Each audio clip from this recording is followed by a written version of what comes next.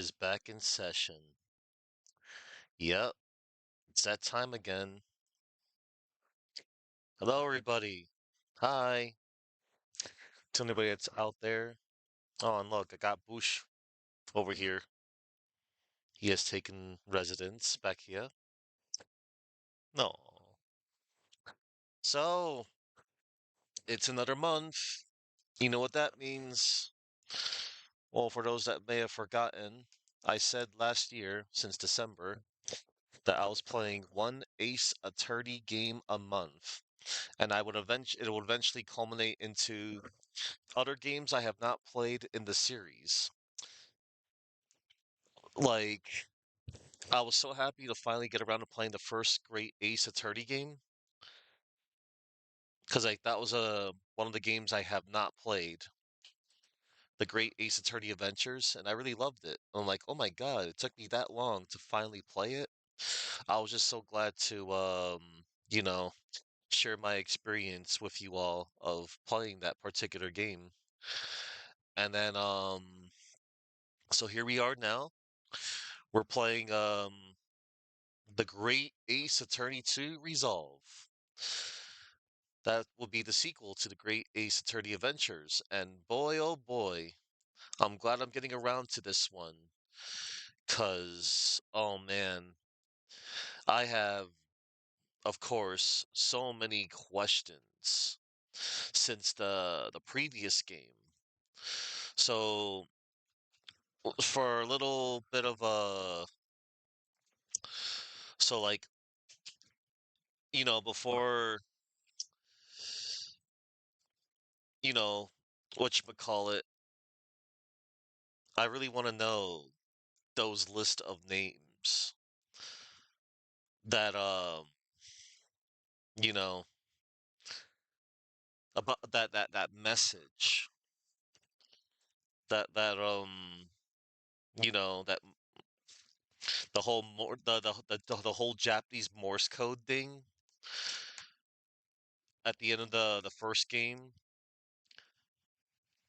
and there was a few names on there that caught my attention except for like one.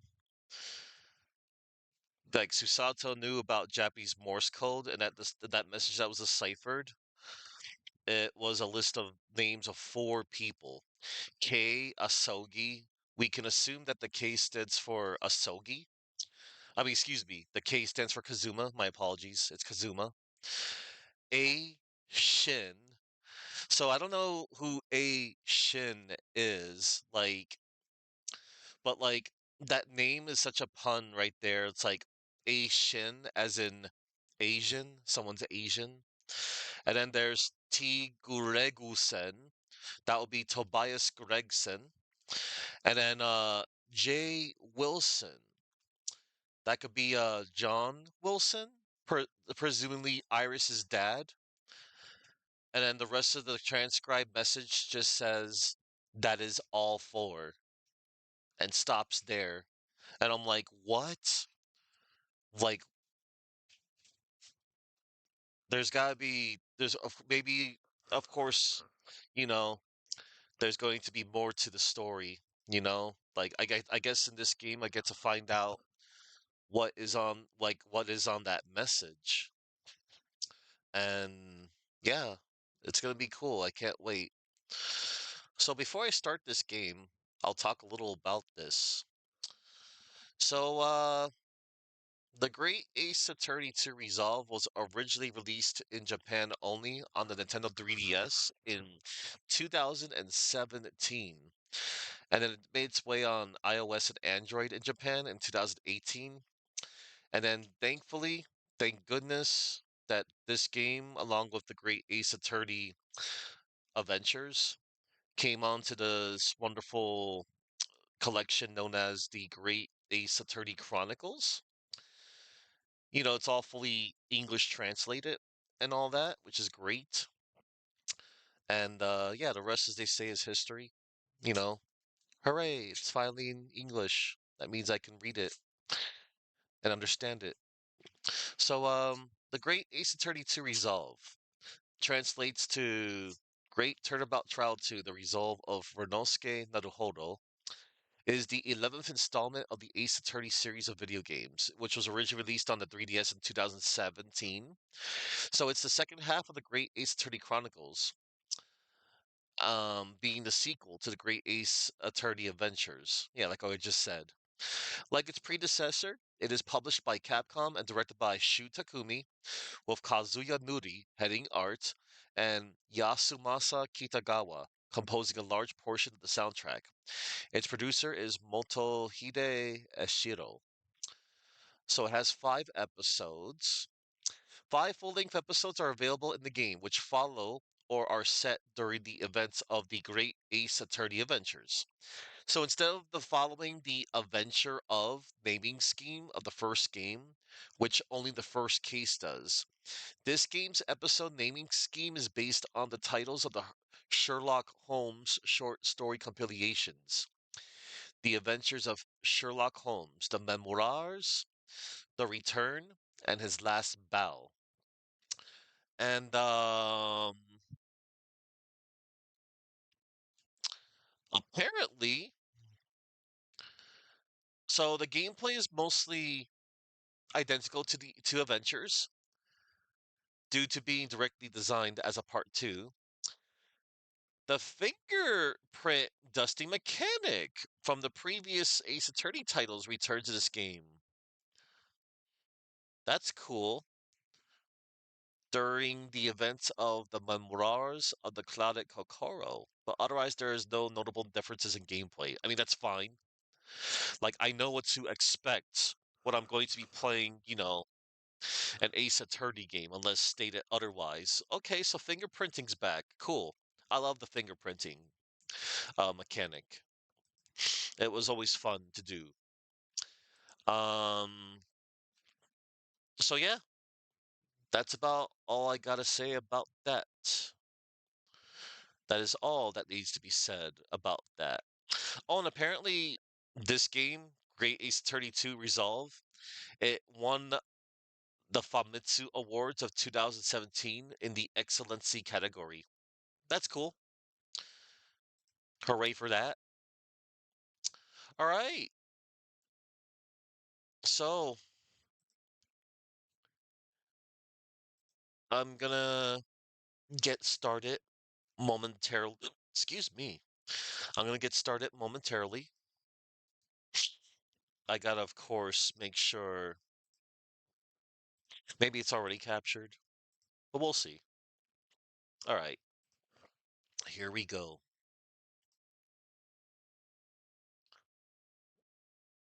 Playtime 64.9 hours. That's cool. I was just checking my playtime on the, well, that was mostly from the first game. And now we're going to tack on more hours in this wonderful game.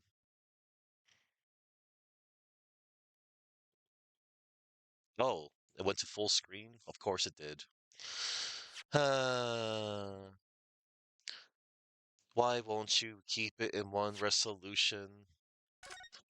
It's fine. It's one little fix, which is not a problem. I don't know why it doesn't save my settings. Resolution, window, boom. Why hello there, Wolf Slayer 509. Good to see ya. You're just in time, because I'm about to start the first case of the Great Ace Attorney 2 Resolve. This is gonna be my first time. Oh, hold on. I gotta capture it. Alright, it is captured now. Boom. Not to mention, once again, having to fix my settings for the upteenth time, because I don't understand why in this particular collection it does not save my settings. Okay. Yeah, and this is going to be my first time going through this one too. So like, yeah, last month I did the first game, and now this month We're doing the Great Ace uh, 2 Resolve. So I'm really excited. I want to know. I gotta know, like, what's gonna happen. Like, I hope, of course, I know. Like, I want to know what's on those names. Like, excuse me. Like, I gotta know more about those 4 names. That Susato deciphered from the Japanese Morse code. That was so cool. Susato's awesome, and I can't wait to see her again. Oh, hold on. Before I start the game, I'm gonna do a silly little thing. It's called turning on the DLC costumes. Hey, hold on. Let's see. Renos Iris's homemade outfit. Okay. That's a nice outfit. Let's see. Susato. That seems like an alright outfit. And oh my god, Herlock. What's up with this? Alright. So I'm just gonna turn these all on all at once so I can get a silly achievement. Let me see, I gotta make sure. Okay, they're on, they're on, they're on. And these outfits are only for Great Ace Attorney 2 Resolve. Alright. And now, let me make sure. Yeah, good to see you. I can't wait to dive into this. I'm doing the first case only for today. Once again, like I did last month, I have been doing a good job of pacing myself on the cases. Alright. And now, we're good, we're great, awesome. Alright, we're going to select our adventure, select the adventure. And I'm going to select the Great Ace Attorney 2 Resolve. I am so excited for this. Oh, before I start, I just want to see what it looks like when you select the adventure. Oh, so that's the first one I'm doing. The Adventure of the Blossoming Attorney.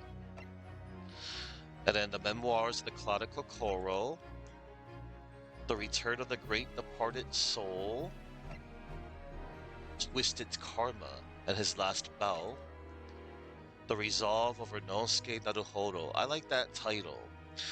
I guess we will eventually find out Renosuke's resolve. You know, because it's in the game title. Alright, here goes. The Great Ace Attorney 2 Resolve. Gonna dive on in. This is gonna be awesome. And also, another thing, since I was just gonna say, I'm gonna try. Hey Chuck, you're just in time. So I'm gonna make sure. Now there's one more thing that I also want to make sure I do when I'm playing this game. I got to, because I know I like to joke about it a little bit, but I am a fan of flavor text. I feel like I missed so much flavor text on the pursue option, because at the time I did not know. Like, okay, I didn't try it because it did give me the option of pursuing when I didn't need to, but like I liked that. I also like that in the last case in the first game. I can't believe I figured that out myself. I like the part where I was pursuing both Gregson and Edgar when they were having their secret conversation, and the game didn't prompt me to. However, they do hint at pursuing them. I'm glad I picked up on it. Like, oh my god, and that was so cool. And then like ever since then, I'm like, oh my god, you can like, because I also remember getting I was pursuing the Skulkin brothers. I was pursuing like the ones that didn't need pursuing, and I got a silly achievement out of that, and I got flavor text out of that, which was cool. So yeah, I'm gonna make sure. I want to try and, like I said, I'm gonna pursue what I don't need to pursue because I like to get extra flavor text. So I'm gonna make sure I do that. And okay, Boosh, we're gonna do this. I got Boosh over here. All right, here goes. We're doing the trial. Great Ace Attorney to resolve. New game.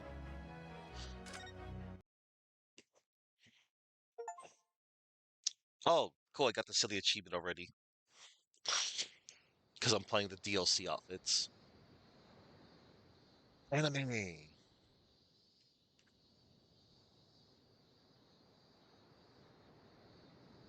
Huh? Standing here in the bright sunshine, looking out over the vast ocean. Those days in London seem like a dream. But I do miss my time in England's vast capital.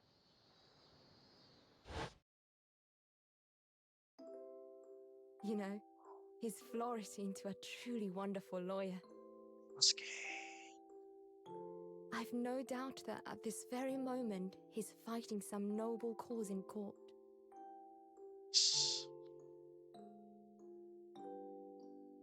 Susato. Forgive me for taking so long to come to visit you. My life has been such a whirlwind since I returned. Oh. And no one could have predicted what has happened. Just 2 months after arriving home. I find myself faced with another awful crime. Oh no. Brr. So I came here today to ask something of you. Tomorrow, I shall be standing in court. For the only time in my life. As a lawyer.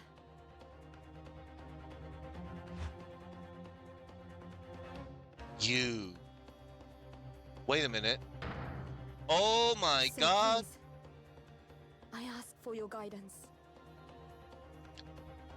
Kazuma-sama. I have Susato in her DLC outfit.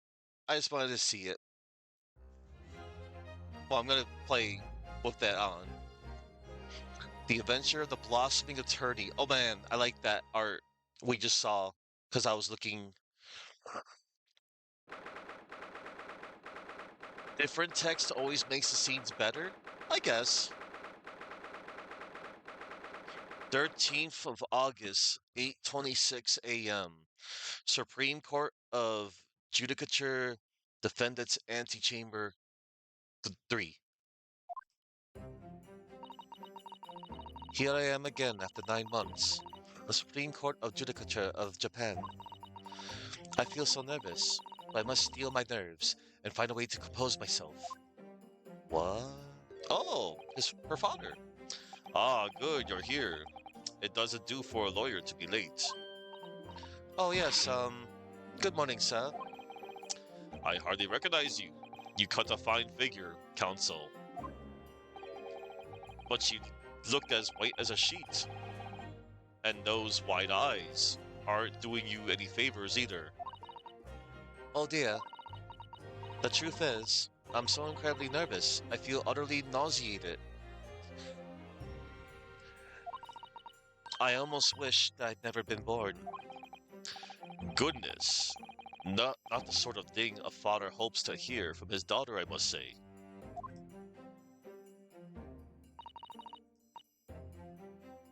So wait, yeah, I wanted to comment on the dead, the victim.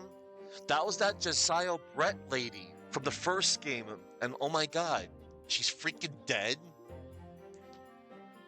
I wanted to get I was hoping she would get some comeuppance, but not like that. Jeez. Yujin Mikotoba, professor of medicine at the Imperial Yume University. A man who earlier in his life traveled to Great Britain to study the latest advances in forensic medical science. And of course, my brilliant father.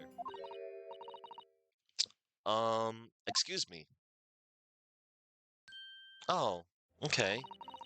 Would I be correct in thinking that you're to be my lawyer in court today? Yes. Yes, that's right, miss. Well, I want to thank you for agreeing to represent me. I swear, I swear on my life.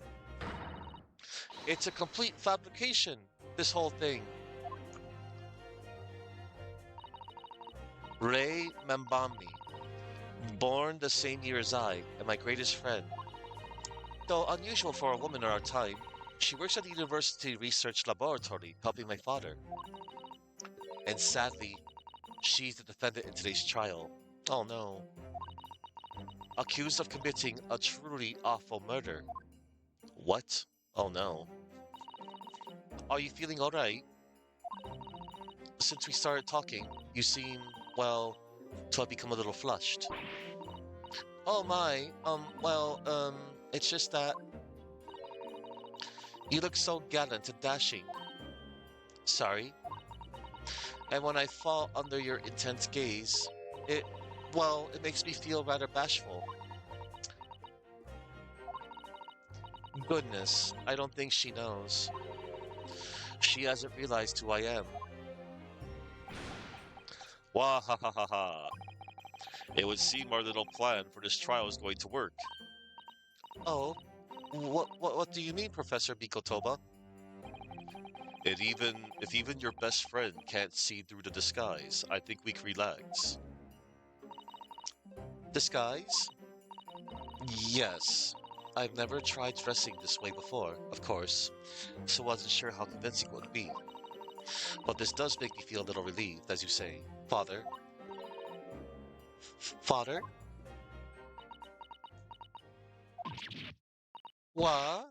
Is that you, Susato? I'm so sorry I didn't say something sooner, Ray. It's just that. No, what are you doing? What's going on? What? That varsity uniform, that varsity cap, that varsity cape, that varsity badge. Look at you. You look for all the world just like a student of the Imperial Yume University, a male student. I'm so glad you think so. It means all my preparations have been worthwhile. I woke at 4 this morning to make a start. But I don't understand. Why are you dressed like that? Well, you see, it was the only way. The only way she would be permitted into the Supreme Court to take on your defense in this trial. My defense? No way. Never before in my life have I felt so frustrated at having been born into this body. Oh, courts in Japan are barred to women. We're not even allowed to set foot inside the courtroom, despite the fact that the laws of the land apply to all people, male and female alike. But women are forbidden. Just for today, I'll be leaving my true self at the courtroom door, so that I can act as your lawyer. Oh, Susato, you'd go to such lengths for me? Of course, you're my greatest friend. I just worry that I shan't be the lawyer you deserve. Oh no, I have complete faith in you. Ray, it's so strange though. I mean, you're such an accomplished judicial assistant already. And yet, just because you're a woman, what a wretched reason. I mean, why shouldn't you be allowed in court? You're so gallant and dashing. Ray, please don't look at me like that with those flushed cheeks and doting eyes. Oh, I'm sorry. It's just, you really do look so dashing. Yes, you mentioned that once or twice. That's cute. Wah ha ha ha ha. You should be pleased. It means you look convincing as a man.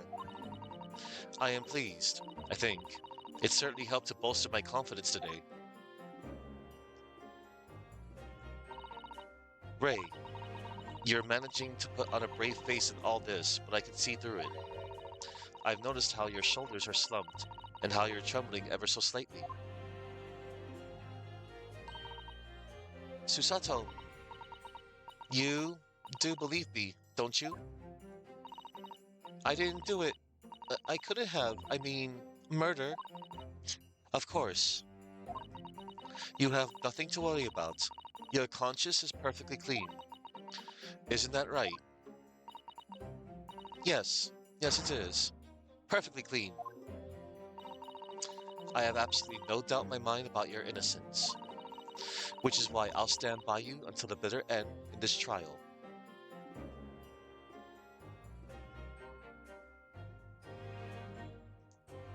Sorry, I was just double checking. Whatever happens, I'll always be on your side, because that's what it means to be a defense lawyer. That means so much to me, Susato. Defendant, counsel. Court is about to begin. Proceed to the courtroom at once. You should go in at once, Ray. If you're late, the judge won't hesitate to pronounce you guilty. Oh, geez. Oh, stand aside! I don't think I've ever seen her run so fast. Well, Susato, you've certainly surprised your father. Going to such lengths to be admitted into the courtroom, and with no prior experience of being a lawyer. There was simply no other way. That's all there is to it. But father, you haven't told her, have you? I mean, I'm right in assuming that Ray doesn't know who it came to this? Doesn't know how it came to this. Yes, quite right. I've kept that information from her. It would only worry her if she found out that no other lawyer would agree to take her case. I didn't want to burden her with that. And is it true? The reason why every other lawyer is refusing to take the case? Is it really because of who the victim was? We should be making a move now, too. As you know, law isn't my field, but I'll do what I can to support my student. Thank you, Father.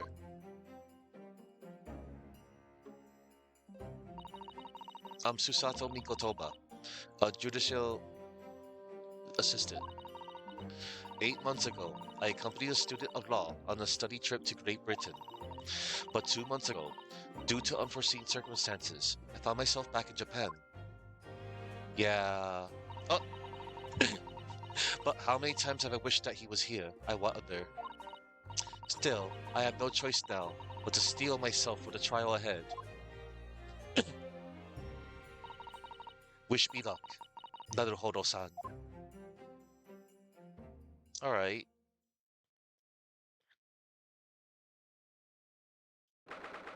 13th of August, 9 a.m. Supreme Court of Judicature Courtroom 1.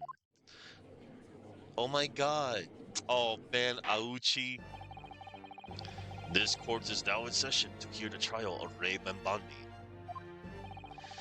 Prosecution is fully ready to proceed, Your Excellency.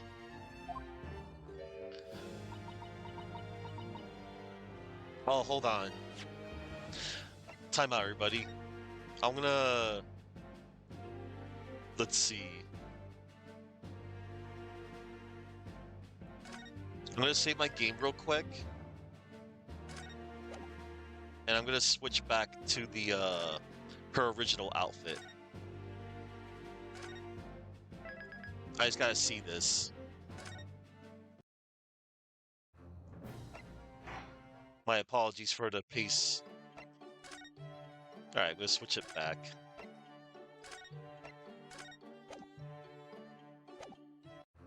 Alright. Load game.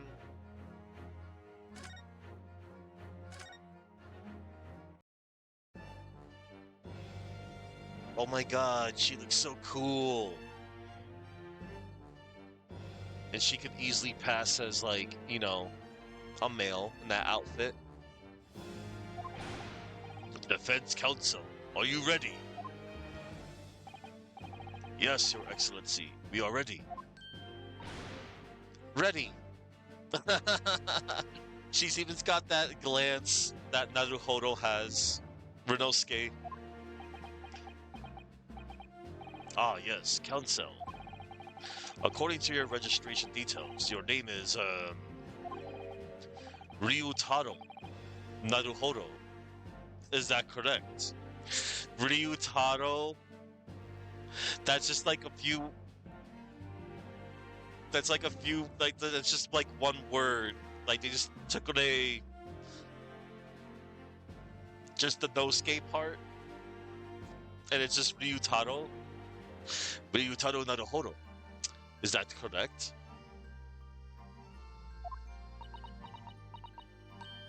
Sorry. Oh yes, I had to come up with a suitable male name for you for this little venture. So I'm afraid to say I simply put down the first name that sprung to mind. Well, Council? Yes, that's right. That's me. I mean, yes, I am Ryutaro, he who has vowed to uphold the pride of the great Naruhodo clan.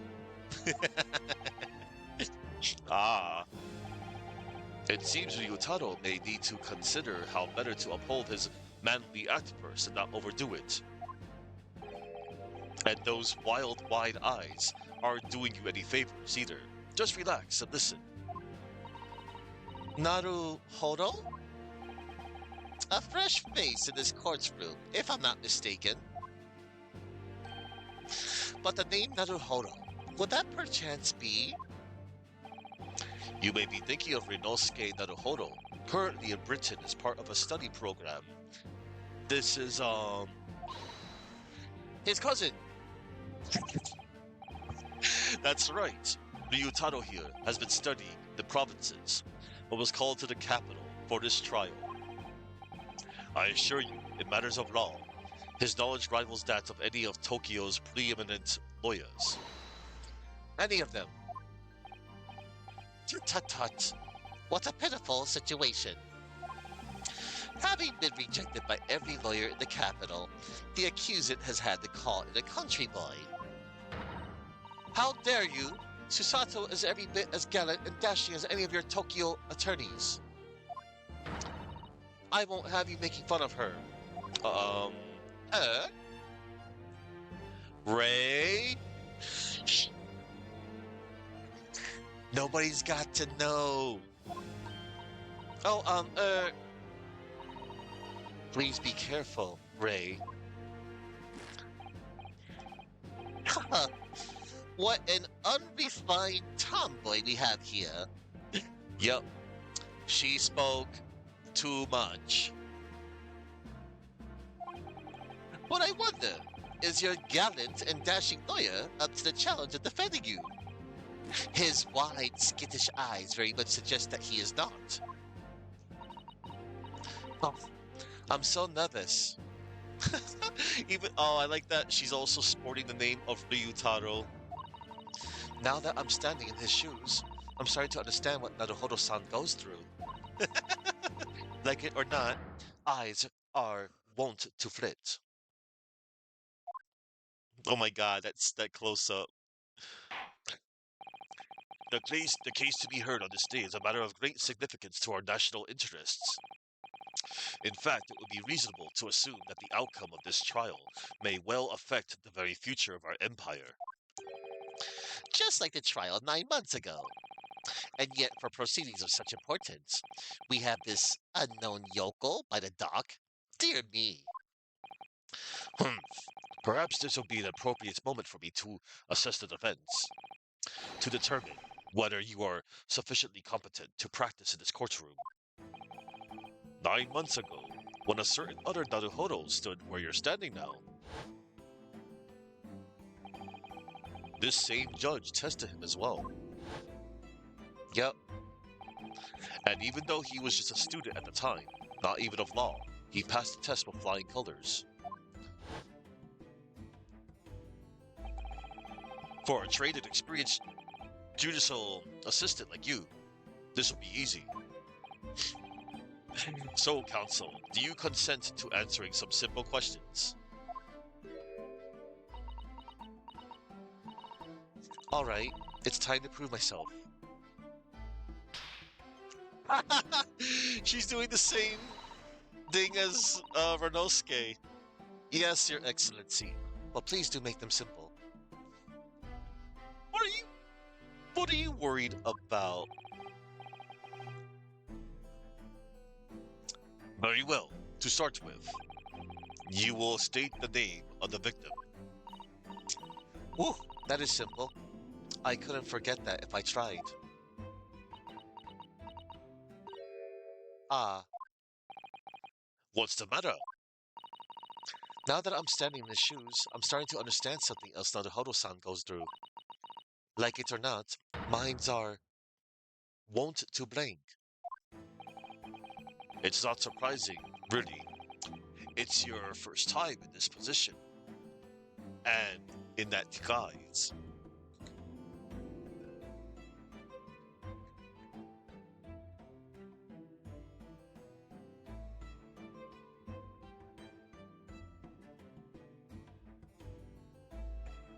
Okay.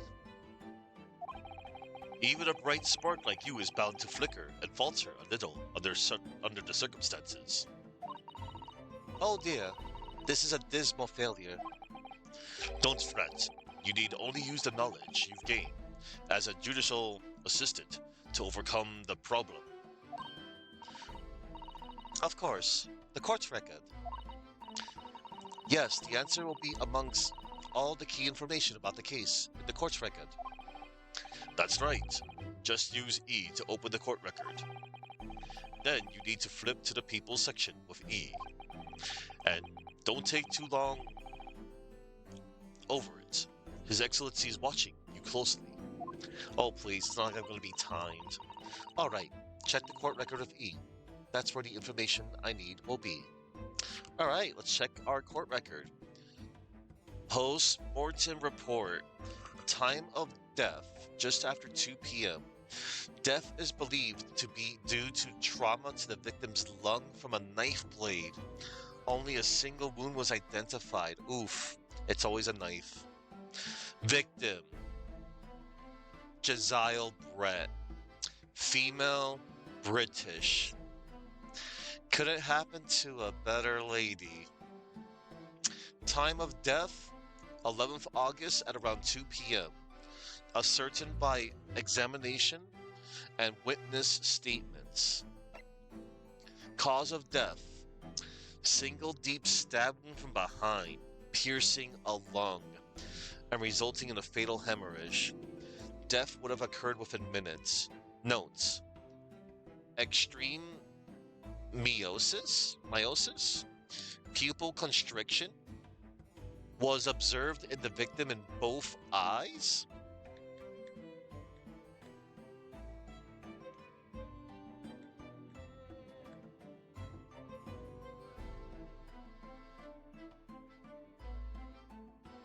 Meiosis is the medical term for excessive pupil constriction, causing pupils to shrink to 2 millimeters or less in normal light. Yeah, I was wondering what that was, actually. It is controlled by the iris sphincter muscle and often occurs as a normal response to bright light or close-up focus, but can also indicate medication side effects, neurological conditions, or eye trauma? Whoa.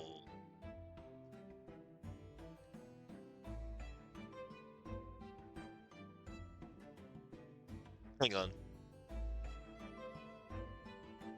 Okay, it's meiosis. Alright, meiosis. Thought so. I guess, because I was like, maybe that was one of the reasons. I know I'm jumping too much ahead here. I'm only speaking my mind.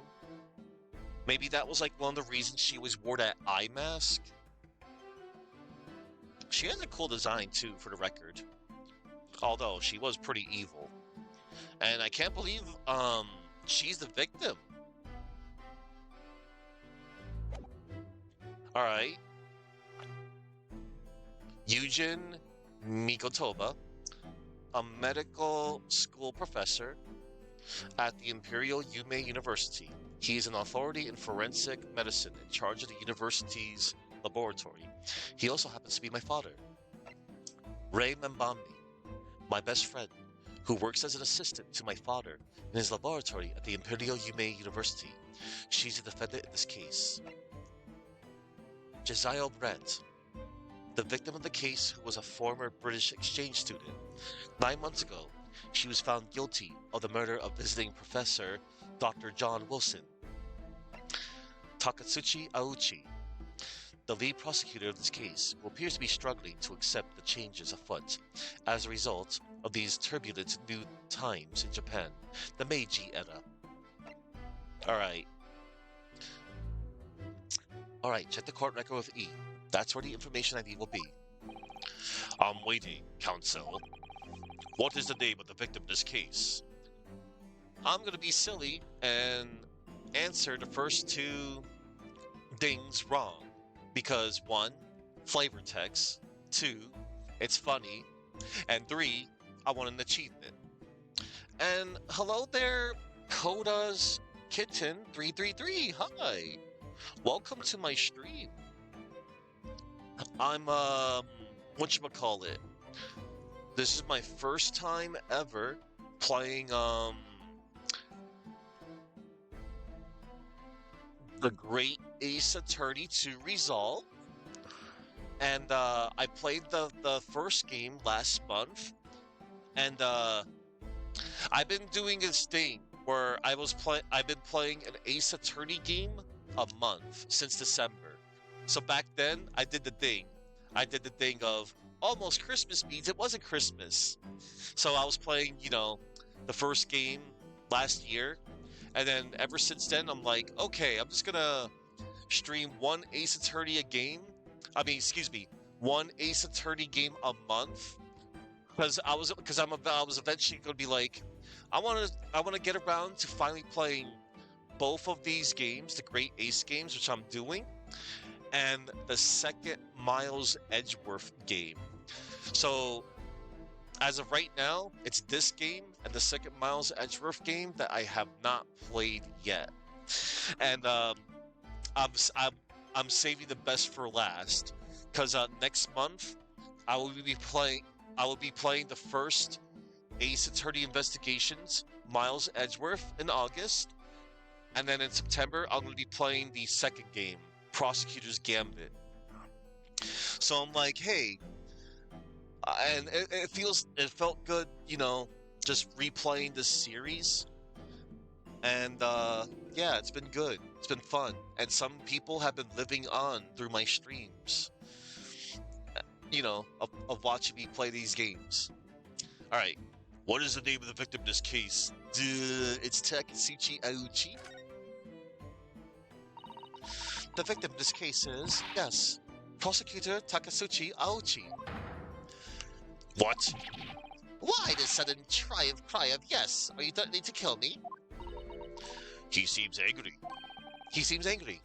And you're surprised? Did you consult the court record? You must look through it carefully. Oh yes, I did, of course. I looked at everyone on file. And I chose the person whose features appear to be the most deathly.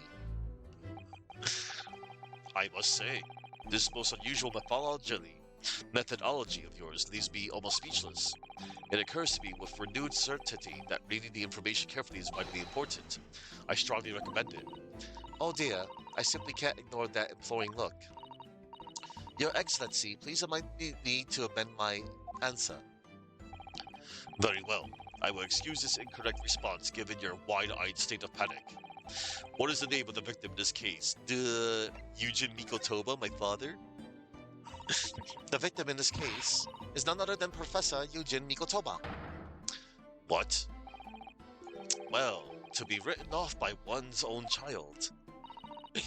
Father, you seem suddenly so much older and warier than you were mere moments ago. Because of you, clearly. The judge is asking for the victim's name, the person who was killed in this case. Look through the information in the court record again, carefully. Before you kill me, for mercy's sake. Oh dear, I simply can't ignore that disapproving look. Yay, I got the silly achievement, Father Frustrator. Your Excellency, please allow me to amend my answer. Very well. I will excuse this incorrect response given your wide-eyed state of panic. What is the name of the victim in this case? Okay, it's Josiah Brett. I knew that. I was just getting a silly achievement. Yes! Oh, I like when she says yes. The name of the victim who lost her life in this case is Miss Josiah Brett. Josiah Brett. A name that will never be forgotten in the courtrooms of our country, I'm sure. Correct. And being a member of our empire's judiciary, you will be well aware of the significance of that name. So let me pose another simple question. As you know, Miss Brett was a visiting student from the Empire of Great Britain. Why, then, is her name indelibly associated with our own empire's judicial history? Obviously, you won't have forgotten that case from 9 months ago. But if it's proving hard to recall the finer points, everything you need is included in the court record. Obviously, I still remember. I do. That was the start of everything. Josiah Brett, behind the woman student persona, was the face of...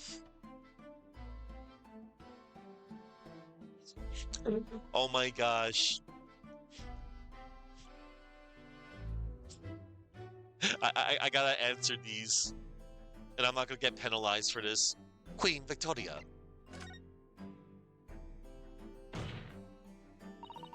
Queen Victoria, obviously.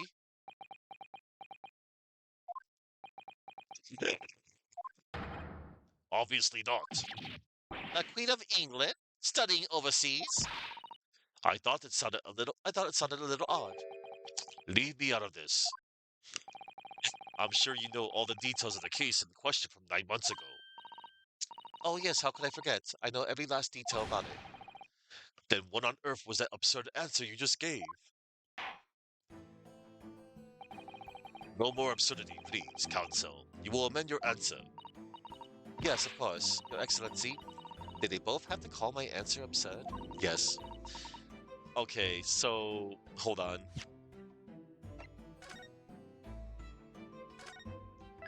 We know she's a killer.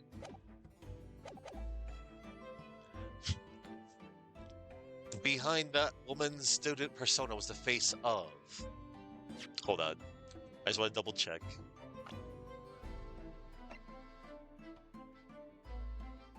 Yeah. A victim.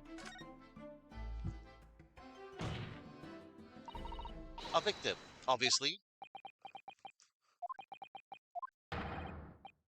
The victim's role is already taken, Counsel, as you should know. It's okay with such misguided confidence. I was almost taken in. I thought it sounded a little odd. Leave me out of this. Check the court record and find the correct answer to the question of Miss Brett's true identity. You'll find it in the people section. That won't do, Counsel. Amend your answer before we have any more victims to contend with. Yes, of course, Your Excellency. Behind the woman's student persona was the face of a killer. Yep, she was a killer. Yes!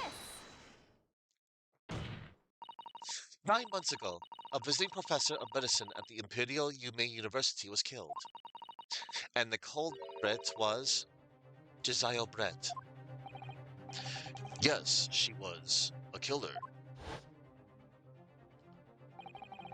At the time, our country had just signed a new treaty with the Empire of Great Britain, and it was in the midst of this delicate diplomatic situation that the incident occurred.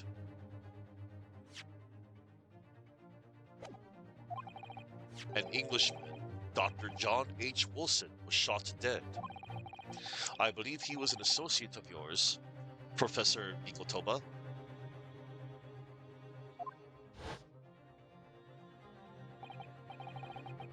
Oh wait, that was Susato. I believe he was an associate of yours, Professor Mikotoba. Yes, I was indebted to the man. He been my mentor when I went to London to study forensic medicine. Indeed, it is I who invited him here to Japan as a visiting professor at the university. Naturally, the murder of an Englishman on our soil was a matter the government wished to resolve rapidly. Indeed it was, which is why a secret trial was conducted here at the Supreme Court. A student of the Imperial Yume University was arrested on suspicion of murder. And again, that's the most stupidest thing you could do, pick up a gun. A second-year English language student by the name of Renosuke Naruhodo. But he was good in, you know, with the help of his best friend, a student lawyer. The accused conducted his own defense, and this was the first ever finger point in the history of the series. It exposed the despicable crime committed by Miss Jezile Brett. She is so bad.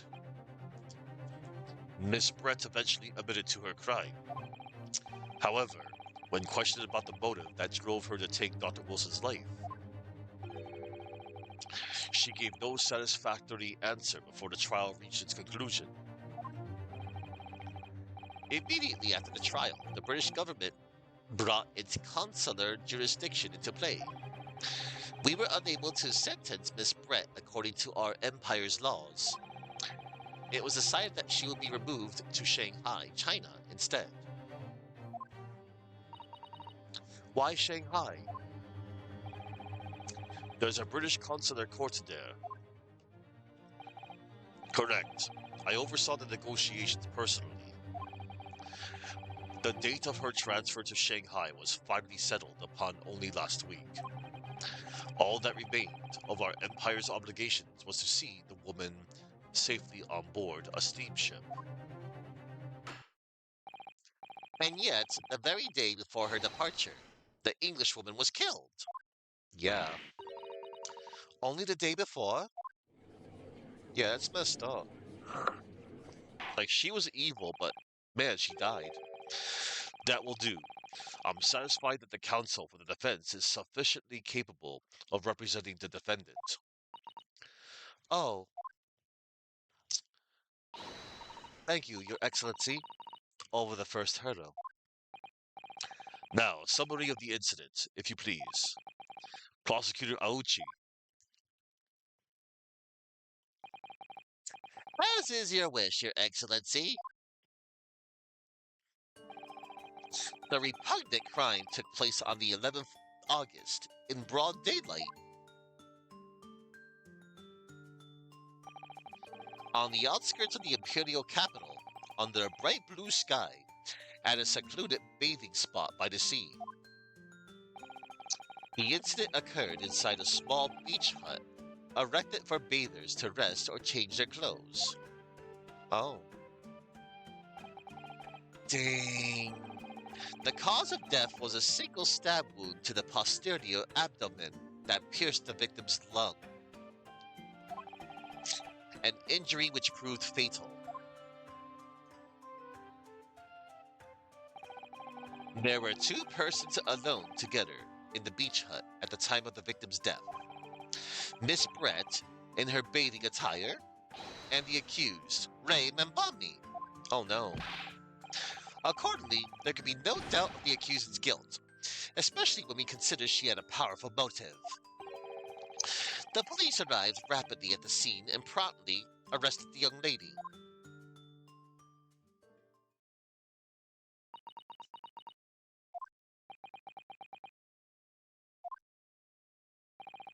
Well, that extraordinary description of events leaves me somewhat lost for words, I must say. Me too. That's certainly true. The prosecution summary was full of words that raise an awful lot of questions. As a lawyer, I really ought to pick up the prosecution counsel on what he said about...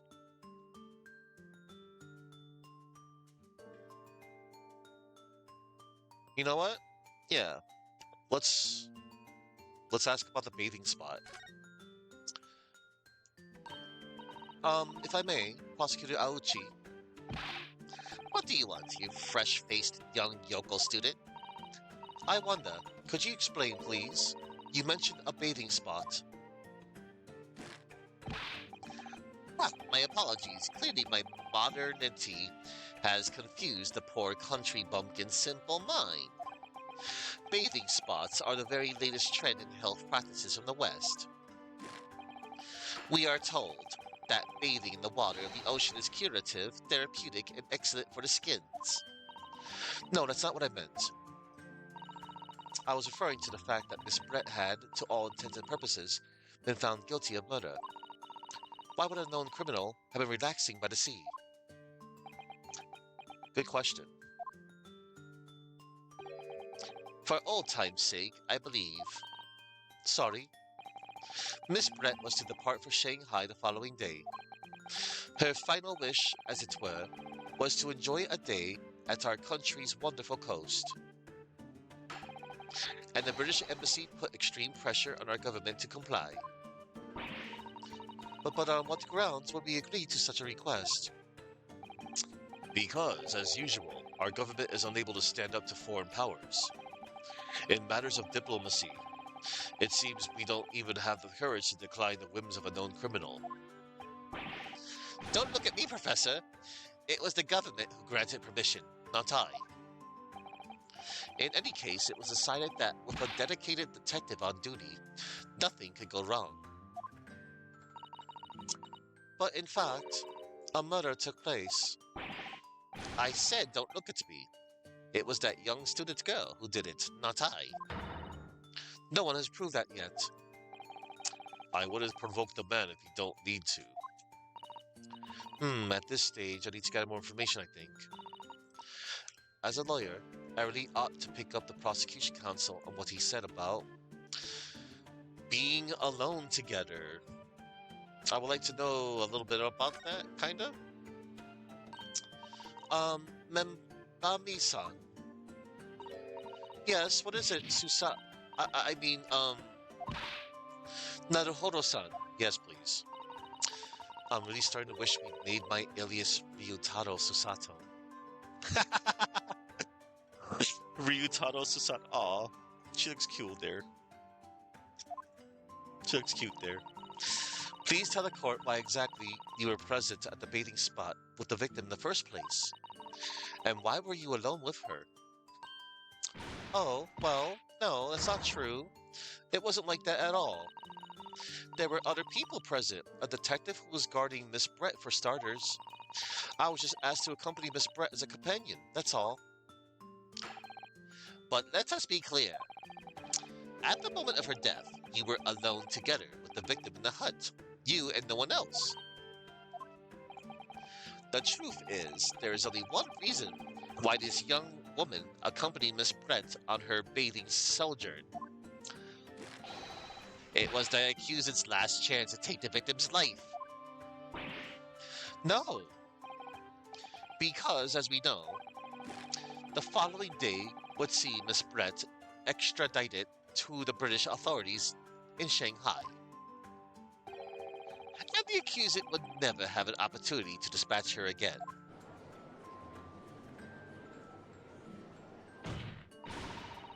Kindly refrain from conjecture, counsel. Yeah. The prosecution counsel seems to enjoy using provocative tricks like that. But for now, at least, we need to assemble more facts. Try not to let him goad you.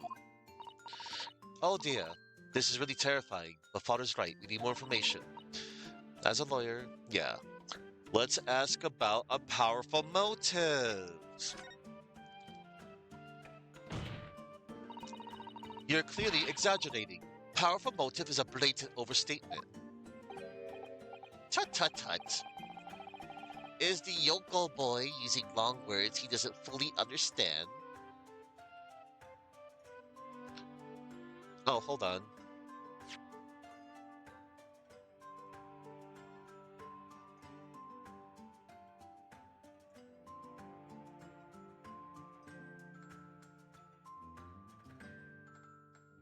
Oh. Just checking something real quick, everybody.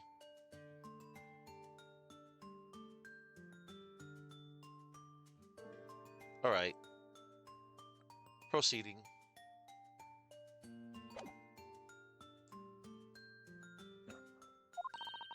I beg your pardon.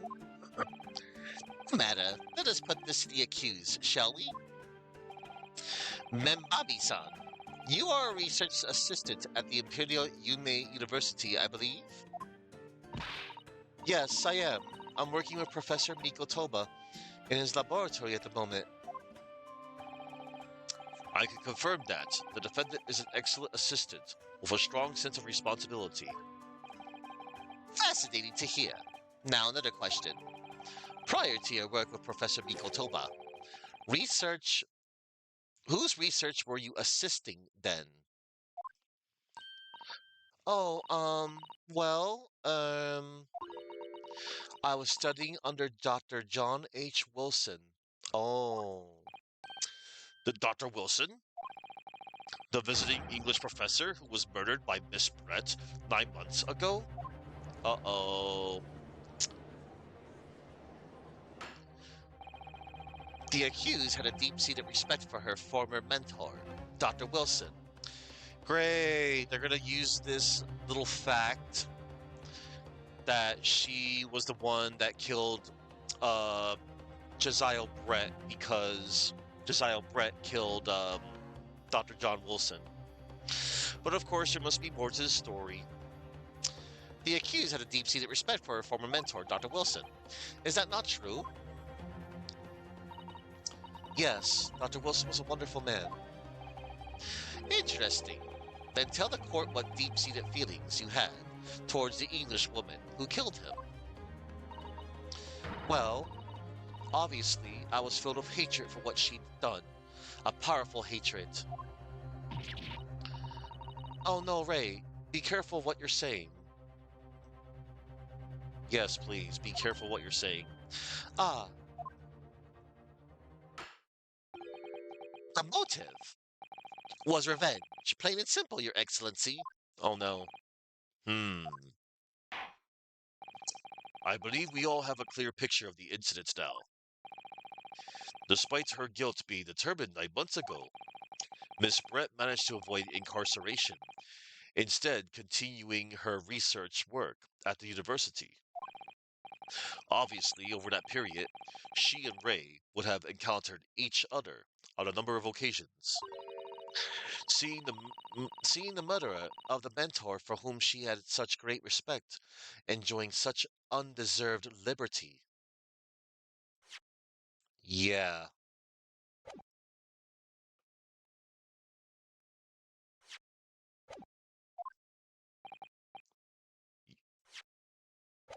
Yes, even if it was only temporary until Miss Brett's extradition to Shanghai. You can hardly blame Ray for her feelings of anger and resentment. Poor Ray. So, Your Excellency, if you'd be so kind as to peruse this exhibit. Uh-oh. A photographic print that shows the scene of the crime immediately following the grim incident. Oh, man. Yes, thank you, Counsel. A tragic image. As you can clearly see, there is nowhere within the hut that anyone else could have hidden. The court will accept this photographic print as evidence. The photograph of the crime scene has been entered in the court record. Crime scene photograph.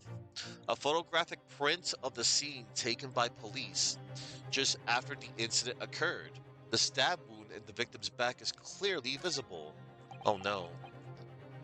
Let's take a look at it.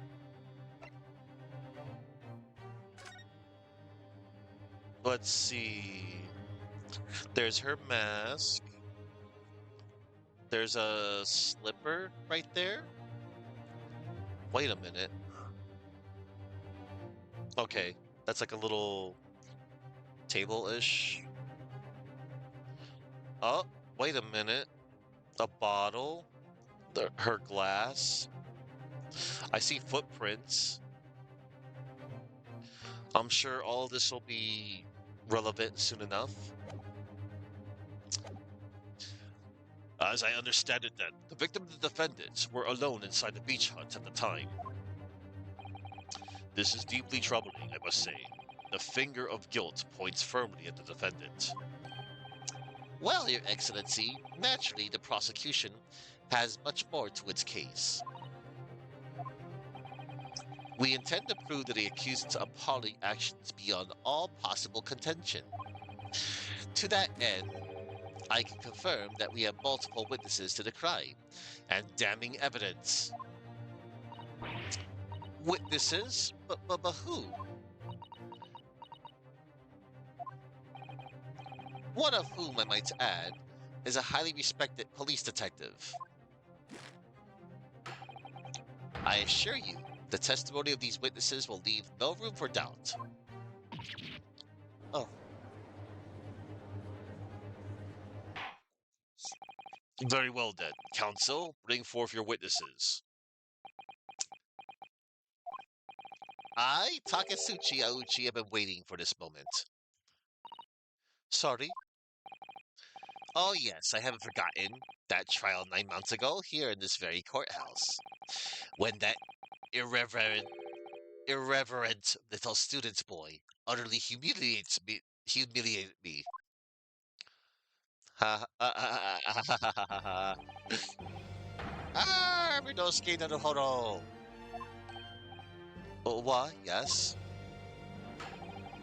This insult to the Auchi family name will never be forgotten. You become conceited with age, Counsel, but the old have to stand aside and make way for the new. It's the way of the world. May you never forget that. That was so cool.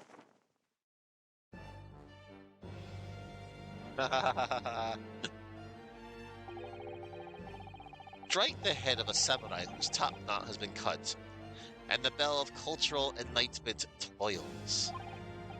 Yes, on that fateful day, my former self died. The start of your own mini Meiji revolution. Are you modernizing it as well, Counsel? Silence! Since I swore revenge back then, there has been a minor miracle atop my head. Observe the Aochi Grove. You see the seed of hope sprouting forth from the barren expanse of my crown. I think that tiny grove is trying to tell me something. I'm afraid I can't really see.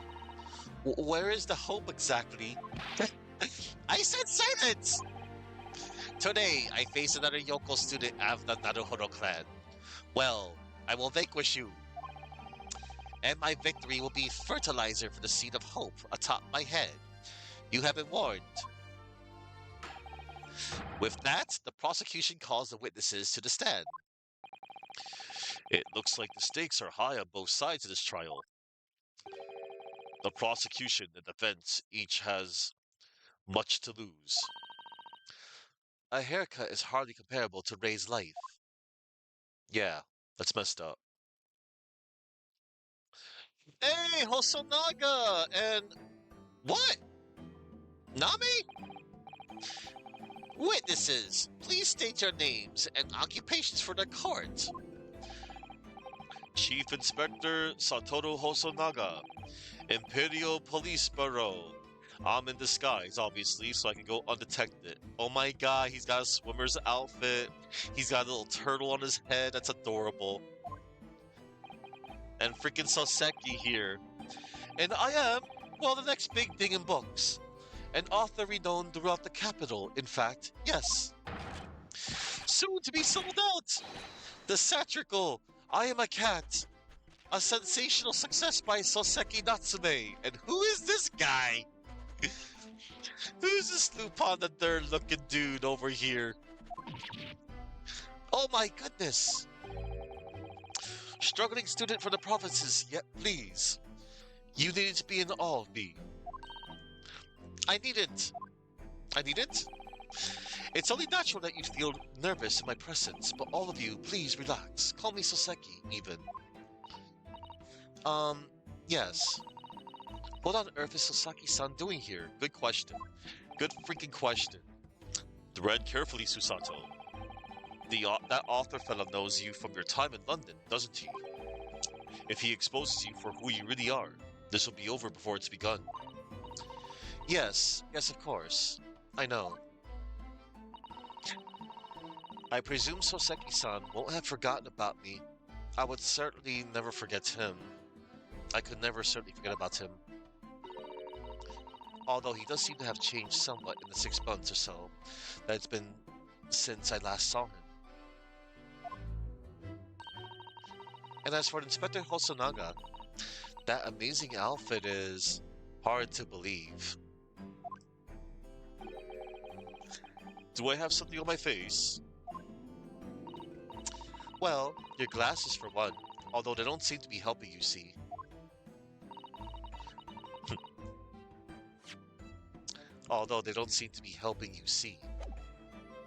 Thank goodness he hasn't recognized me either. Ah, I suppose it's this disguise, is it?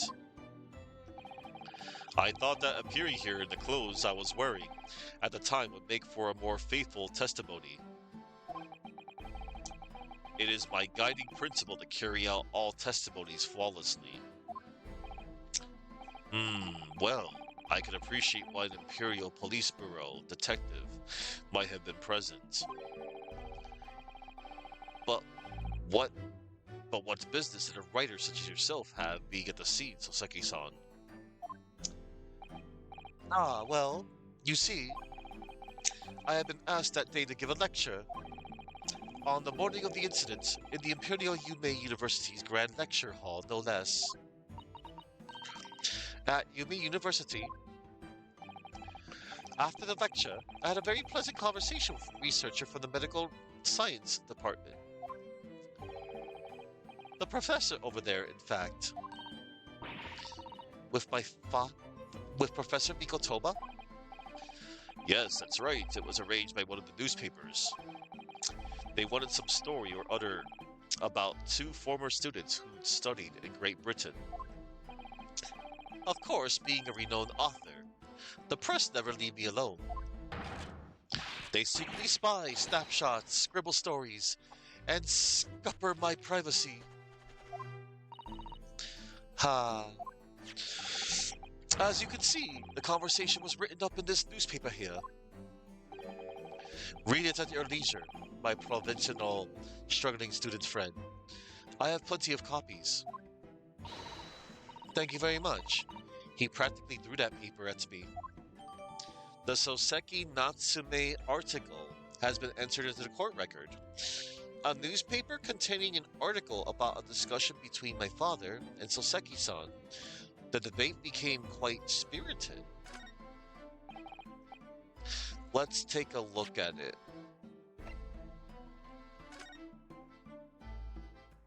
Okay. Look, I see a kitty. That's the first thing I saw. Look at the kitty. I love the kitty. Look at this cute little kitty. You know, like this cute little kitty I have over here. That's behind me.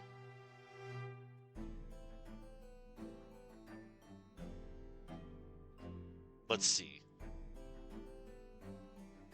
Okay, so I can inspect this. Alright. Anyway, following my interview with this professor, the lady in question appeared and made a very unexpected announcement. I should like to go with everyone to see your country's coast. Those were her words. As I explained before, Miss Brett was never taken into custody. She continued to work in my laboratory, under strict surveillance, of course. Wow. At which utterance, the university immediately contacted the government to seek guidance. And the response was, permit Miss Brett to go as long as a detective accompanies her. That detective I am at liberty to divulge was me, Chief Inspector Satoru Hosonaga. Thereby, the entire party departed cordially for the seaside, it seems. Hold on. Satoru Hosonaga, a chief inspector in the Imperial Police Bureau who was surreptitiously submerged to the sea in order to keep watch over Miss Brett. He was present at the time of her murder. Soseki Natsume, a former visiting student to the British Empire who returned to Japan after a spell of bad luck with the law. He's now a successful author and the witness in the current case. Thereby, the entire party departed quarterly for the seaside, it seems. It was extremely challenging to clear all other members of the public from the vicinity of the beach. But fortunately, I am at peak physical fitness at the moment, so I was able to carry out my duty flawlessly. Oh my, Inspector, well, you do have something on your face now. Ah, how unsightly. I do apologize. Does that mean that you went to the beach too, Father? No. Fortunately, I had work to finish off. But unfortunately, of course, it meant that as my assistant, Ray was invited to take my place. Of course, being a renowned author, I didn't like to decline the invitation. Ah, but if only I had, I'd never have seen that awful sight. Relentlessly racked by remorse and regret. This dude. Very well. I must now ask you to present your formal testimony to the court. You will give an account of all that you witnessed on your impromptu excursion to the coast.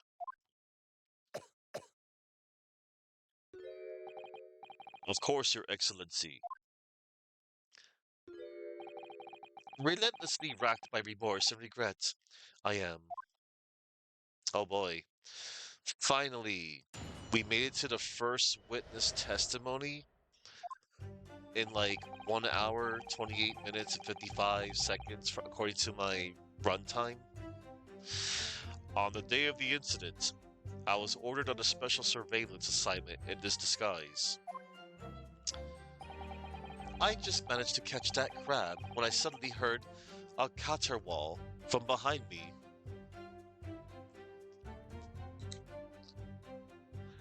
I need to know that word.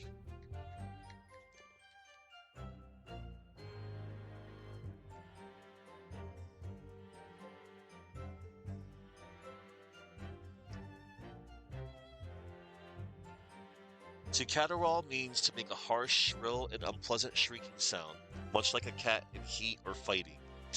Figuratively, it is used to describe someone complaining, whining, or making an awful screechy noise. Okay. Never heard that word ever, until now. I just managed to catch that crab and I suddenly heard a caterwaul from behind me. I ran into the beach hut at once, where I found the pair in question.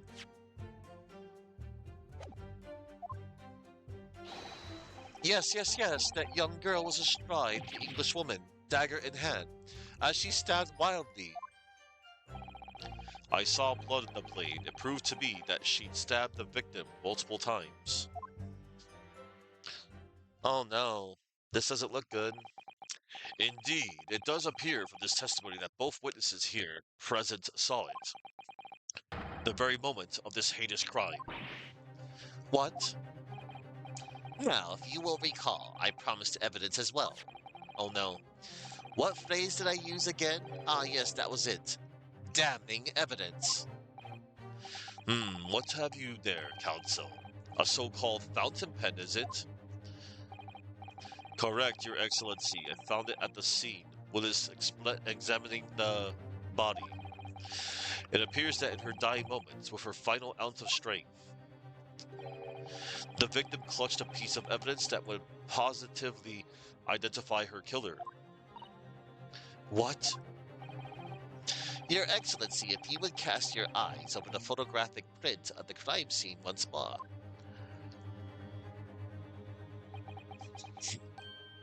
Ah, goodness me. Ah, goodness me. Yes, The victim is clearly grasping something quite deliberately there in her hand. Yep, she's grasping a pen. That's right, the fountain pen. And if you would kindly examine the pen, Your Excellency. Ah, the owner's initials have been engraved into the ebonite barrel. R.M. Ray Mambambi. Oh no. The initials of the defendant. Ah, no. Oh no, that looks bad, everybody. This fountain pen will be admitted immediately as critical evidence. The fountain pen has been entered into the court record. The pen that the victim was found grasping in her hand, it carries the initials RM. Uh-oh. Let's take a look at it. Wait, no, evidence. Oh, never mind. Fountain pen. I thought I could, like, examine it. That's alright. So, have I admitted anything? Decisive testimony and damning evidence. There's a bright blue sky outside the courthouse today. Perfect weather to ascribe guilt, I feel. I don't understand. The prosecutor Auchi of 9 months ago had none of this man's poise. Counsel for the defense, you may begin your cross-examination now. Naruhodo-san. Naruhodo.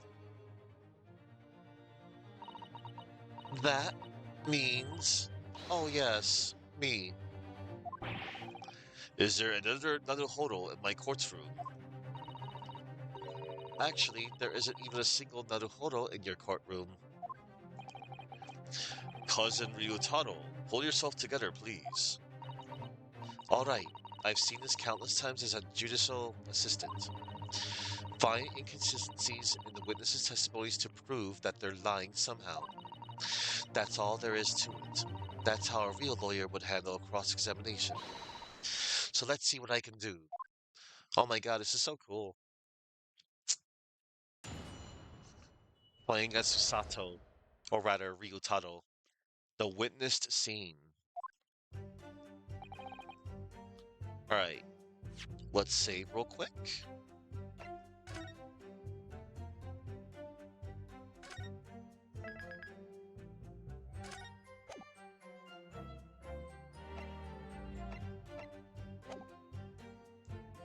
Alright.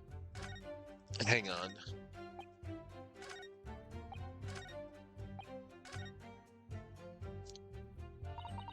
Oh no, I just have so many thoughts whirling around in my head. It's all I can do to stand here, wide-eyed and mute. Goodness, my dear, you really must try to calm down. But how am I supposed to find an inconsistency in what these two gentlemen are saying? I don't see why either of them would have any reason to lie. What you must remember, I think, is that witnesses may inadvertently lie at times. For various reasons, a misunderstanding, a mistaken observation, a delusion, even. Ah, a delusion. What's important is that we determine the truth, and there's only one sure way to do that. Yes, with evidence, of course. Spoken like a true judicial assistant. During witness testimony, you can use E to pick a piece of evidence to present for consideration. So you need to listen carefully to each statement and compare what's said to the details of the court record. If you find some conflicting information, that may be the inconsistency you're looking for. Yes, it's all about inconsistencies. Once you've identified a witness's statement that appears to conflict with a piece of evidence, present the evidence to the witness with R, and the way ahead will present itself to you, I'm sure. Yes, alright then. I'll consider the details of all the evidence in the court record against each statement to find an inconsistency. I hope I'm up to the task. Don't forget that you can have witnesses repeat their statements as many times as you like. Everyone has to start at the beginning, remember. so those wide eyes are quite forgivable. And besides, there's no one else to defend the poor girl. You're right. I need to listen to the testimony again from the start.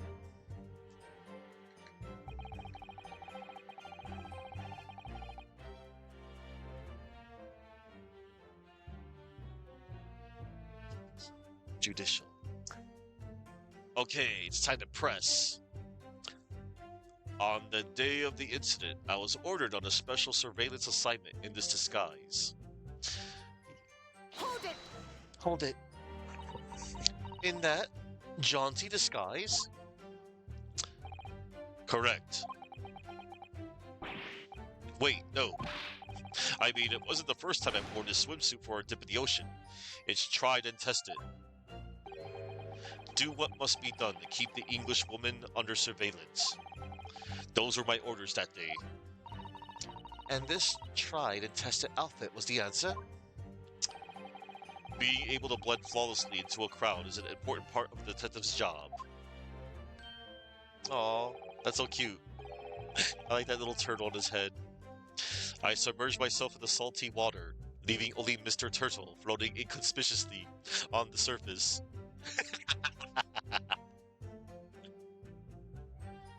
Hang on. I'm gonna screen cap Mr. Turtle.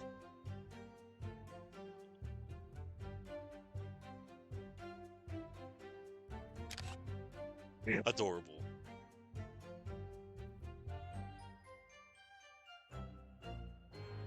Alright.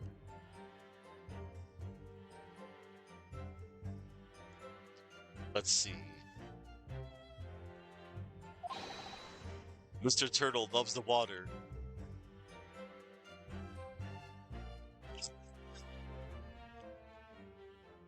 Hang on. I gotta screen cap this too. That's too funny. Okay.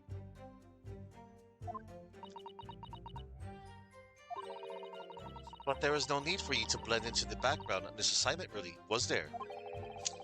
If that made you late arriving on the scene, I think perhaps you had your priorities wrong.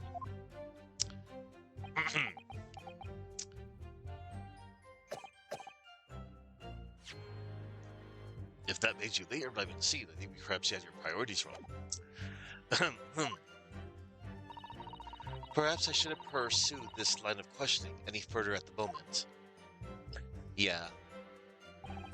I just managed to catch that crab when I suddenly heard a caterwaul from behind me. Hold it! Ah, you're describing the victim's scream, presumably, Soseki-san? In more literary terms, you might say it was a scream that could have pierced the heavens. Yeah! Or like... Of course, that's just a metaphor. We renowned authors are wont to describing things, so... Soseki-san wasn't at all like this in England. Anyway, I spun around at the noise, and the beach hut immediately fell under my gaze.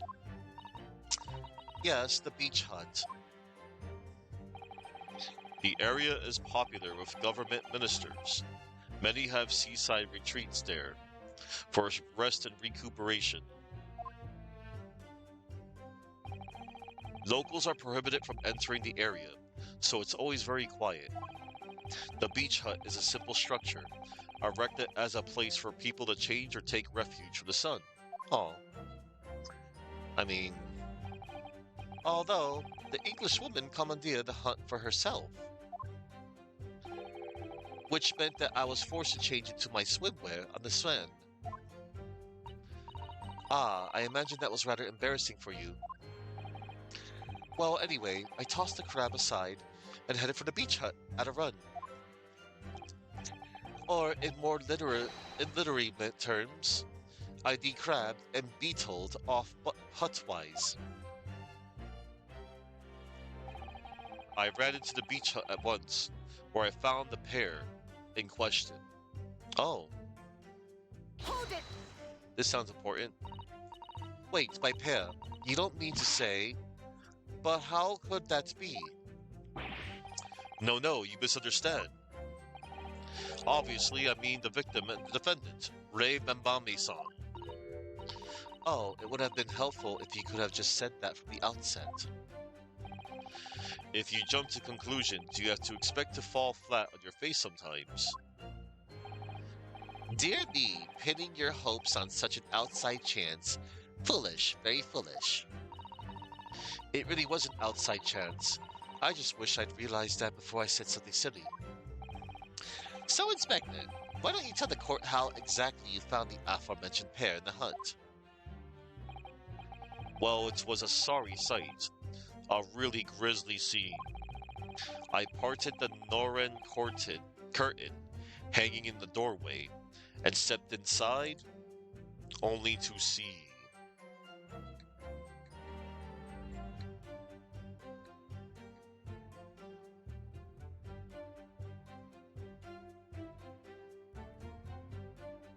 Ah, that's what a Noren is. Traditional Japanese fabric divider or curtains hung in doorways, windows, or between rooms. Got it. I parted the Noren curtain hanging in the doorway and stepped inside, only to see the defendant leaning menacingly over the lifeless body of the victim sprawled on the sand.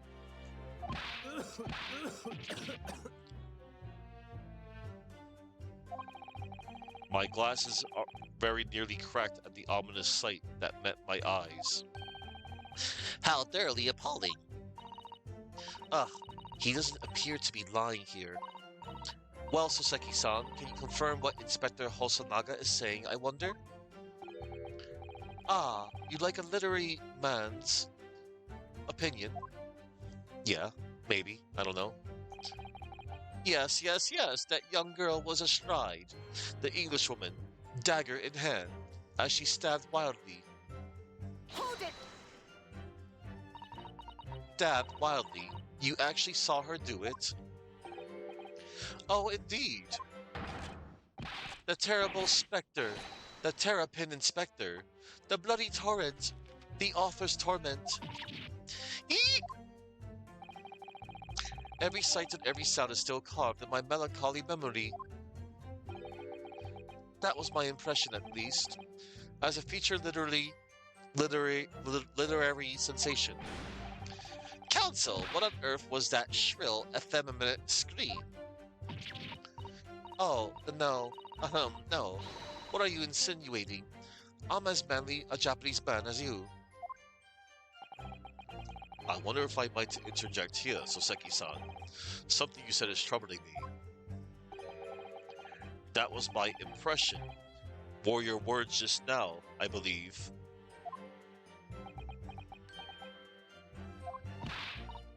Ah, so do you mean to say you're not confident that you really did see what you've described?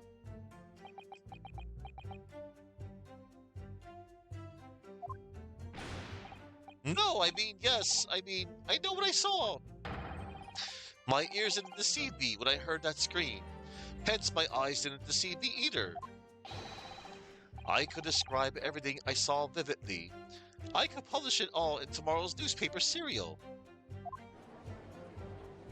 That pose. It sounds as though the next installment of I Am a Cat may take a macabre turn. I think this is a fool's errand. The more we press your author friend on what he saw, the more entrenched he's going to become. Oh dear, how awkward. Yeah. Okay, here we go. I saw blood on the blade. It proved to me that she'd stabbed the victim multiple times. Hold it! She was stabbed multiple times? How can you be sure of that? Very simply, from the blood on the blade. The blood? When I entered the hut, I saw the defendant holding the blade raised up in the air. Yes, that's right. I saw it too. Oh. And I noted that there was blood on the blade already at that point. In other words, the victim had already been stabbed at least once by the time I arrived on the scene. Yes, yes, that's right, I saw it too! And the victim was already holding the defendant's fountain pen in her hand too. All of which means I can be sure the victim did not die instantly. Yes, yes, right. Saw it too. Maybe a year in London was too much for him. He sounds like he's forgotten how to speak Japanese. The logic of your argument is sound at least. Well, as I said, it is my guiding principle to carry out all testimonies flawlessly. Perhaps it should have been your guiding principle to protect the victim flawlessly? That's just my personal opinion, of course. Oof. She's got them words. Susato words can cut strong like a blade. Counsel, you will refrain from mocking the witness. I mean... Oh no, I said something that's around my head. That's all I can do is stand here, wide-eyed and mute. Goodness, my dear. Okay, yeah, it's the same thing.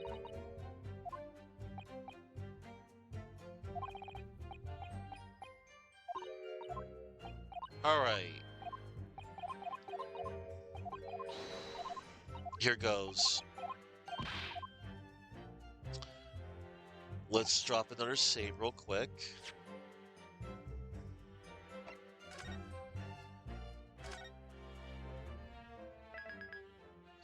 So, contradiction time. Let's find it.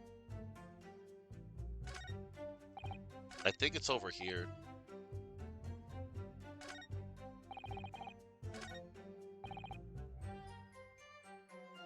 Let's look at our evidence. Hold it! Whoops.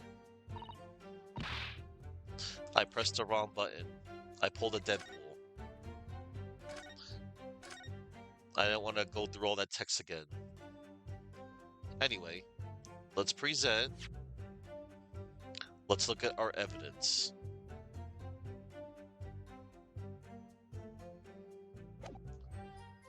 Alright, I already found it. I already found the contradicting statement right here. It proved to me that she'd stabbed the victim multiple times. Except, according to the post-mortem report, it says it right there. Only a single wound was identified. The victim was not stabbed multiple times.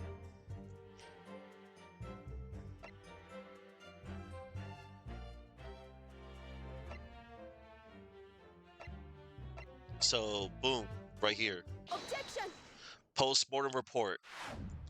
Oh, snap. This is Susato's first time pointing her finger. And one moment.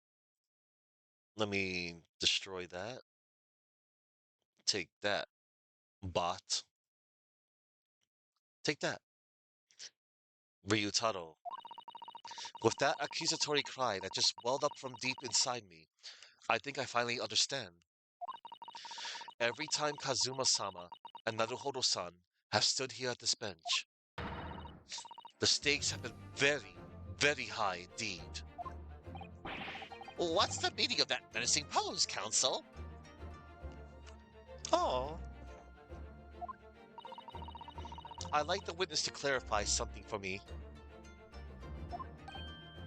Who? What? Where? When? How? Not you, Sasaki-san. This query is directed at Inspector Hosonaga. At me? In your statement just now, you said that the victim was stabbed multiple times. Yes, that's right, as I said when I entered the hut. The defendant was already standing over the victim, bloody knife in hand, like a murderous demon. And yet, that cannot be. What? Get to the point, please, Counsel. Ah! She's got her super special awesome strategy guide. In the post-mortem report, it clearly states that the victim was stabbed one time only. Ah. In other words, Inspector Hosanaga's testimony is clearly flawed. Ah. And Sosake-san, Minami, you claim to have seen Membami-san in the throes of stabbing the victim. Yes, I did. Wildly! Love this track. But both you and the inspector confirmed the same point. That there was already blood on the knife that you saw the defending... that there was already blood on the knife that you saw the defendant holding. Yes, and... It's quite simple. We know the murder weapon was used to stab the victim only once. Therefore, there is no way there could have been blood on the knife if that single stabbing hadn't already occurred. Ah, true! Then what exactly is your contention, Counsel? Are you ever going to tell us? Yes, Your Excellency. There's only one logical conclusion. What Soseki-san, in fact, saw was not the moment that the defendant stabbed the victim at all, but the moment that the defendant, in fact, withdrew the blade from the victim's body. That can't be! I'm loving this track. Excellent work, Susato. You exploded at them with that objection, and then proceeded to pull them apart systematically. Objection! Well, this takes me back. Yes, I seem to remember your cousin staged a scene, much like this in that trial 9 months ago. A half-witted child with a half-baked objection, attempting to steal the show. You're right. There were certain similarities. Except that so-called half-witted child managed to outwit the prosecution, who has only half a head of hair. Slander! My head is quite adequately dressed. In any case, all this talk of stabbing of drawing and multiple wounds, it makes not a jot of difference. What? Why not? Engage your brain, young man. When the accused first plunged the deadly weapon into the victim, that was the fatal blow. And it was that moment, just as she had withdrawn the blade, ready for her next strike, and the witnesses saw. The knife was already tainted with blood, because the accused had already stabbed the victim. Ah. All you have successfully shown with your little display is that the mustached author is prone to moments of extravagance. Ah. Oh. I am in agreement with the prosecution.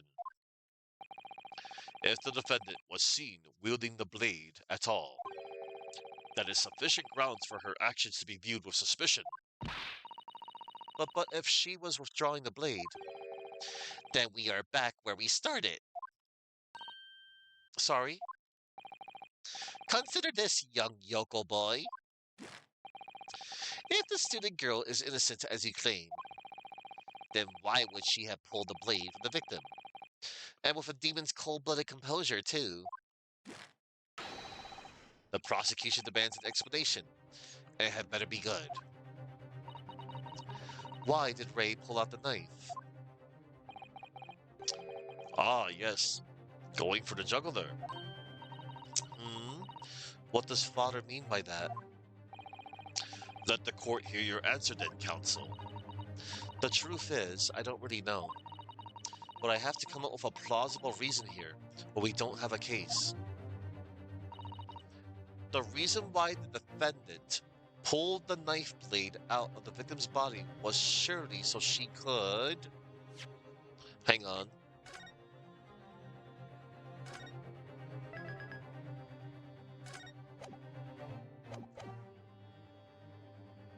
The reason why the defendant pulled the knife blade out of the victim's body was surely so she could...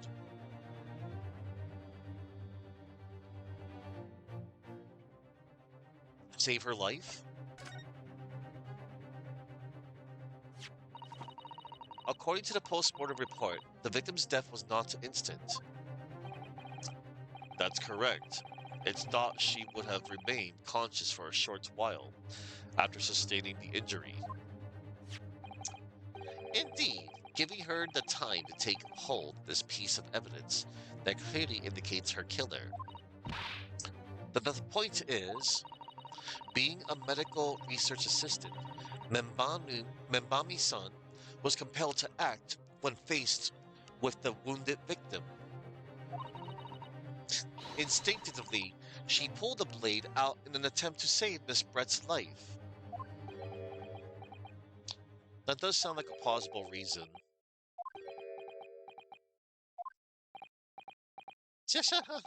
Did you hear that, Your Excellency?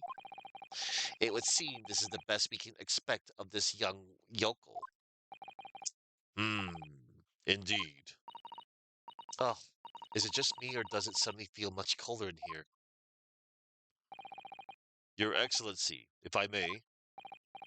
Speak, witness. I would like another opportunity to testify. In respect to the slipshod assertion just put forward by the yokel defense counsel, I mean. Slipshod? Slipshod.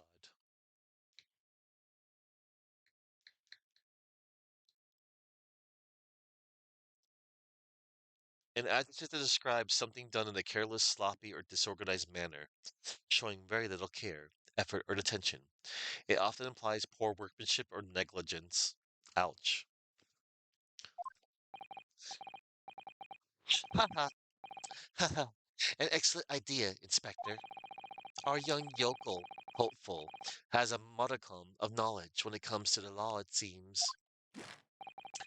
But in matters of medicine, he appears to possess not one iota of common sense. Very well, Inspector. I will permit your request.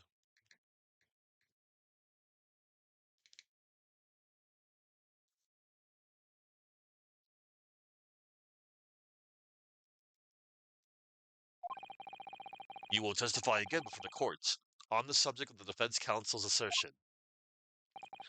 Yes, sir. I will do so flawlessly. All right. More testimony. I'm ready for it.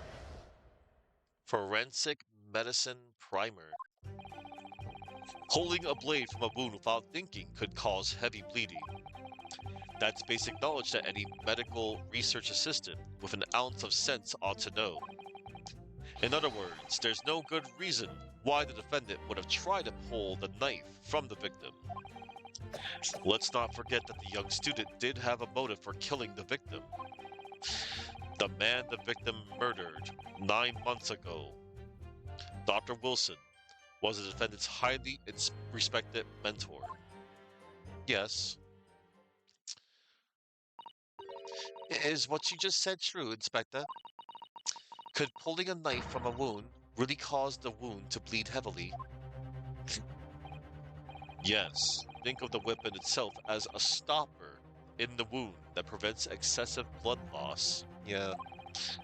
Until a doctor is ready to provide proper treatment, that stopper shouldn't be removed.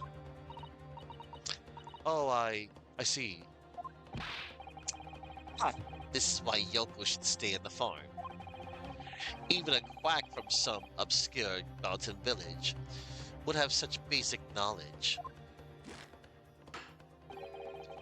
Anyone who's ever given someone a little poke with a knife and pulled it out again. Knows it. Oh, well, I've never stabbed anyone, you see, or pulled a blade out of a wound, so... Of course you haven't. I didn't bring you up to behave like a bandit. Father, is it true what they're telling me? Yes, it's basic remedial knowledge for medics. Ray would have been well aware of it. If she were to claim ignorance of such fundamentals, that would prove fatal in many ways. But then, why would Ray have done it? Could she have pulled that knife in full knowledge that it would be fatal for Miss Brett? I don't know. Ray never once mentioned anything about the knife to me. It seems almost impossible to believe, but... could my friend actually have? Susato, Yes? pull yourself together. We mustn't lose sight of why we're here. Ah, Counsel, it's time for your cross-examination. Counsel, it's time for... oh yes, Your Excellency. However, I must warn you that if your cross-examination fails to identify any issue with the established facts, I will be moving to my objurgation immediately afterwards. Oh, please. I understand. Believing in your clients and fighting for their cause until the better end. I knew it would be hard, but I had no idea it would be this hard. Well, yeah. Easier said than done until proven guilty. Alright. Let's do a little save.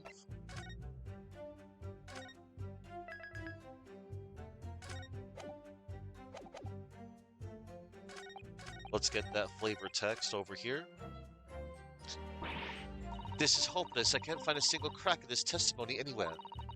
If Ray knew that withdrawing the knife from the wound would threaten Miss Brett's life further, I just can't think of any way to explain why she did it. Susato, it's at times like these when it's especially important to remember the fundamentals. The fundamentals? Evidence is what counts in the courtroom, isn't it? Of course, but I've been through the court record dozens of times already. I think perhaps you're forgetting something, though. You need to take the evidence at face value. You can and must examine it in greater detail, too. Ah, I realize this is your first time playing the role of lawyer in the courtroom. So if you need reminding of the rudiments, you need only ask. I'll do my very best to help. examine the evidence in the court record. It's an idea, certainly. What should I do? Let's ask for a refresher. Yes, Father. Spartan guidance is what I need. Ah, I think that might be overdoing it. I think that might be overdoing it slightly, but... Very well. So open the court record first of all with E. Yeah. Now, let's take a look at the fountain pen, which was submitted as evidence most recently. Simply press space to examine it further. That's all there is to it. Yay. We get to examine it. Yes, the initials RM. There they are, clearly engraved on the barrel. By using up, left, down, right, you can look at a piece of evidence from all angles. You should have a good look at everything to make sure you haven't missed any clues. Yes, I will. I just need to rotate the pen with up, left, down, right, and watch closely for anything out of the ordinary. Then. Yay, I like doing this. I like inspecting the evidence.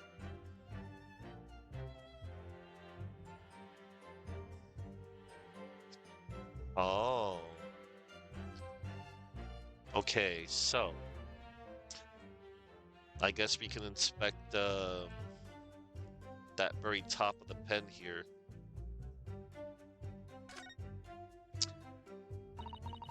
There's some sort of emblem here. Look. But it isn't a Yume University one. It must belong to some organization, I suppose. A business of some kind. But that would seem to imply that the pen doesn't in fact belong to Ray. Ah, yeah, there we go. The details of the fountain pen has been updated into the court record. So the fountain pen that the victim was found grasping in her hand, it carries the initials RM as well as an emblem of some description. Cool. So now that we have that piece of evidence updated, that's going to be really important. Perhaps that will be the evidence to crack open one of his contradiction. All right. So that's what I'm gonna do.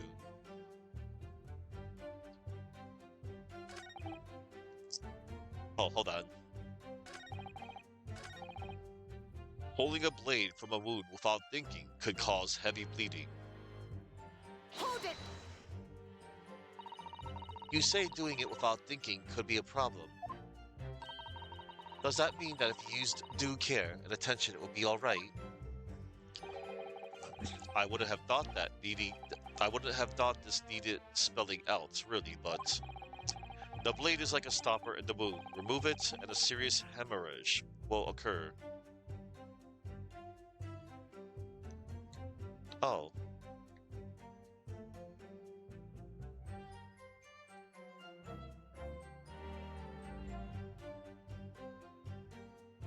Hemorrhage. Got it.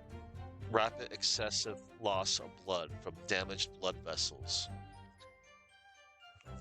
Alright. The blood is like a stopper in the wound. Remove it and a serious hemorrhage will occur. In other words, a medic would need to be present before any attempt was made to withdraw the blade. Doing it without thinking would be madness. You just can't do it. Oh, well, thank you for such a thorough explanation. You see, Counsel, when you act without thinking, the result is a bloodbath. Ugh. Back to the witness testimony, please. That's basic knowledge that any medical research assistant with an ounce of sense ought to know. Hold it! In that case, there's an obvious explanation here. Which is... Clearly, the defendant, Rei Mambami-san, does not possess an ounce of sense. Oof. What do you think about that, Professor Mikotoba? I'm not sure that you should be labeling your best friend as lacking in common sense. Well, I thought it would be better than labeling her as a murderer. I don't know, young people today, if that's friendship, I don't understand it. Careful, Counsel. A lack of common sense can be a very dangerous thing. Oh my god. Ah. Oh dear. That recoiled on me rather badly. That's life, I'm afraid. A lesson everyone must learn. Hopefully you can see now that this is really basic medical knowledge. Being involved in medical research, Membami-san would certainly have been aware of it. In other words, there's no good reason why the defendant would have tried to pull the knife from the victim. Hold it! But the defendant had suddenly encountered somebody she knew lying on the ground, bleeding to death.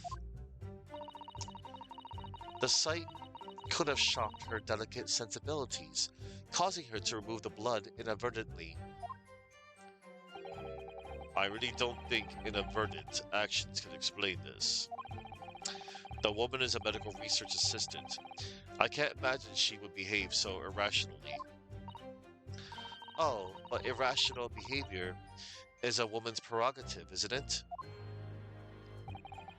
Oh dear, you have a lot to learn about women. Only a small-minded man can have such bigoted views. Oh dear, perhaps I'm letting my male persona take hold a little too much. Well, have I managed to convey the basics now? That should cover the medical side of the argument. Let's not forget that the young student did have a motive for killing the victim. Hold it! Whatever the motive, it just isn't in Membami-san's nature to do something so awful. But she had both motive and opportunity. That's very hard to argue against. But you don't know the defendant. Objection! And you, counsel, do not appear to know the law. Yes, evidence is the only way to convince the court of your argument, not feelings. With this fledgling to defend her, I would almost say I pity the accused. So do I. Inspector, you will reiterate your point about the defendant's motive, please. Ah, yes, Miss Brett was in many ways a sworn enemy of Membami-san. The man the victim murdered 9 months ago, Dr. Wilson, was the defendant's highly respected mentor. Hold it! Well, yes, that's true. Dr. Wilson recognized Membami-san's talent and offered her the position of assistant despite her being a woman. She was extremely grateful to him. Yes, the Englishman appears to have been a very broad-minded individual. Dr. Wilson had no time for outdated traditions.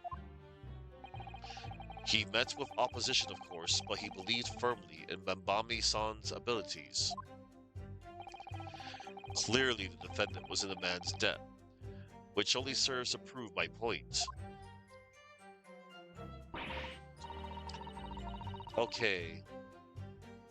This is hopeless. I can't find a single crack in this testimony anywhere. If Frey knew that withdrawing the knife from the wound would threaten Miss Brett's life further, I just can't think of any way to explain why she did it. Susato, it's at times like these when it's especially important to remember the fundamentals. Fundamentals? Evidence was accounts in the courtroom, isn't it? Of course, but I've been through the court record dozens of times already. I think perhaps you're forgetting something though. You didn't take the evidence at face value. You can and must examine it in greater detail too. Ah, I realize this is your first time playing the role of lawyer in the courtroom, so if you need reminding of the rudiments, you need only ask. I'll do my very best to help. Examine the evidence in the court record. It's an idea. I know what to do. Come to think of it, Kazuma-sama and Naruhodo-sama were always turning evidence over and over in their hands. Yes, I need to examine things in greater detail. Ah, but I look in your ears, I see it's... Oh, but I look in your eyes. I see it's coming back to you.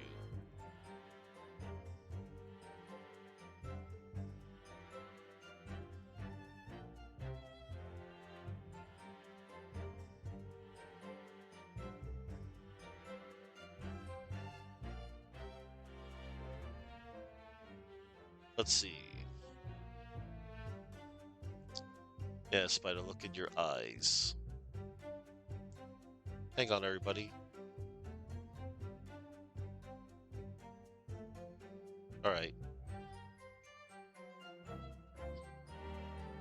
Well, let's go through the court record again and have a thorough look at everything. You may just find a clue. Yes, I'll do it right straight away.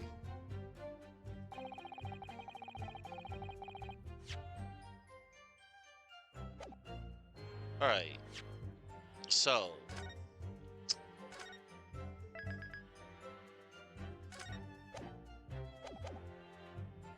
So we did examine the pen. Let me examine it again just in case.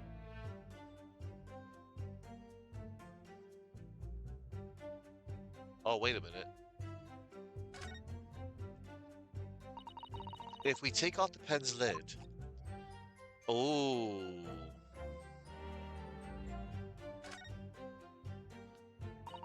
Now let's unscrew the barrel, shall we? Oh, wow. This must be the little reservoir that holds the ink. Yes, you fill it by drawing ink from a bottle up through the nib. Is something wrong? Father, just that there doesn't actually appear to be any ink in there, that's all. Oh yes, you're right. It's pretty much empty. Well, it could be on the verge of running out, I suppose. Aha! The details of the fountain pen have been updated in the court record. A fountain pen bearing the initials RM and an emblem of some description. There is a very small amount of liquid still inside the ink reservoir.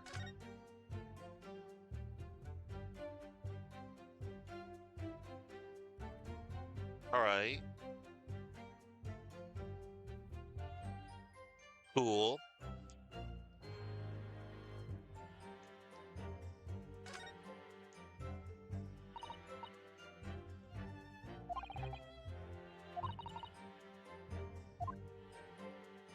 Hang on. Well, we know for certain that this emblem isn't that of Yume University. The police really ought to have it spotted that. They were obviously convinced of Rei's guilt from the outset.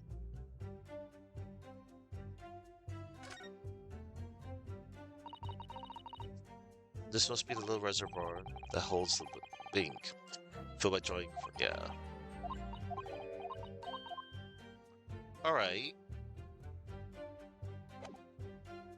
Okay. Now let's save our game one more time.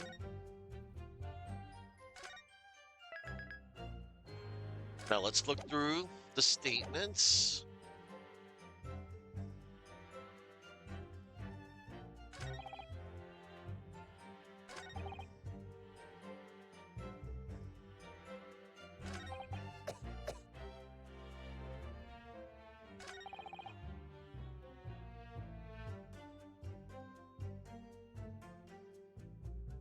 Hmm.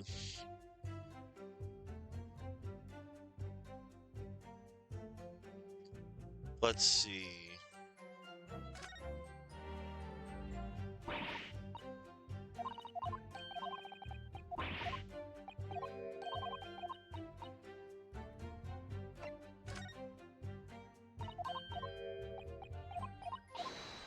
Let's look at our other evidence.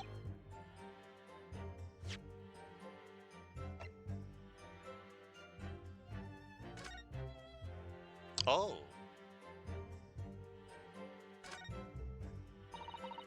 Rosh's England returnees tell all. This is the interview with you and Soseki-san, is it, father?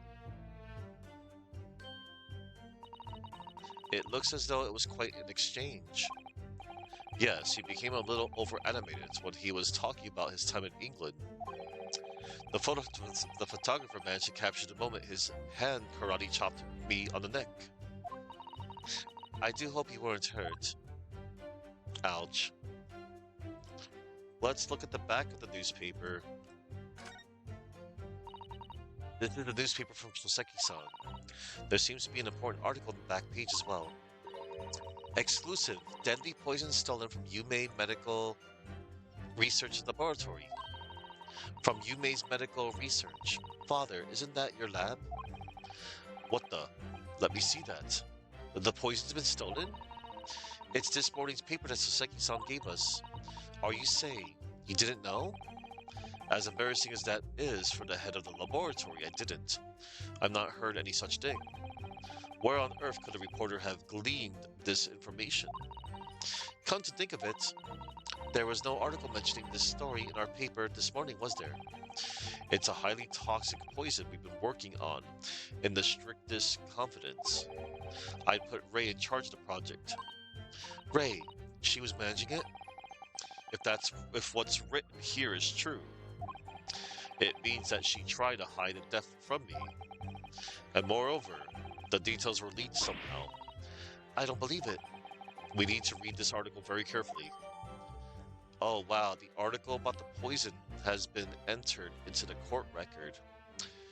An article about poison that was stolen from a laboratory at Yume University. Even my father, who is responsible for the... Okay, hold up. I'm gonna... Sorry, I didn't check that out thoroughly. Even Even my father, who was responsible for the lab, knew nothing of the incident. Okay.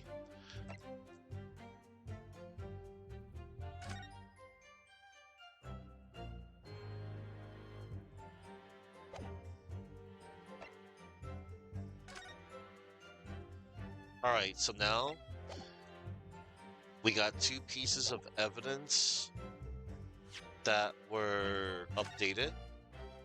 However, I'm still trying to figure out this dude's contradiction here.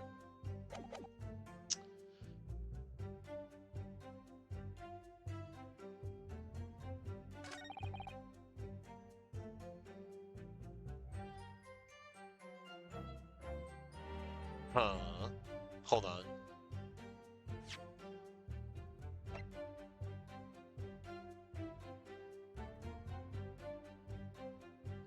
That's basic knowledge that any medical research assistant with an ounce of sense ought to know.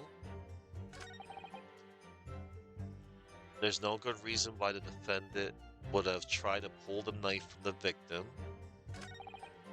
Let's not forget that the young student didn't have a motive for killing the victim. The man the victim murdered 9 months ago, Dr. Wilson, was the defendant's highly respected mentor. Okay, hang on.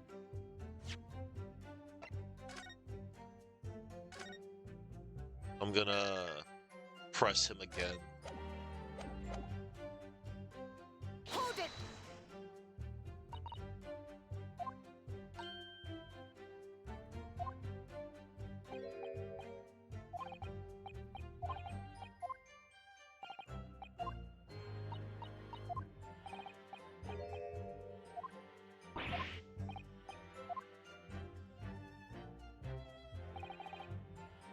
Hold it!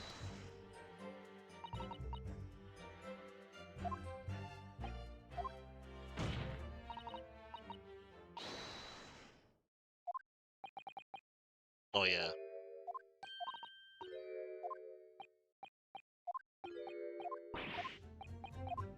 Alright.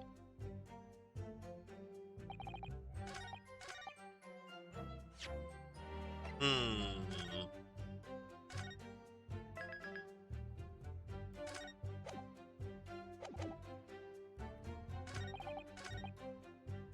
There's no good reason why the defendant would have tried to pull the knife from the victim. Hold it! But the defendant had suddenly encountered somebody she knew. Okay.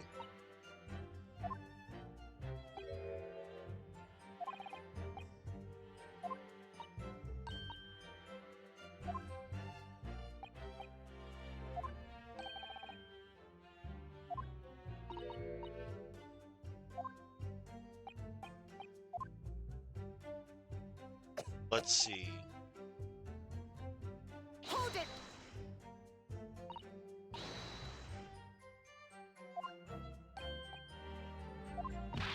Objection!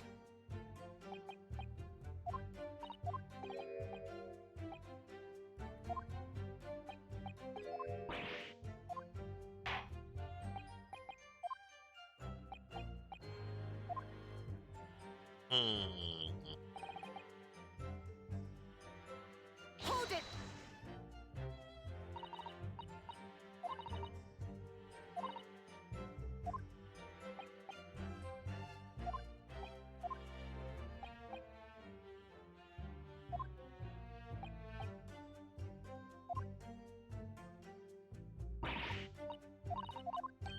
Hmm. Let's see. Let me try to figure this out.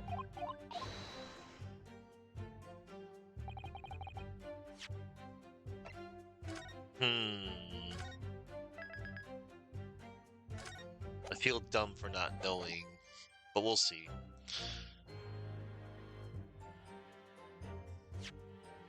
Okay, so the fountain pen.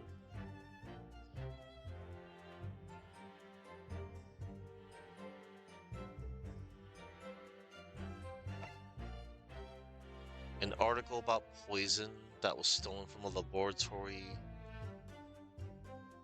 The poison article, maybe? Hold on.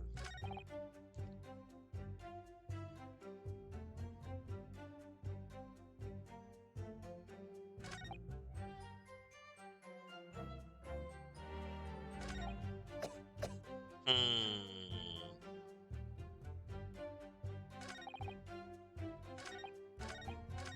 Could this be it? I'm only gonna guess. Like, Hold it! oh wait.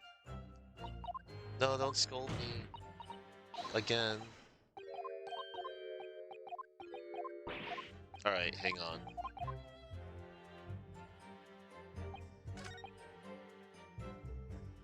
That's basic knowledge that any medical research assistant, an ounce of scent ought to know. The poison article? Objection! Nope, that's not it. Alright.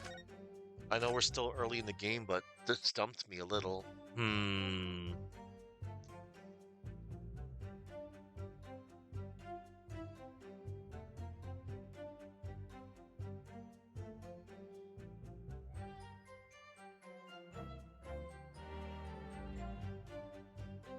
Alright, I'm gonna look at the statements again.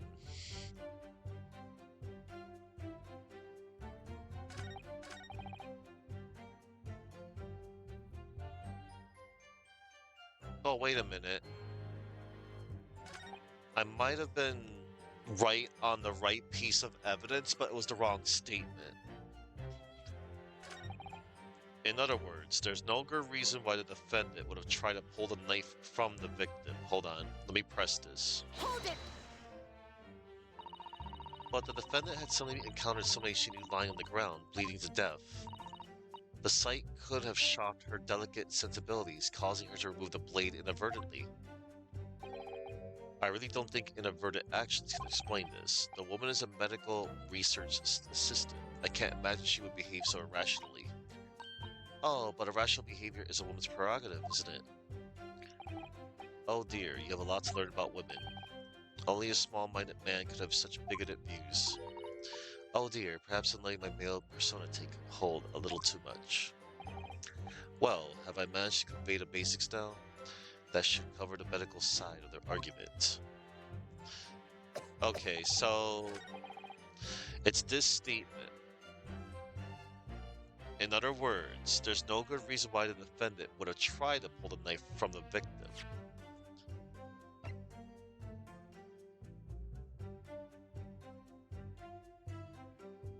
Objection! Poison article on this statement. No, there is one possibility.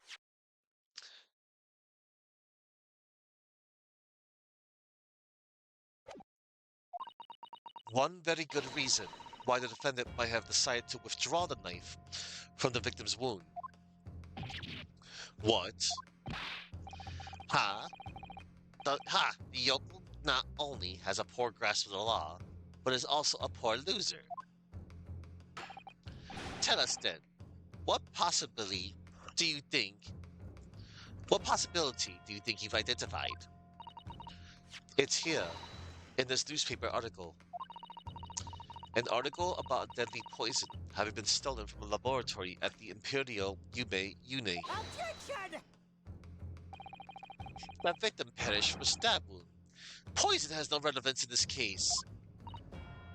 But, Prosecutor Auchi, you will let the defense speak. Yeah, shut up. But a newspaper article, the court cannot rely on the kind of heresy those wretched publications carry. Shut up. Counsel for the defense. I am going to need some tangible basis for your claim. You will indicate to the court precisely what part of the newspaper article mentioned affirms your assertion. Your Excellency! Yes, of course. Thank you. Ray would never have done something to further endanger Miss Brett's life for just cause. The reason why the defendant pulled a knife from the victim's body is explained in the article where it says...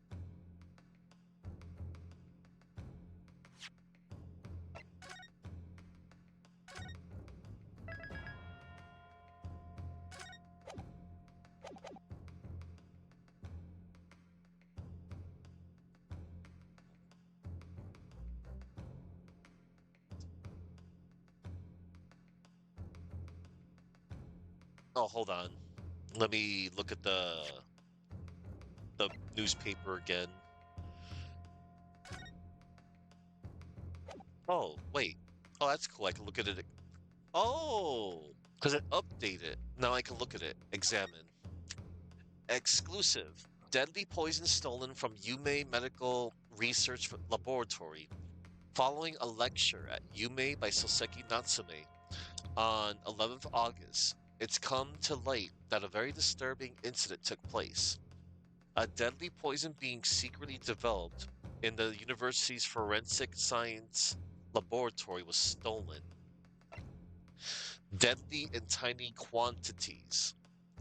Even the smallest amount entering the body, either via the mouth or via a wound from a poison-laced blade, will prove fatal in minutes. Current methods cannot detect the newly developed chemical. The university would have to be consulted. That might be it. Why is the poison being developed? Onset of symptoms occurs in minutes, starting with impaired breathing and ending with acute contraction of the pupils prior to death. Such symptoms would be suggestive of this toxin. It's apparently an entirely new synthesis of alkaloids and rumored to have been commissioned by the military. What? Okay, so the reason why the defendant pulled a knife from the victim's body is explained in the article where it says, deadly in tiny quantities. The article reveals the following property about the poison in question. When the toxin enters the body of a knife laced with the poison, it's rapidly absorbed and causes death in minutes. Are you suggesting if the knife used to attack Miss Brett was laced with this very poison, it would explain why the defendant, Membamni-san, would have withdrawn the blade as soon as possible? Yes, the truth is, it was an attempt to stop the poison from entering the victim's body. Ah. What? Objection! This is complete and utter nonsense. Not at all. The defendant withdrew the knife blade from the victim's body not to accelerate the woman's demise, but to save her life, and the prosecution cannot deny the possibility. Have you not read the post-mortem report? The cause of death was hemorrhage. The word poison appears nowhere in the document. Well, that's because by acting quickly to remove the blade, the defendant prevented the poison from taking hold. Objection! All these scream desperation. The weasel's last breaking of wind. Poison has nothing whatsoever to do with this case, as I believe the defense is well aware. We have no proof that the information in this wretched newspaper article is at all reliable anyway. In that situation, what the student should have done is wait for medical assistance to arrive. But instead, you claim she suspected poisoning and took the potentially lethal decision to remove the blade. She must have had a strong reason for her suspicions then, or the argument makes no sense. Exactly, well put, Inspector. On what grounds did she do it, Yoko? Why did Ray suspect the stolen poison was involved? If you want grounds, I'll give you grounds. What? You can't possibly. From your expression, Counsel, it would appear those are not empty words. But naturally, as you stand in this courtroom as a lawyer, you must be aware that words alone, empty or not, are of no value in our modern justice system. The court demands evidence. Yes, Your Excellency. I'm well aware of that.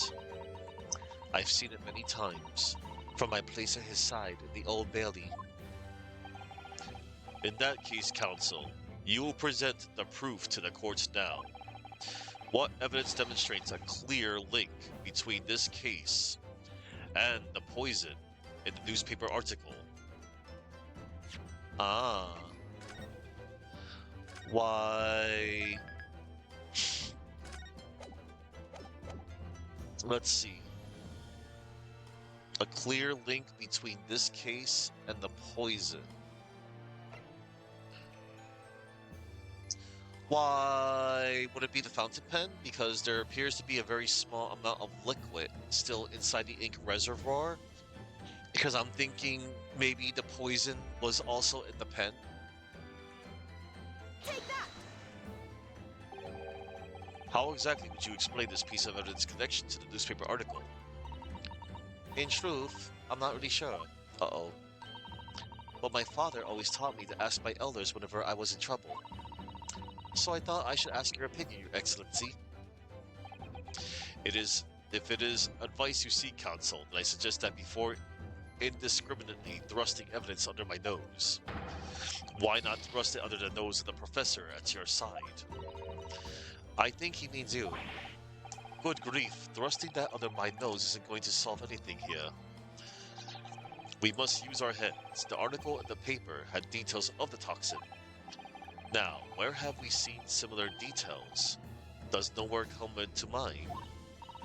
Ah, you mean I ought to search through all the evidence looking for that? If I'm not mistaken, it appears the advice of your elders has given you an idea. Yes, I'd like another chance to present evidence if I may, Your Excellency. Okay. In that case, Counsel will present the proof to the court now. Okay. I was thinking too crazy. Let's see. Maybe in the photograph?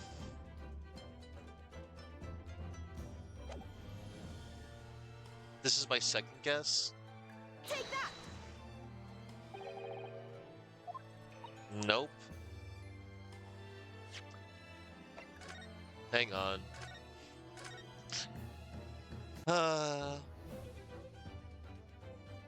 I'm guessing the article. Yeah.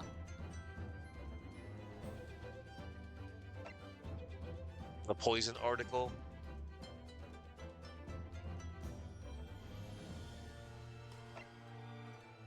The article right here. The poison article. Take that! No, it's a Soseki article.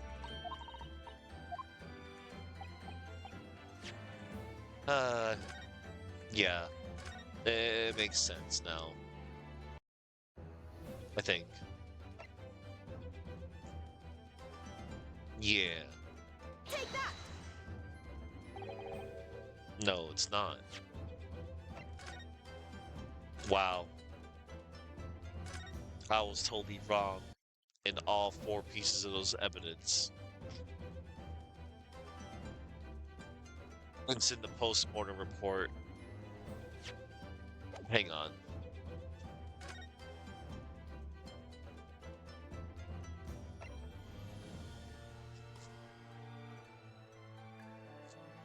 Death would have occurred within minutes.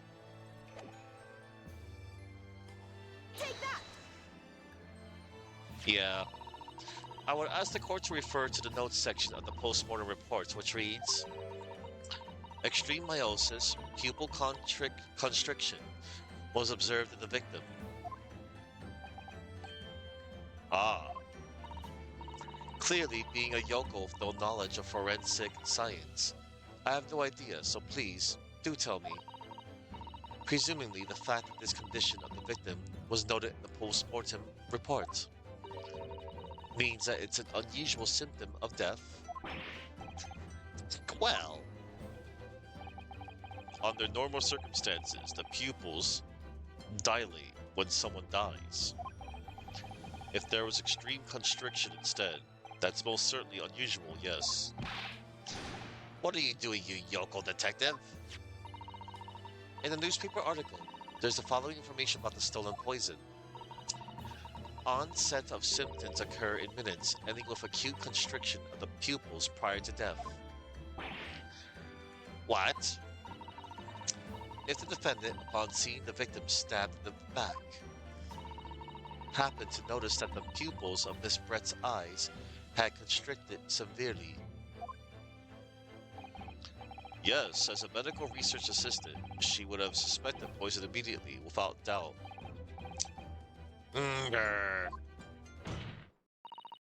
Prosec- Prosecutor Auchi, I think you'll agree. This is a very compelling evidence. You. Yokel student and yokel professor! Oh, please. I believe the defense has expertly demonstrated a credible reason for the defendant's actions. Now, Eugen Mikotoba. Yes, Your Excellency. I believe you are best placed here to confirm or deny the veracity of the defense counsel's argument. You will tell the court the truth about the details reported in this newspaper, please. Ah, it pains me to have to admit it, but I'm afraid I don't know. You don't know? The toxin was kept under lock and key in my laboratory, certainly, but I was unaware of any theft. Do you mean to tell the court that the reports of this theft are unfounded? No, Your Excellency. Without returning to the laboratory to investigate myself, I couldn't say. Listen to the bumbling academic. Unaware of the death of secret state research from his own workplace until he reads of it in the newspaper. I take full responsibility for the incompetence of my supervision. Father, it's a pitiful situation for a university professor. You should have more control over your students, rather than allowing them off on killing sprees.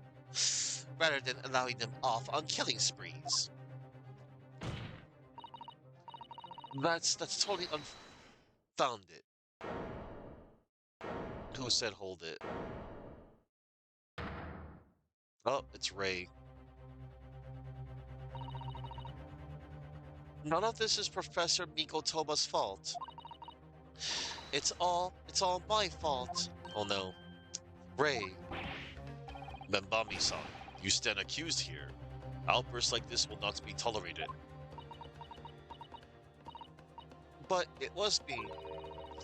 I was the one who noticed that the poison we were developing had been stolen that day. What? So you knew. I'd been placed in charge of overseeing the project. It was the day that the professor and Soseki-san were interviewed together for the newspaper. That's when I noticed that some of the poison was missing. Just a tiny amount it was. Why didn't you let me know immediately? I was scared. The whole project was supposed to be confidential, but some of the toxin had somehow been taken. So I decided I'd try to get it back before anyone else found out. Because I had a very good idea who the thief was. The thief? You don't mean? Yes, of course, it was that dainty Englishwoman. Miss Josiah Brett? That's why I decided to join a little group of people going to the seaside. Inside the beach hut, I confronted Miss Brett. While she just sat on a stool at the back of the hut, smiling sweetly at me, as if she knew she was untouchable. Oh no. I know it was you who stole the poison. Well now, whatever do you mean?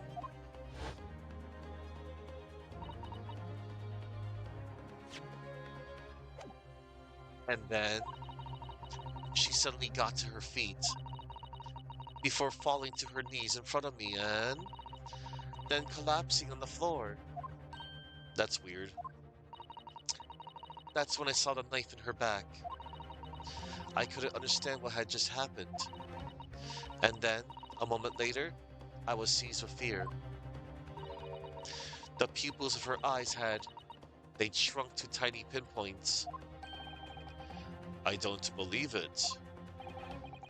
In other words, you realized that the victim was suffering the effects of the stolen poison. My mind started racing. I hadn't seen anything past Miss Brett's lips had I been with her, which left only one possible way for the poison to have entered her body. On the blade of the knife in her back. And that train of thought was what spurred you to withdraw the blade. Yes, if the amount that had entered her bloodstream was small enough, she might still have a chance. That's what I hoped. Really, I'm so sorry for staying silent all this time. That's not good.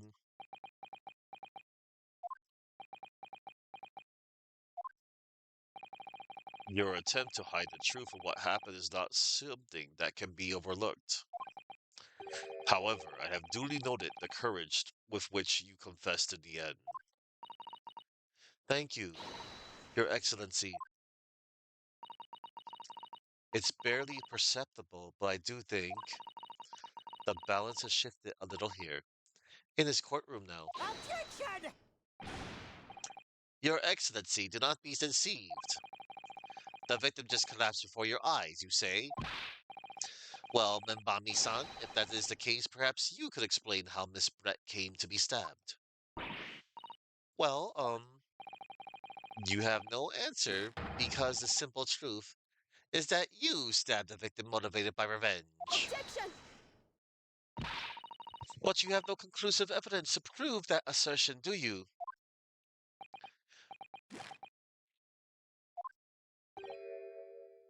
Oh, I have evidence, and it is very much conclusive. What's the prosecution... What's the prosecution counsel up to? It was brief, but he hesitated for a moment there. I'm almost sure of it. You will produce the aforementioned evidence at once, Prosecutor Aochi. Perhaps some praise is due, young Yoko student. What? I had imagined there would be no need for me to submit this evidence. But you've brought this on yourself. Oh no. What? Oh man. We actually see Josiah Brett with her eyes closed here. And this looks like she is stabbing her from behind. Oh no. Or is she removing the knife? Who knows? What the? Could a more damning shot exist?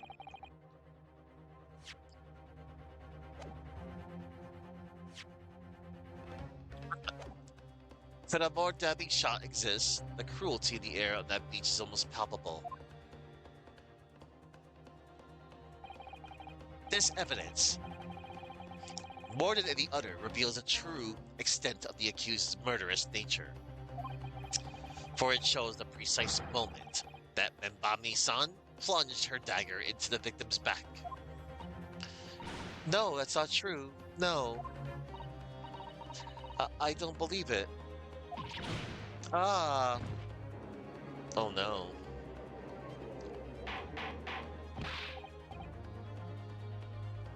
Order! Order! Order! Counsel for the defense. Was it you who was responsible for that shrill scream that just pierced my courtroom? Oh no. Perhaps his voice has yet to break, These yokels are slow of mind and slow to mature. I'll show you who's slow to mature. Careful now, Susato is starting to show her face here. It is often said that a picture is worth 1,000 words, and here we have ample proof. The court will accept this extremely cogent photographic print as evidence.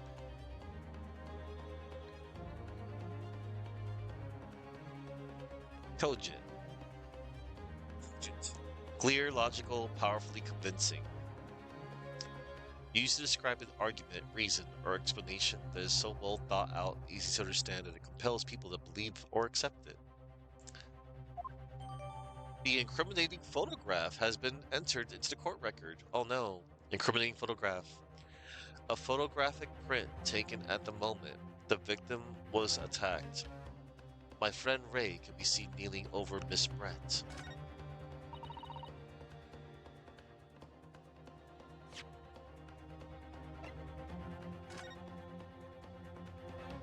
Oh my god.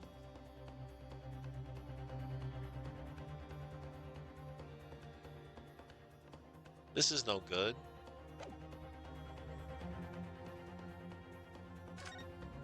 Oh, wait a minute. Okay. Oh, what's this? Photograph? What is this witchcraft? Photography has been around since the previous game.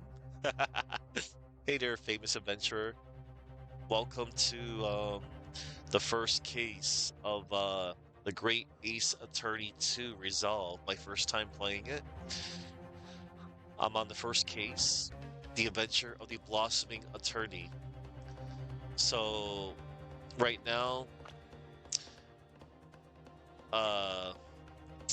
so Susato, she's in disguise as a male prosecutor. She's going by the name of Ryu Taro, and she is defending Rei Membami. She is accused of stabbing this woman that I remember from the first game, Josiah Brett. Like, I'm surprised. I'm honestly surprised that she is the victim. Like, I was hoping she would get her comeuppance, but like, not like this. I mean, I already said, like, it could have happened to a better person, but oof. We found out that she got stabbed in the back, and then there might be poison involved, but we'll see. And then Hosonaga and Natsume are witnesses to the crime, apparently? I can't believe he's had a photograph like that up his sleeve the entire time. Me either. It's such a stark image. I'm genuinely lost for words. Wait a minute, I don't understand. How did you... I mean, who took that photograph? Yeah, who did? Ray. Objection! That's of no importance here. Stop trying to divert attention. Oh, Objection! that's an absurd thing to say. It's crucially important. Whoever took this photographic print was a witness to Miss Brett's death. The court must be allowed to hear this person's testimony. Ah! I will uphold the defense's demand. The prosecution will reveal the identity of the person responsible for taking this photograph at once. Well, I'm afraid I can't do that. Pardon? You see, this print arrived at the Imperial Police Bureau headquarters by express post yesterday. But there was nothing to indicate the sender's name or address. The provenance of the print is unknown. Goodness. Are we to understand then, counsel, that in full knowledge of the fact that this photograph has the murkiest of origins, you nevertheless believe it fit for submission as evidence in the Supreme Court? Oh, when you first produced that print before, I noticed that you hesitated for a brief moment. Yeah, because you knew that it wasn't completely reliable evidence, didn't you? Uh-oh. Is this forged evidence? Silence, you yokel student and blabbering professor! What matters is the blatant truth that this print so eloquently expresses. But the defendant has already admitted to pulling the blade from the wound. No, it can't be. Oh man. Clearly, this isn't the moment that the knife was plunged into the victim's back, but the moment it was withdrawn. Don't waste this court's time with your babblings. Indeed, without knowledge of who produced this print, we have no means of verifying the claim. And the scene it captures is, without doubt, the most compelling evidence presented to the court. If the defense is unable to shed any further light on the matter, I believe the conclusion is clear. Oh no. Susato, this is the time for you to fight. If what you've established so far is true, then there can be no doubt. This photograph shows the moment that Ray withdrew the blade from the victim. Yes, we just need to prove that somehow. You'll have plenty of time to brew your defeat on the slow train back to the provinces. And to rue the day you came up against Takasuchi Auchi in the court of law. If I can't determine who took this photograph, then the trial is going to come to an end. There must be a clue somewhere. There must be some way of working out who took it. Yeah, good question. Well, counsel? Your Excellency, the burning question is who took that photograph? And the truth is...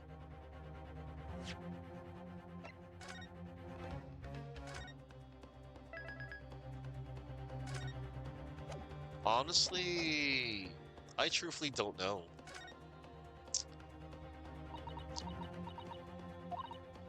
No, if I give up now, I'll never be able to look Ray in the eye again. Susato, you need to steel yourself and summon your best arguments. I'll do my best. Okay. I'll do my best. This is about whether I can or can't come up with the answer now. I simply have to. The identity of the person who took this dramatic photographic print is, I assure you, something the defense can and will reveal.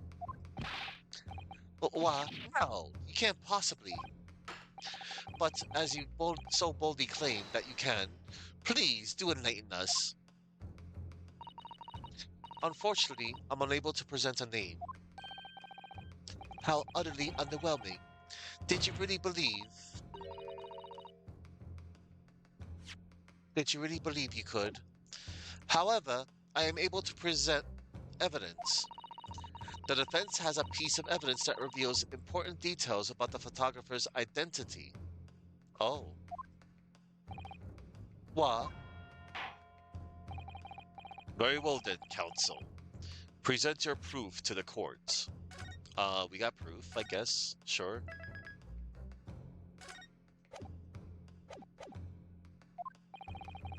Which piece of evidence do you claim reveals something about the identity of the mystery photographer?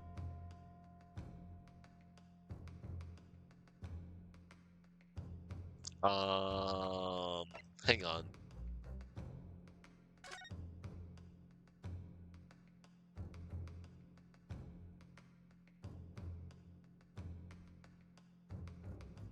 Don't think it's nothing in this photo.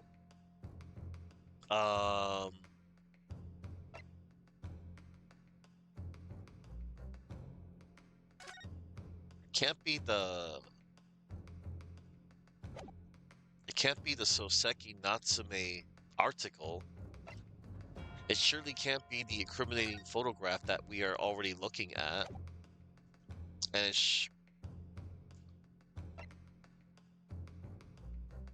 Can't be the poison article.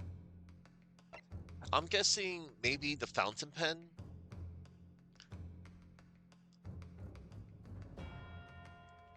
There's an R, because it has RM on it.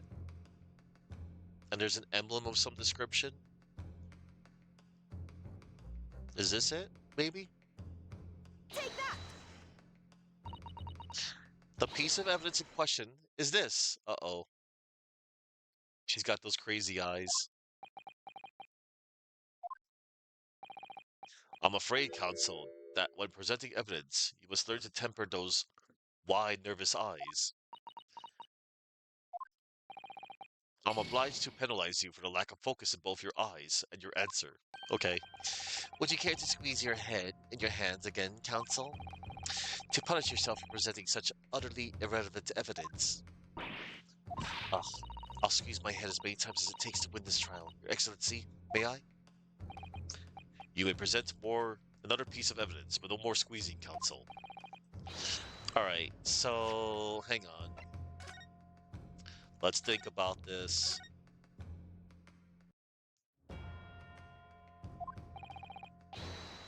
Uh, uh, um,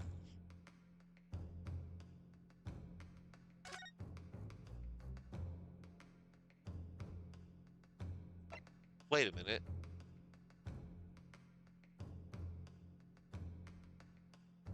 Oh, I think it's maybe it's the post-mortem report, maybe? Take that! Again? Nope, it's not. Alright, I'm being silly. Right now, I'm just like guessing at this point.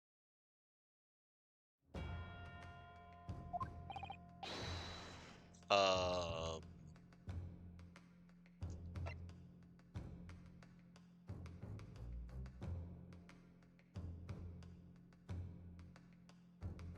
Something about the identity of the mysterious photographer.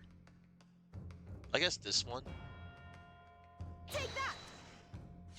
Yeah. What is that? The newspaper again? Yeah. Rosh's England returnees tell all.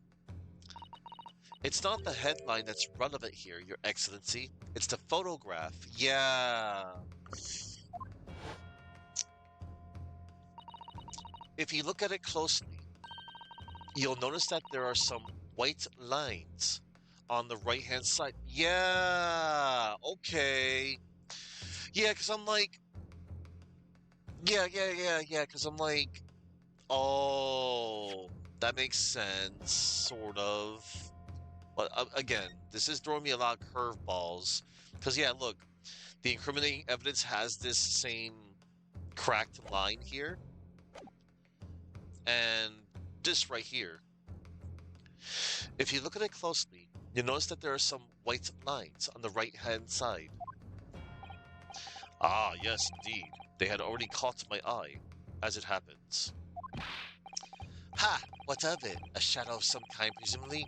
From the branches of a tree or the like? There are no trees growing inside my laboratory at the university, I can assure you. Now, if you look closely at this photograph,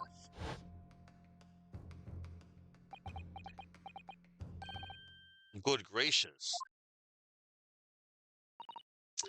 Yes, exactly. The same pattern of lines is present on this photograph too. Objection! Well, that tells us nothing. Haha. Yes, it's a shadow of some kind, definitely, from the branches of a tree. There wouldn't be any trees growing inside a hut at the beach council. Nah.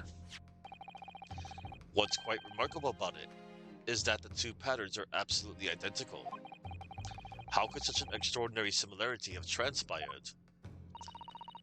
The curious matching pattern that appears on both photographic prints is a result of... I want to say...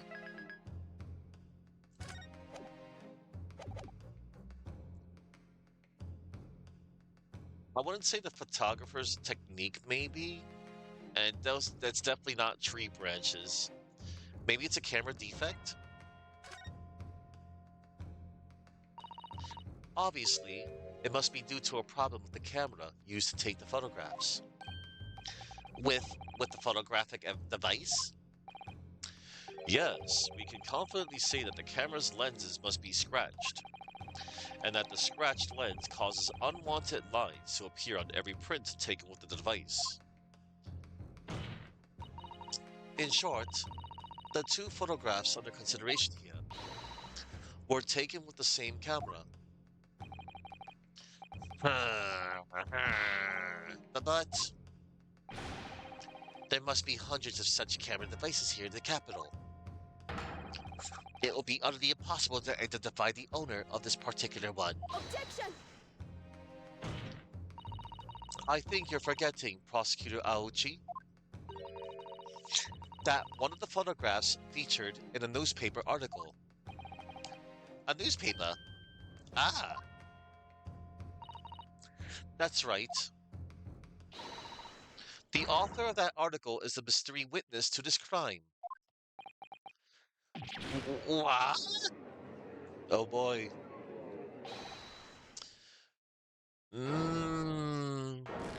What?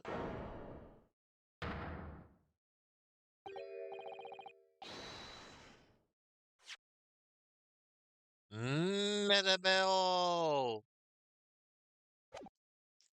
I see why you were called a raucous England returnee. What are you yelling about? You've already testified. It's Many Memo! I tell you, Many Memo! Many Memo! What is Many Memo?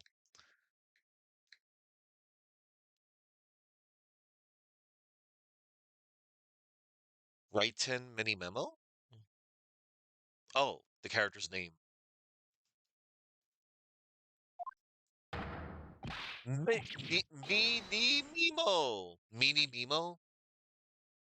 Meeny Memo? Many Memo? Many Memo. Many Memo.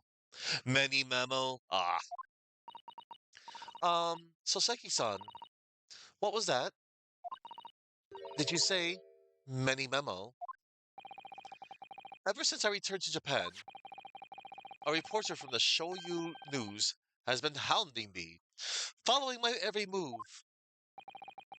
A reporter by the name of Raiten Many Memo. Yes, hounding me from dawn till dusk. So wait, writing many memos. Oh god. Writing many memos. Ah, this music. Ah, now that he mentions it. They secretly spy, snapshot, scribble stories, and scupper my privacy. Could that same reporter be? Oh no. A camera to the left of him, a notebook to the right. There I am, stuck in the middle, with Raiten Many Memo. So you're saying that this picture was taken by Many Memo! Yes, my lord, your excellency, Esquire. Officer, find this newspaper reporter at once and bring him to my courtroom. We will adjourn for a short recess in the meantime. Yes, please. I want to go down the slide and play on the swing set and go to the merry-go-round. Oh, yes, your excellency. As you say, your excellency. And one more thing. I want this knife, the murder weapon, examined for traces of poison. Oh, snap. You will solicit the assistance of the Imperial University's medical department for the task. Understood?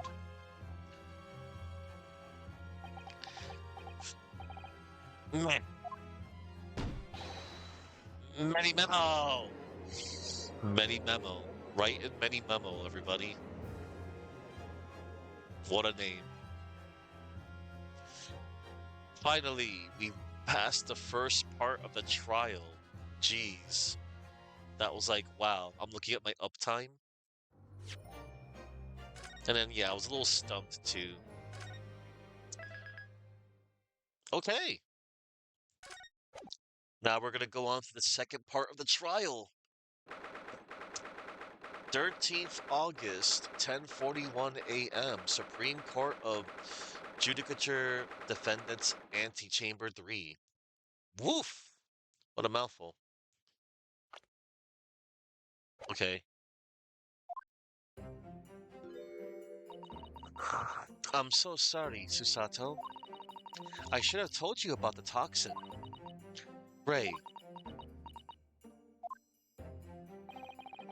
you have a strong sense of responsibility, I know. That's why you decided to shoulder the burden alone. No, that's not it at all. I was just... I was scared of my failure coming to light, that's all.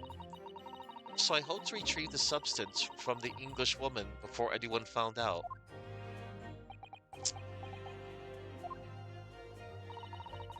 Before the trial started, do you remember what you said, Susato? That you had no doubt in your mind about my innocence, that you'd stand by me to the last. I remember. And yet I didn't deserve your trust in me. Ah, yes. Trust in me. You know, from Spirit of Justice. Trust in me. Teehee. Hang on, everybody. I'm just setting up my Kool-Aid.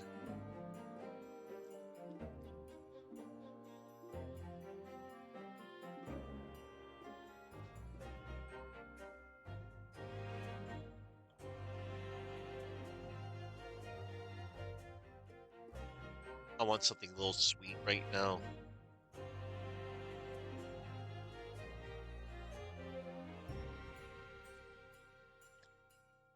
Alright.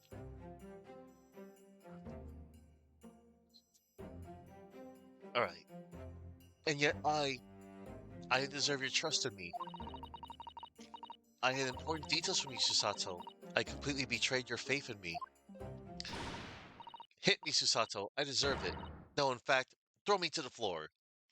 Ah, yes, the Susato takedown. No, that's too good for me as well.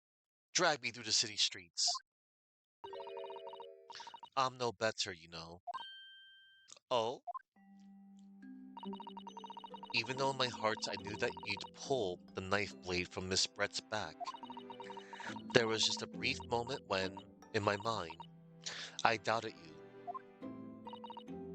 Susato, I'm so sorry. After I stood here and promised you that I'd stand by you and always be on your side, I betrayed your faith in me too. And as such, I failed you as a lawyer. Oh, no, no. I think this situation has taught both of you a valuable lesson. Placing your unbridled faith in another is no easy task. Yes, Father, that fact has certainly struck home. Which is why I can see more clearly now. So, Ray. Yes? Can you find it in your heart to forgive me?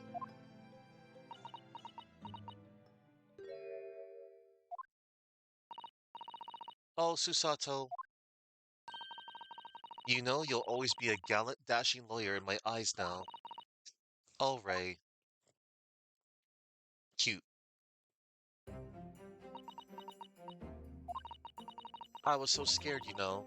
When it happened, I didn't know what was going on. The English woman was sitting at the back of the hut, listening to what I was saying. I know it was you who stole the poison. Well now, whatever do you mean? And then a moment later, she suddenly got to her feet, before collapsing on the floor in front of me, with a knife in her back. It all happened right before my eyes. And you were the only people in the hut at the time? That's right. Just Miss Brett and myself. There was no one else. So I just don't understand how she could possibly have been stabbed like that. A great mystery indeed. I still can't believe it happened. That's why I just couldn't bring myself to speak up. It will be alright. However, it happened, and whatever really went on by the sea that day, I promise you that I'm going to prove everything you've said you saw is true. Spoken like a true Mikotoba. Now, I think we should discuss what's coming up in the trial, don't you? We don't have much time. We must make sure we have our facts in order. Yes, I expect the poison is going to come under close scrutiny in the upcoming proceedings. The police should hopefully have identified it on the blade by now. The trouble is, it's a completely new laboratory synthesized blend of alkaloids. The police won't have any way of testing for it. Oh, I see. Yes, without this chemical reagent, it's impossible to detect the poison, the toxin. Chemical reagent? I sent a colleague of mine off with some earlier to deliver to police headquarters. I think perhaps you should have some as well, though, just in case. The chemical reagent has been entered to the courtroom. Chemical reagent, a special indicator solution for a new poison under development by my father's team. It's been created in strict secrecy and exists only in my father's laboratory. Let me see something.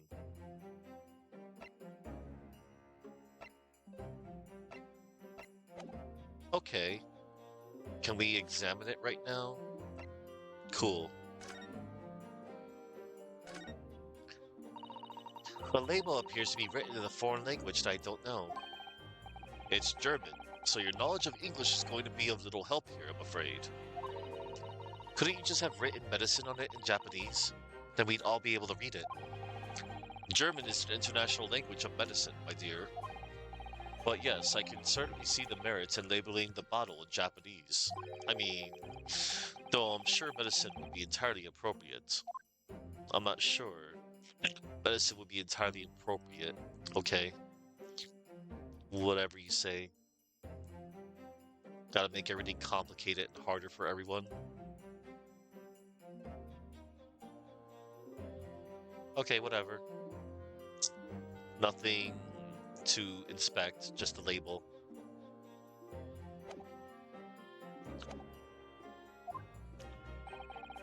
What's the matter, Susato? You're suddenly very quiet. It's this newspaper article. Exclusive. Deadly poison stolen from Yunmei Medical Research Laboratory. I'm wondering how the information got out, given that it was a government secret. It was all the Englishwoman's doing. What? It was when the professor and Soseki-san were being interviewed at the laboratory. That so-called English lady swanned in, and without any compunction said to Professor Mikotoba. Oh. Compunction.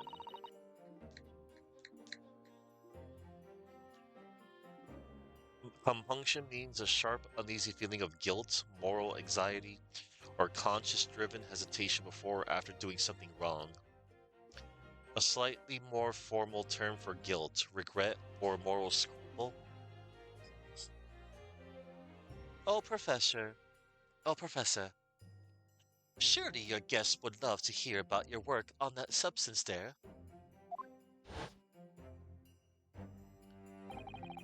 It put me in a very awkward position, to be frank.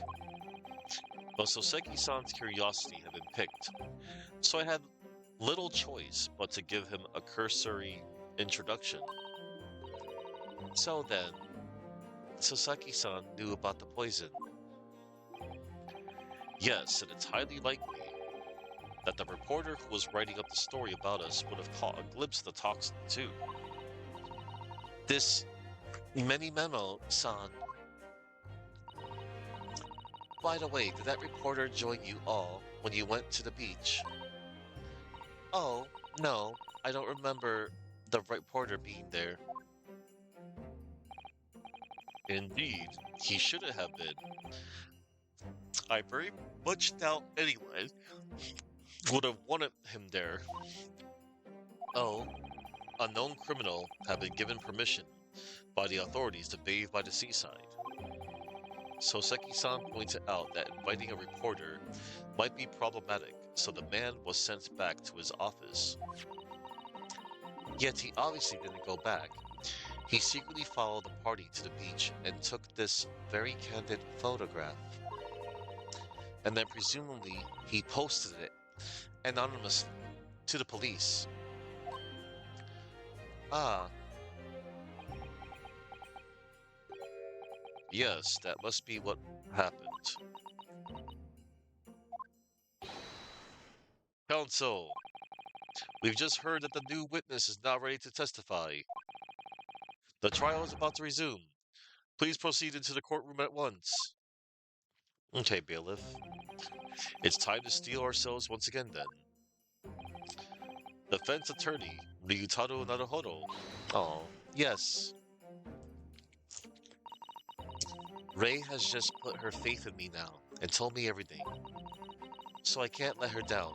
I have to prove that what she's telling the court is true. I have to prove what really happened that day. Alright. 13th August, 11:30 a.m., Supreme Court of Judicature, Courtroom 1.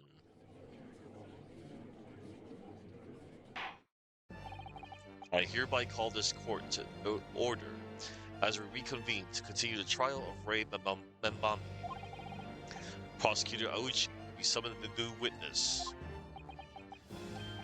Before I address that question, Your Excellency, I have some very important news to share. Oh? What news? And one moment. I'm gonna switch it up a little bit, everybody. Before I proceed, I'm gonna put on the DLC outfit for her. Real quick. To the tailor.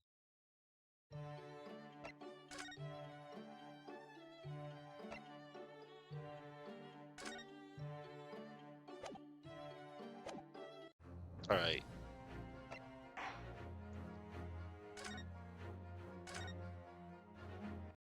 Alright. What news?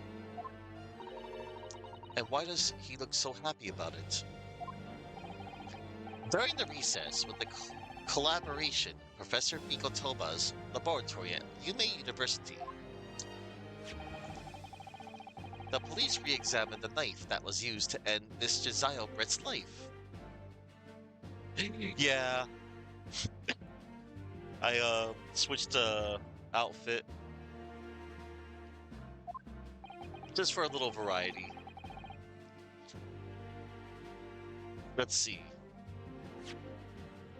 During the recess with the collaboration of Professor Mikotoba's laboratory at Yume University, the police re-examined the knife that was used to end Miss Josiah Brett's life. Excellent. I admire your rapid handling of the matter. Oh, hold on.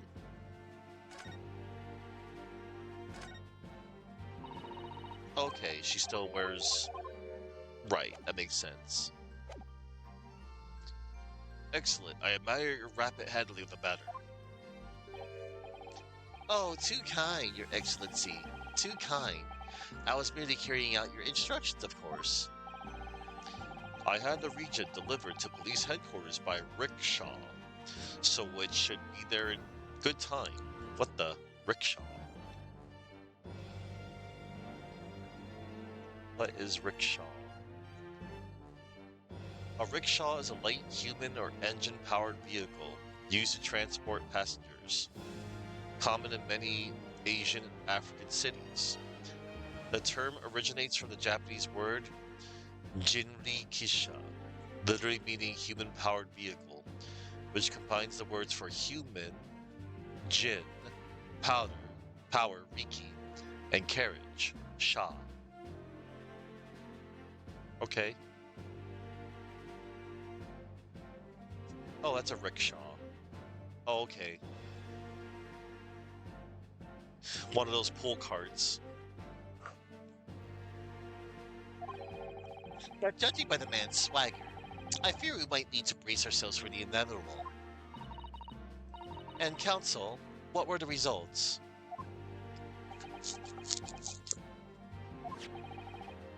His dagger, which was so cruelly used to end the life of the victim, has no trace of poison anywhere along its blade. What? Are you sure about that? I would stake the reputation of the police on it. Armed with their regents, the test is extremely simple. They couldn't have made a mistake. The murder weapon has been entered into the court record. Murder weapon! A small knife from the scene of the crime that was found on the victim's back. No trace of poison was found on the blade. Interesting.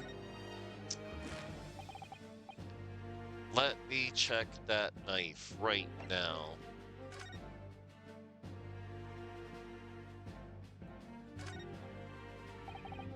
Ah, yes, this must be the victim's blood.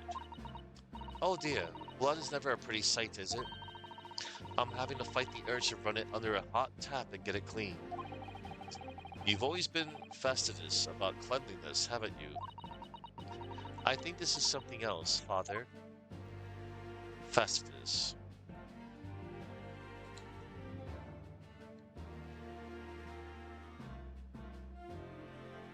Someone who's extremely attentive to detail, meticulous, or overly difficult to please. It often implies a perfectionist attitude, whether it involves demanding standards, a desire for everything to be in perfect order, or a strong concern with neatness and cleanliness. Okay, that's what fastidious means. Okay. I was hoping there would be something else to this knife.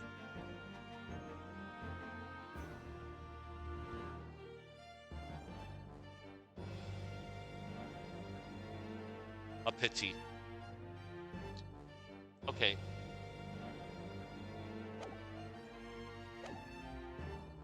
In short, the accused's feeble excuse earlier has been utterly destroyed. Ah!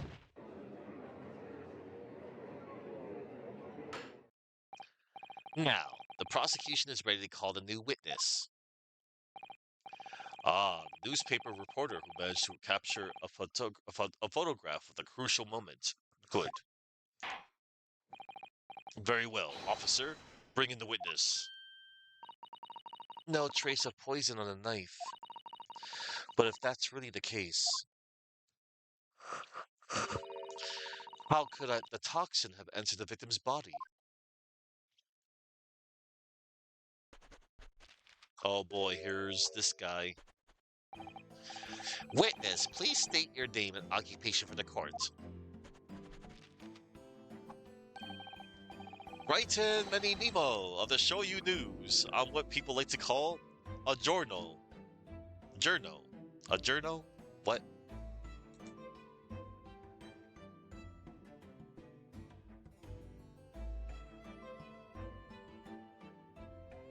A journo is a casual slang term for a journalist or reporter. Okay. Originating as an Australian colloquialism in the 1960s. It is primarily used in the UK, Australia, and other Commonwealth countries to describe someone whose profession is writing or broadcasting the news. Okay. Write in many memo of the Shoyu News. It's what people like. I'm what people like to call a journal. What's a journal, Father? Do you know? It's simply a contraction of journalist. I'm there, where the news breaks, putting pen to paper to catch those scoops, so they're in print the next morning. They don't call me the hero of the Herald for nothing. The nice guy of news. And also, I noticed the emblem that he was wearing on his arm already. And Note the initials RM. So we thought that RM might have belonged to Ray Membami. Well, looky here. Raiten Many Memo. They both have the same initials. Boom. A journalist for the Shoyu News, who's currently following Soseki-san everywhere, reporting on his every move. As a result, he's an eyewitness to the incident. Okay. They don't call me the hero of the herald for nothing. The nice guy of news.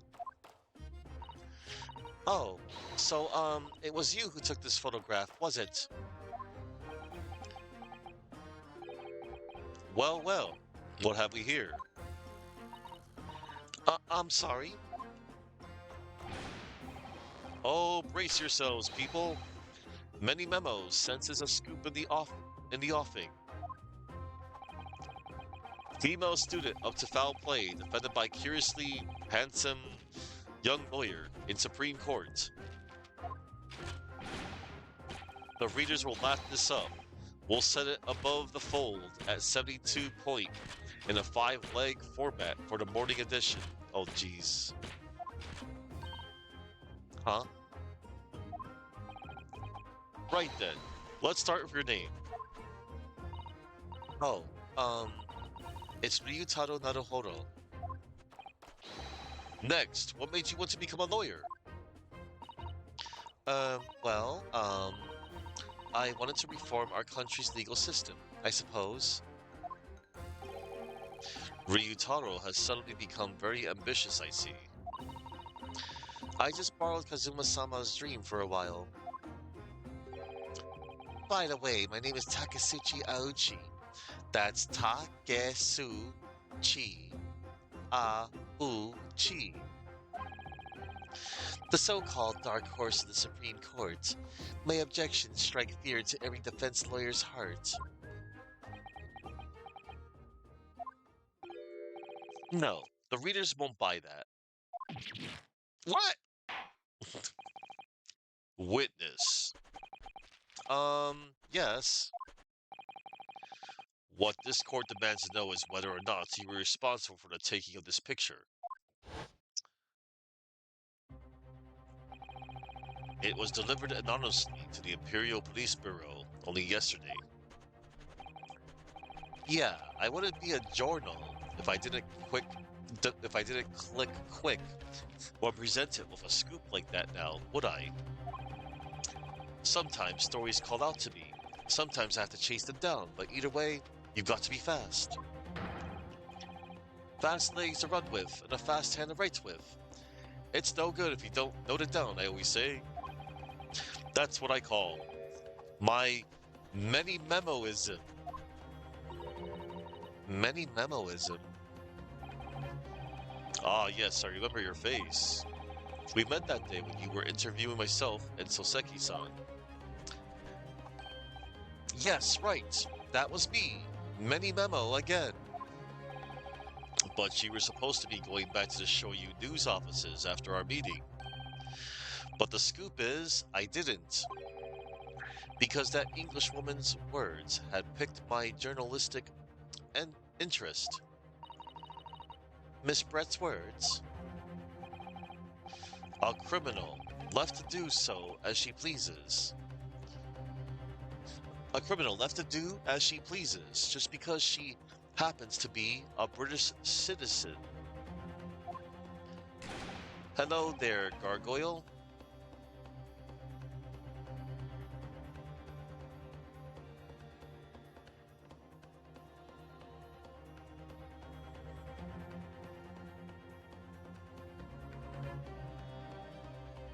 Let's see. I'm doing fine. This is my first time playing the Great Ace Attorney 2 Resolve. I have played the first Great Ace Attorney Adventures last month, and I loved it. And now I'm on the second game finally for the first time ever. Because I've been going through this entire series. And this is my first time going through this game.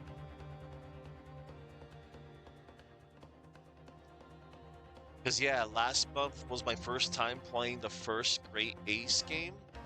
And this is my first time going through this game. And then I'm looking forward to August, September, because August I'm going to be revisiting the first Ace Attorney Investigations, Miles Edgeworth. And then in September, I'll be playing for the first time Prosecutor's Gambit, Ace Attorney Investigations 2, the second Miles Edgeworth game. Can't wait to play that one. It's horse dumb.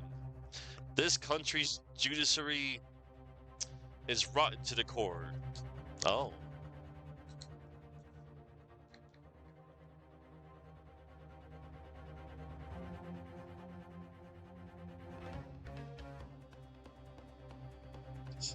Judiciary. Okay, that was a tricky word for me. It's horse dung. This country's judiciary is rotten to the core. The Supreme Court's rulings aren't worth the paper they're written on. The police are just imperial pawns. Oh my. Stay your tongue, young man. There are complex political issues at play. Ugh. Well, anyway, I quickly jotted down those words she said in my memo pad. Are you ready? I'll read it out. It's all here. Right. Here goes. I should like to go with everyone to see your country's coast. A serious criminal going on some junket. The people need to know about this. That's why I decided to sneak after them. To get the woman's story, so I can hammer her in the press. Do you mean to say that you did indeed witness it firsthand? Yeah, this guy's a character. The grim scene portrayed in this photograph. Oh yes, I saw it with my very own Giorno eyes. From start to finish, through the viewfinder of my trusty camera. Oh no. Thank you, Many Memo-san. You will now give a formal testimony before the court. You will state exactly what it is that you witnessed of the events surrounding Miss Brett's death.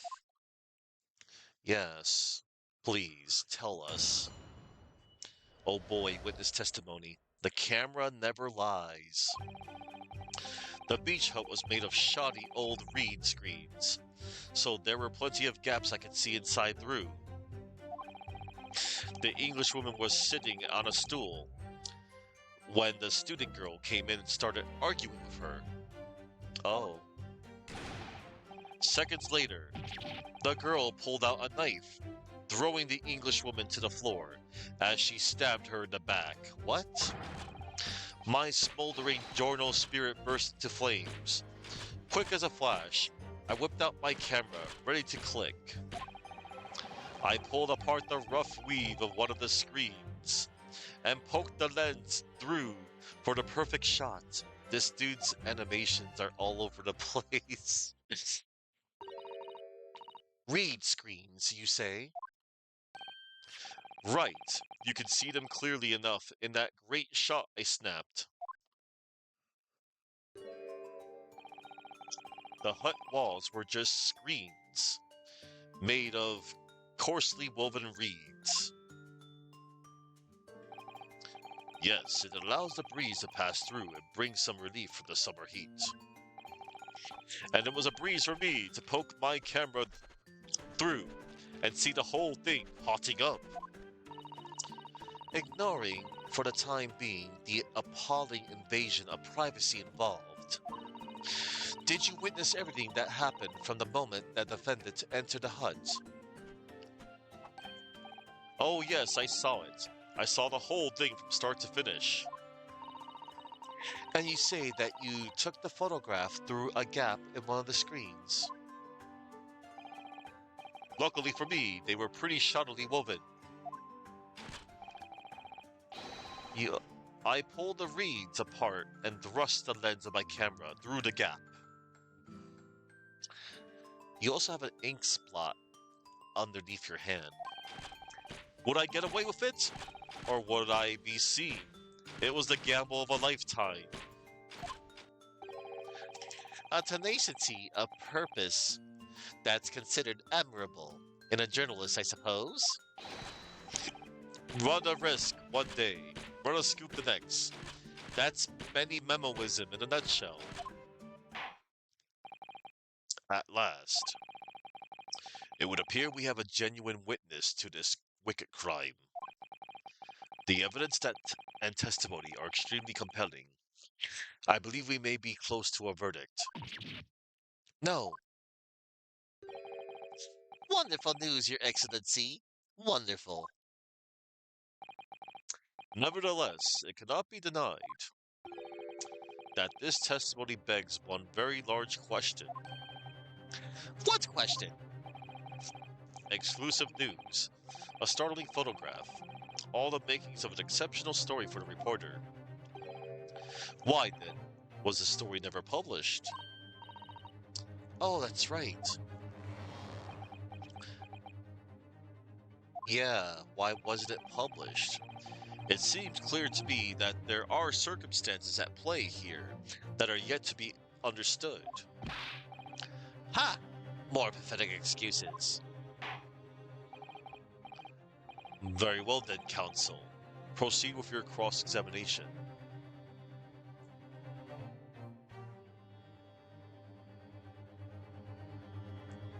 Alright, we will. In a moment.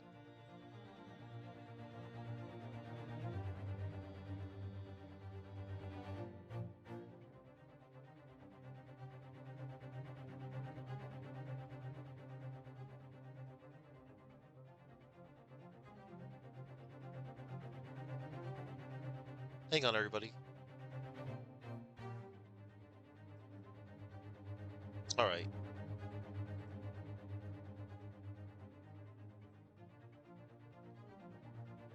Very well then, counsel. Proceed with your cross-examination. Yes, Your Excellency. There's more to this reporter than meets the eye. There sure is. He's keeping something about this case very close to his chest. Yeah. Cross-examination. The camera never lies. Alright.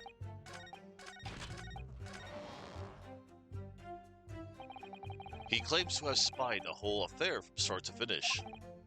If true, his testimony is devastating. But it does seem as though he's holding something back, doesn't it? If that's how you feel, I suggest that you trust your instincts and press him on everything he said. As you've no doubt seen done many times before in your role as judicial assistant. Yes, I have. I've seen witnesses like this pressed often. I know exactly what to do. Yep, we sure do.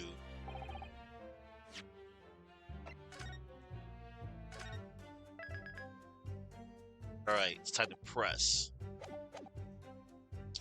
The beach hut was made of shoddy old reed screens, so there were plenty of gaps I could see inside through. Hold it! What made you want to see what was happening inside the beach hut in the first place? Call it journo instinct. Can you think of a better reason? Oh, I don't know. Perhaps because as well as being a proven criminal, the person inside was a young woman. Ah, I see where you're going with this. Brace yourselves, people. He's painting the giorno as a voyeur. Well, yeah, pervert. It's hardly slander, sir. You had a camera, and you were taking pictures without the woman's knowledge. Nope, you got it all wrong, little student boy. Sorry. To my mind, all that was inside that hut was a scoop. Nothing more, nothing less. I like how I'm wearing the DLC like outfit because she's supposed to be like in disguise. You know what? Hang on. For quote unquote authenticity, I'm gonna switch back to the original outfit. That was kind of weird to me personally. Back to the tailor. There we go.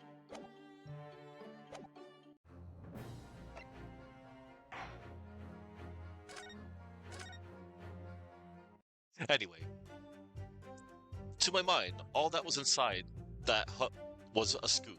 Nothing more, nothing less. Scoop knows no gender, men or woman. It's all news. That's not even many memoism. It's basic journalism. If only the courtroom was as indiscriminate. Right, so if that's all buttoned up, can we move on? Tell the court then, witness, what sight befell your eyes when you looked inside the hut? A sight that vindicated my journo instinct, that's what. When I pulled back the reeds, I could see it all as clear as day. The English woman was sitting on a stool when the student girl came in and started arguing with her. Hold it! So you actually saw Membami-san entering the hut? Yup, and she was raging like my journal spirit. And the argument you mentioned, what was that about exactly? You stole it. I didn't steal it. That kind of thing. Talking about the poison, I suppose. The student girl walked right up to the English woman and really started laying into her. I mean, if she'd laid into her anymore, there would have been eggs. The man should have been an author. His descriptive talents are wasted on journalism. But the student's rantings fell on deaf ears, like a Japanese person listening to English for the first time. He really ought to work on his smiles. He really ought to work on his smiles first, though. To be honest.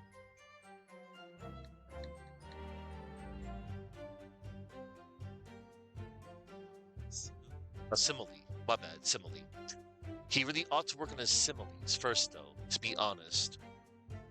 A simile is a figure of speech that directly compares two different things to make a description more vivid.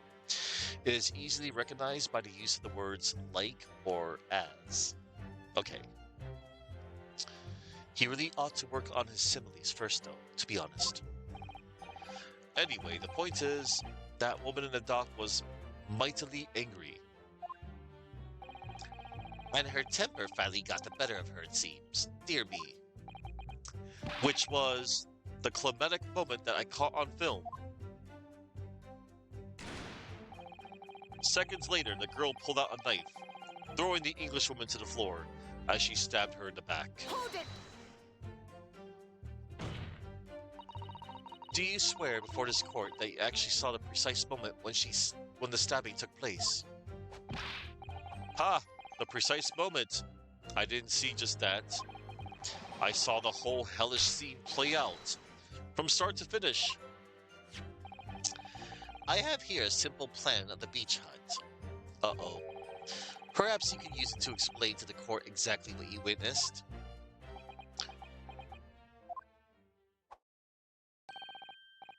Right you are. It's all here in my memo pad.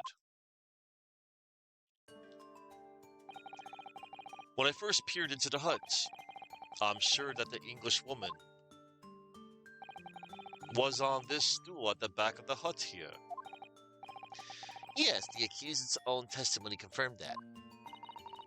She just sat at the back of the hut, smiling sweetly, is what I have noted down. It's my turn to testify now. Try not to interrupt. Ugh. Then the next moment, as I was watching,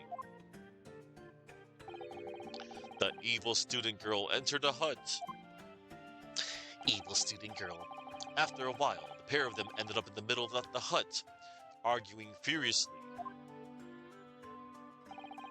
The English woman went for the student, but the girl dodged out of the way. And in a flash, plunged a knife into her adversary's back as the two passed each other. A likely story. What would you describe? What you describe as a grim scene. What you describe as a grim crime indeed. Never sugarcoat the truth. That's what many memoism says. The beach hut plan has been entered into the court record. Okay. Beach hut plan. A plan of the layout of the small beach hut where the victim was found.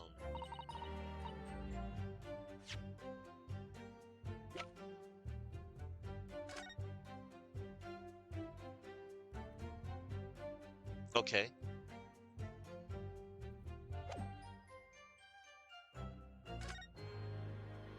Culprit was here. Victim was there. By the way, Many Memo-san, Willis, you were watching that terrible scene unfold before your eyes through the gap in the screen. Did it not occur to you to try to prevent the tragedy, rather than capture it on film? Journos have to be observers. We can't get involved. That's our raison d'etre.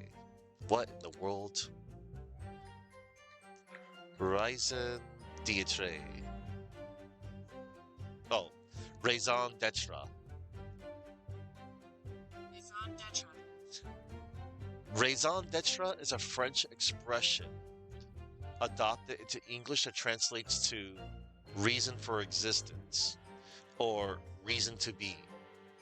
It refers to the fundamental purpose, justification, or driving motive for the existence of a person, organization, concept, or action. Okay.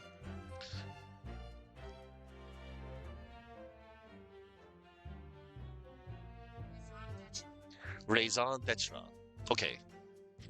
Yay! Hooray for learning French as well. I've been learning a lot of new stuff. And that's our raison d'etre. So you didn't converse with Miss Brett at all? Obviously not.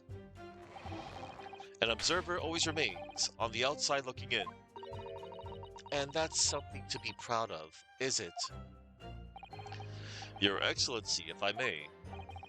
Yes, Professor. I think the witness's last expertly phrased statement should perhaps be added to his formal testimony. Father, what are you... I will grant the defense's request. Menemem-san, you will supplement your formal testimony with the aforementioned statement. Well, nihilism is the foundation of many memoism, but I'll gladly prove that my words aren't meaningless.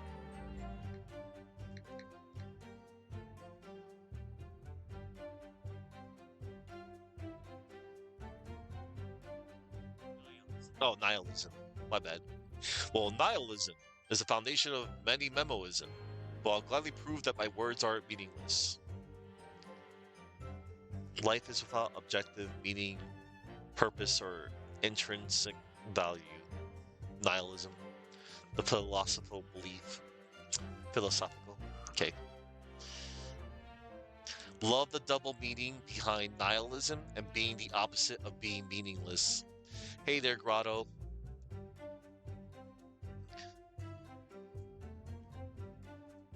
So I'm playing this right here, this game, the second, Great Ace game. And I've been looking up words I don't understand. I'm a big vegan. I only eat organic meat. That's funny.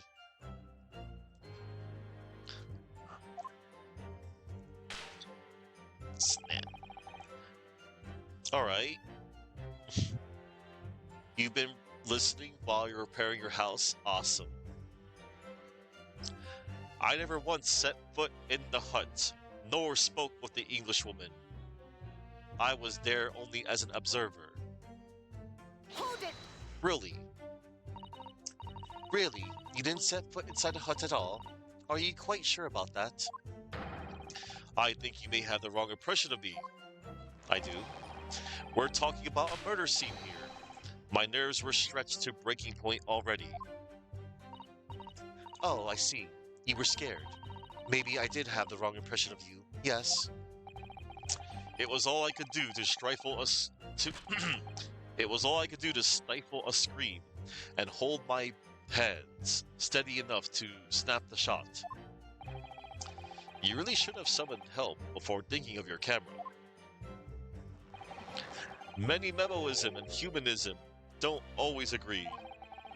And most of the time in those instances, many memoism comes out on top. Ah. As a sculptor of stories, sometimes I have to be cruel for my art. Yes, that's spot on. Surely he's making all this up. I agree. He claims to have spied the whole affair from start to finish. If true, his testimony is devastating. But it does seem as though he's holding something back, doesn't it? That's how you feel? Yeah. Yeah, that's what we're gonna do. Okay, but his amended testimony should say... Alright, we're gonna save here. And now, we will look at our evidence. I never once set foot in the hut, nor spoke with the Englishwoman. I was there only as an observer. Oh, really? Oh no, I hit the wrong button.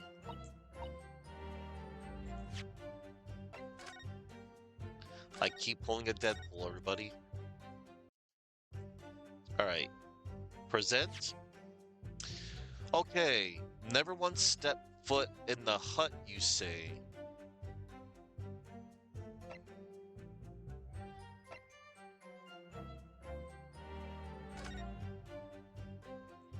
Lies.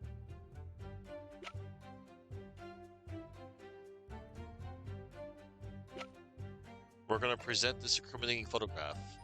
Objection! Okay, that wasn't it.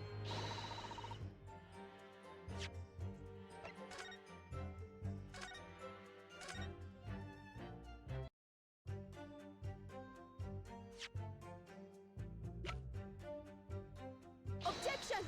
Okay, it wasn't a beach hut.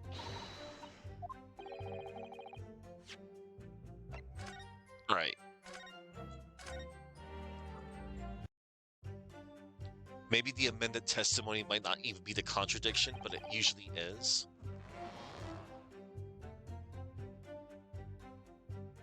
Or maybe this is it. I pulled apart the rough weave of one of the screens and poked the lens through for the perfect shot.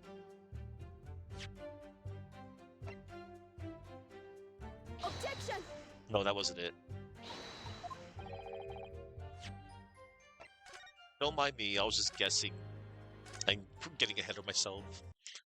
Let's see. I never once set foot in... Oh, wait a minute! Wait a minute, I just thought about it. You claim to never once set foot in the hut, you say. But in the crime photo here, it shows that she was clutching his pen right here.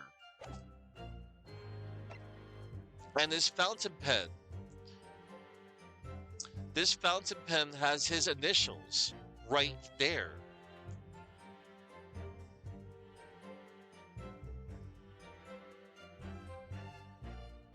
Objection! Yeah, punk. I got you. Okay. See, I knew if something clicked, I knew it. Many memo-san. Until now, I've had a firm belief that newspapers are in the business of uncovering and publishing the truth. You're spot on there. The press doesn't lie, which is why I'm proud to wear the emblem of the Shoyu News on my arm. Yeah, and the emblem's on the top of his pen. In a way, that's more many memoism. Sadly, though, it seems the journalists who write for those papers don't always share the same passion for the truth. Yeah. What are you suggesting with those recriminatory words, Counsel?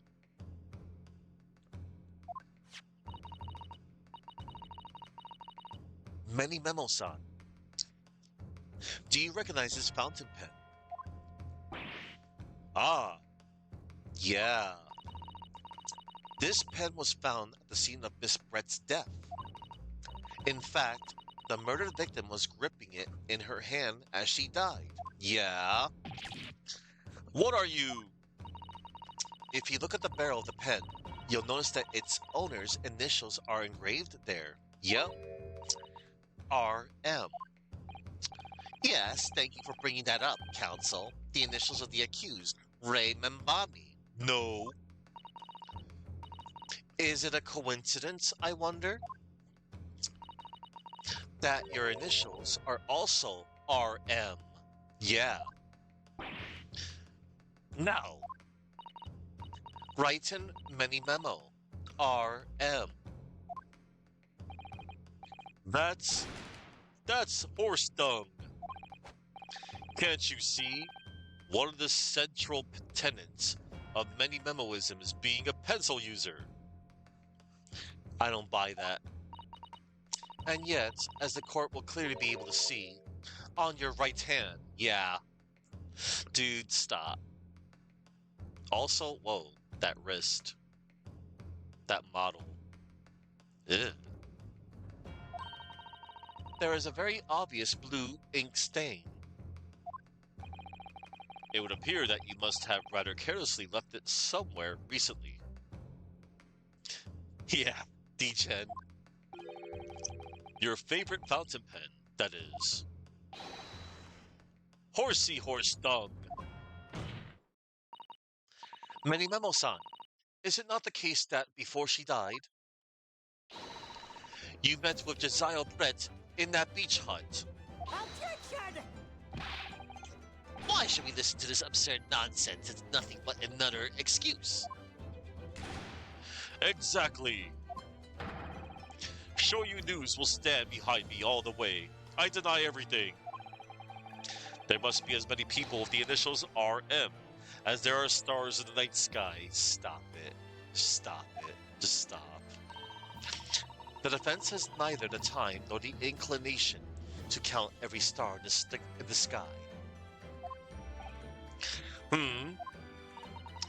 And there's no need, anyway, because this pen has more to tell. Yes, there is another clue. A clue that undeniably proves who its owner really is. In that case, Counsel, the defense will now show the court where this alleged clue lies. Of course, Your Excellency. Clue on this fountain pen that clearly reveals its owner's identity is... I think we have to open up the pen again. Yeah, right here. The clue in the fountain pen that clearly reveals its owner's identity. It's right here. Like, there's the initials right here. Oh, wait. The clue on the fountain pen that clearly reveals its owner's identity. Yeah, it's right here. Because the emblem of the Shoyu News is right here, I think. I was going ahead of myself there. Got it. As well as the initials, there is also an emblem on this fountain pen. Yep. An emblem that you will, of course, recognize. Many Memo-san. Get right there. Boom. Goodness me. It's the emblem of the Shoyu News. In other words, the owner of this pen is an employee of the Shoyu News, whose initials are RM. Suddenly, the stars in the night sky don't seem so numerous, do they? Oh, well, Many Memo-san, how do you respond? Hmm, no. Yes. Order, order, explain yourself, witness. Ha ha ha. So, this is how the mighty Supreme Court works, is it? Maybe.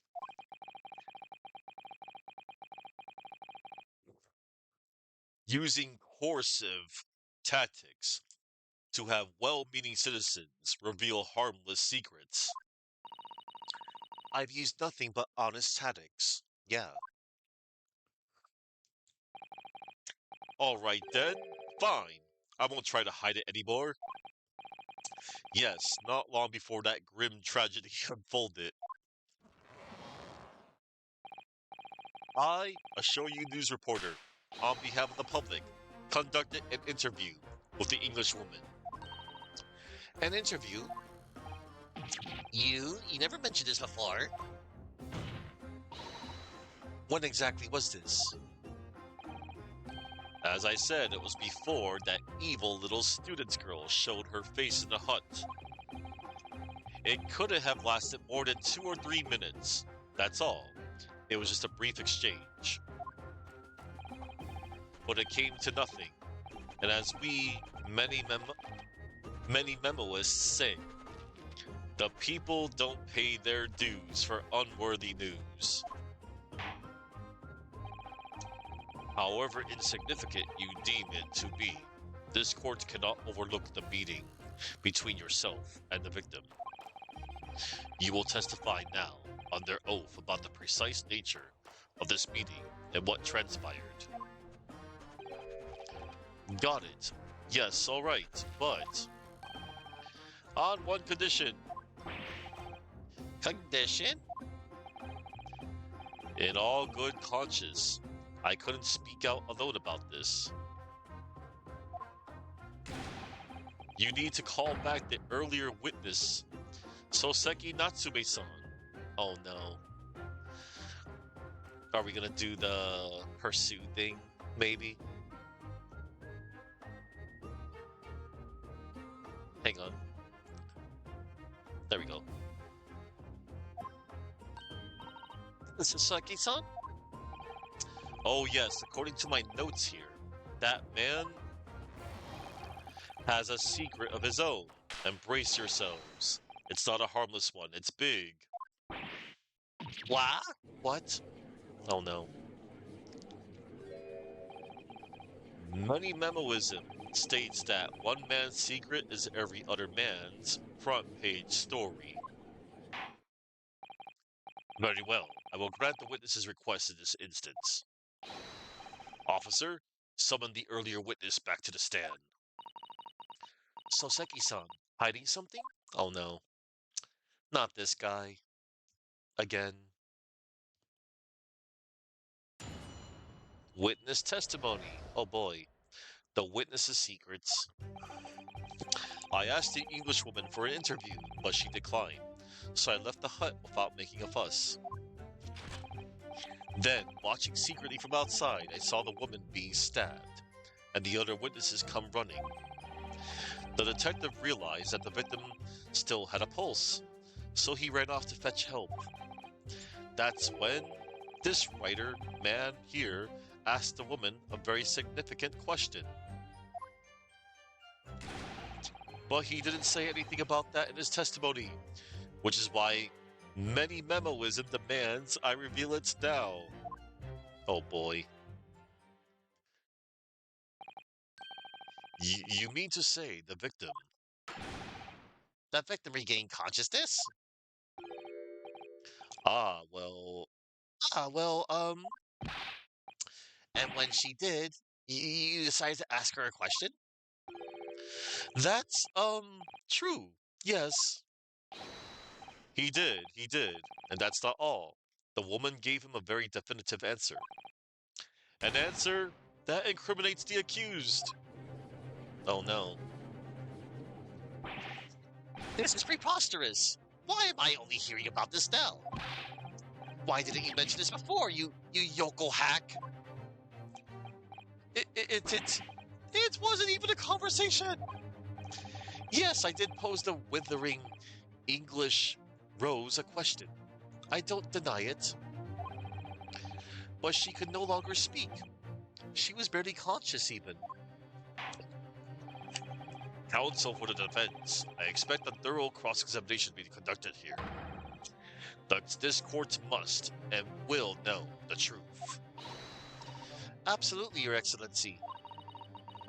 The reporter is claiming that Miss Brett implicated Ray somehow? What on earth could have happened to that in that hunt? Yeah, good question. I would love to know. Oh boy. The witness's secrets. Alright, let's Poor Soseki-san has been fidgeting constantly in the stand next to Many Memo-san. Yes, like a naughty child who's waiting for punishment from his parents. It rather reminds me of you when you were younger. I was like that? Never mind that now. The question is, how far can we trust this reporter's account of events? We must focus our energies on gathering information and establishing facts. Yes. Alright.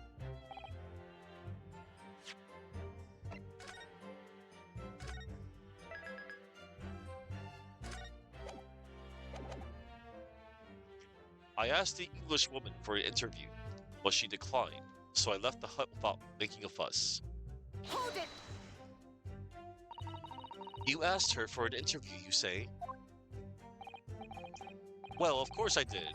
I wanted to ask her about the incident she was involved in at the end of last year. About the case in which Dr. John H. Wilson lost his life. That's not the way I phrased it. Many memoism calls for straight talking. Why did you murder Dr. Wilson? Is how I put it to her. Yes, that sort of talking is as straight as a ruler. Ask every question as if you're asking for a menu in a restaurant. I say it's the best way. A veteran at the paper taught me that. And how did Miss Brett answer? With one simple phrase. Mystery is a woman's charm. Woo! That told me. So I waltzed right out of there. Really, something about that doesn't quite seem to fit together. Leave every room as if you're waltzing the dance hall. I say. It's the best way. A veteran at the paper taught me that. Then, watching secretly from outside, I saw the woman being stabbed and the other witnesses come running. Hold it! That was very persistent of you, considering that Miss Brett had just turned you away. Persistence wins the prize. Many memoist will tell you that. Let them think you've left. Then, just when they lower their guard, that's when you swoop in for the scoop. And the fruits of your labor are all too apparent in this telling photograph. Though I'm sure the young yokel student would rather not be reminded of this damning evidence. Actually, it's thanks to that photograph that we managed to identify this witness. And now that you found me, I'll tell you whatever you want to know. I've got nothing to hide. I'm sure.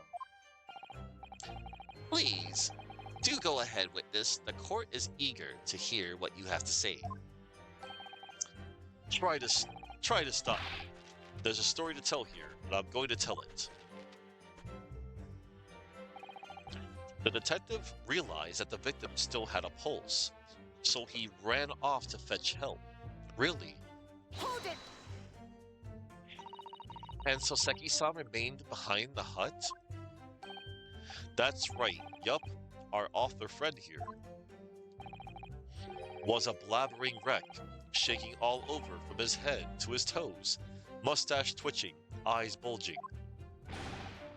What do you expect? You don't know the terrifying troubles that taunted me when I was traveling abroad. Back behind baleful bars. They'll be coming for me surely. That's all I could think. I felt as though I were gasping for air, drowning in the sea of cold sweat. Poor Soseki-san. His experiences in London have scarred him deeply. Yup. As the world seemed to close in around me, I quietly recited a prayer to Amida Buddha. Eternal emptiness, empty eternity. The end is coming for me, surely. No sutras are to resound in my courtroom, please. And now, we come to the crucial part. That's what it happened.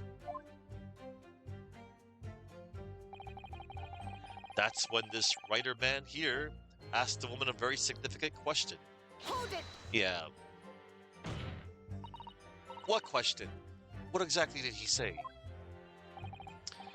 Well now, you should hear that from the horse's mouth, I think. Don't you, Mr. Writer Man? Out with it, you yokel hack. What did you say to her? What did you say to the dying Englishwoman? Well, in truth, I'd been catching crabs at the water's edge and building castles in the sand, you see. Well, the seaside is a place to be at leisure, I suppose, even for a grown man.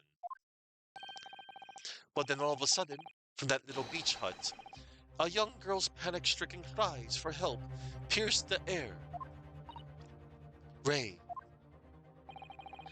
I ran up the beach to see what was happening, to find the defendant leaning over the collapsed victim. As soon as Inspector Hosonaga saw Miss Brett on the ground, he sprinted off to get help. And then, just a moment later, I heard a faint moan. A moan from the dead Englishwoman. Oh no. I nearly jumped out of my skin! But what did you ask her, Soseki-san? I asked her, who did this to you? Don't protract this any longer. How did the woman respond? She didn't. She said nothing in response. But... When in the stand, you will answer the questions asked of you unambiguously. Now, without evasion or... Hold up. That's a tough word.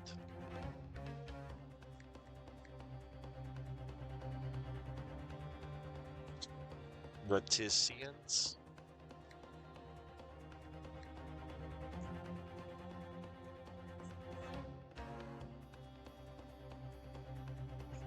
Reticence, okay. Now, without evasion, reticence. I demand that you amend your testimony. Oh, good.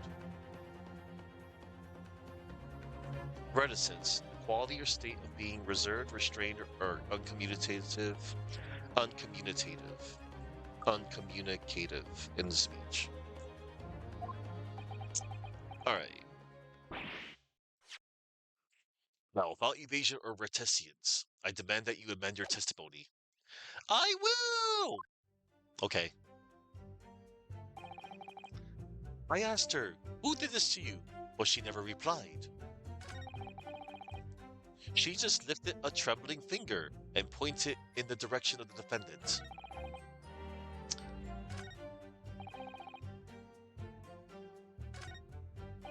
Alright.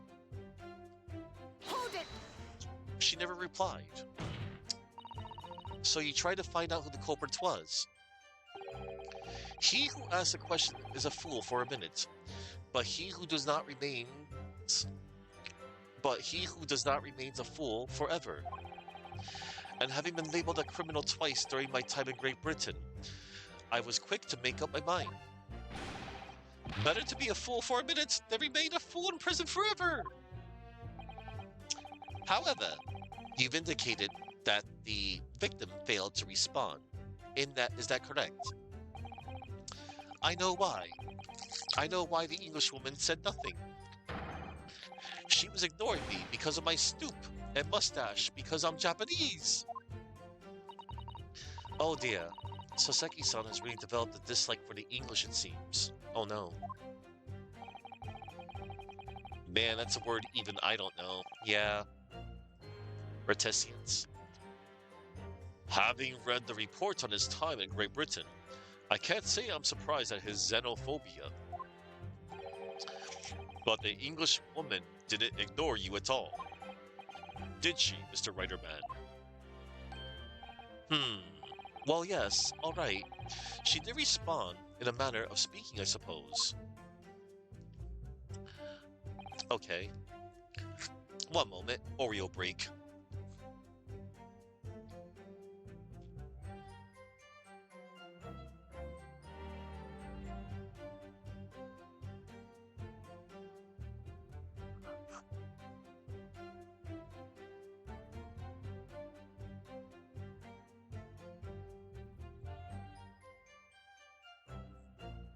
Okay. Oreo break over.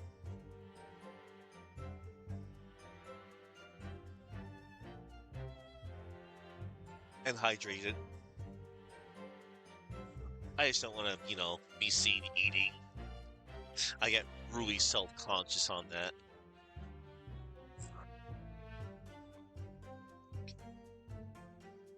She just lifted a trembling finger and pointed in the direction of the defendant. Hold it! Miss Brett pointed a finger at the defendant. Soseki-san, is that really true? It's not easy to stand there and say this, but when we first entered the beach hut, the Englishwoman was sprawled on the floor before us, with the student girl standing on the far side of her. Reminds you of when a certain commercial in the 90s used the word indubitably.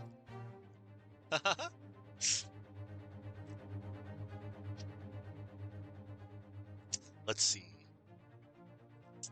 The Englishwoman was sprawled on the floor before us, with the student girl standing on the far side of her. And when I asked, "Who did this to you?" the Englishwoman summoned her last ounce of strength to point a trembling finger at the back of the hut. Oh no. Which was, it can't be denied, in the direction of the student girl, who stands accused today.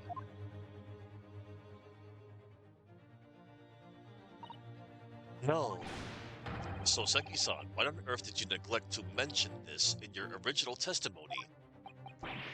But, fiddlesticks, I say. This is not a British court of law.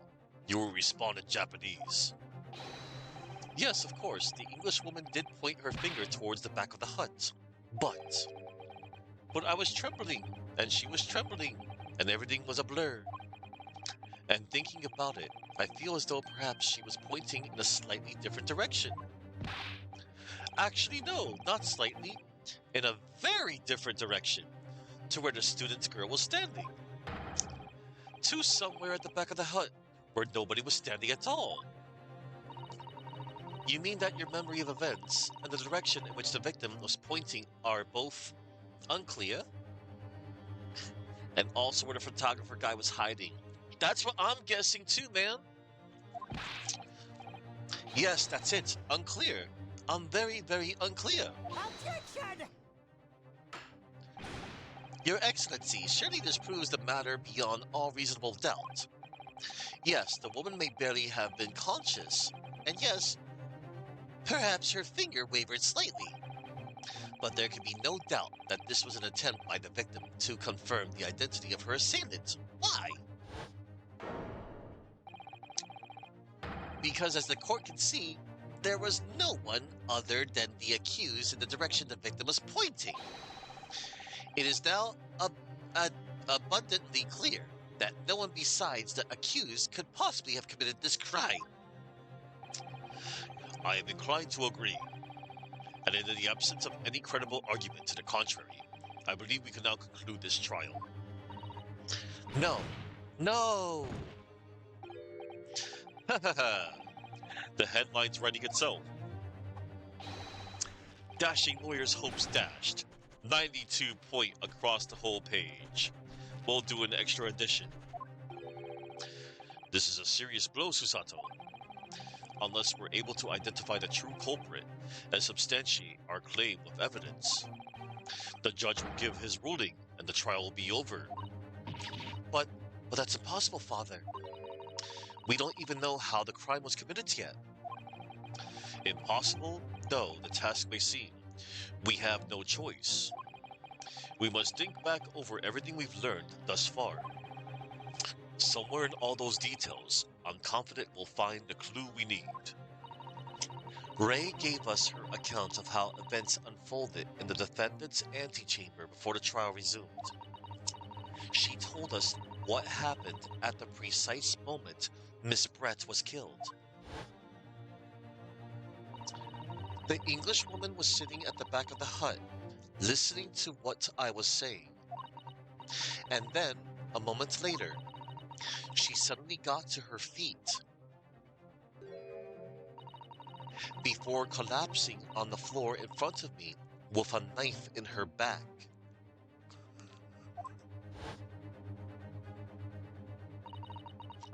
How could Miss Brett have been stabbed in the back in the beach hut that was empty, but for herself and Ray? Somewhere amid all the information we've gathered so far, there must be an answer to that question. I mean, I take it then that the defense has nothing further to add. So, the gallant yokel student's luck finally runs out. I can't say I'm surprised. In that case, I'm ready to deliver my final verdict on this matter. This is a crucial turning point now. If I can't establish what's really happened, it's over. Where was the real culprit hiding? And how did he or she stab the victim? I think we know, everybody. Well, hang on. First I'm going to say, I don't know. Not in a position to establish what actually happened at this point in time.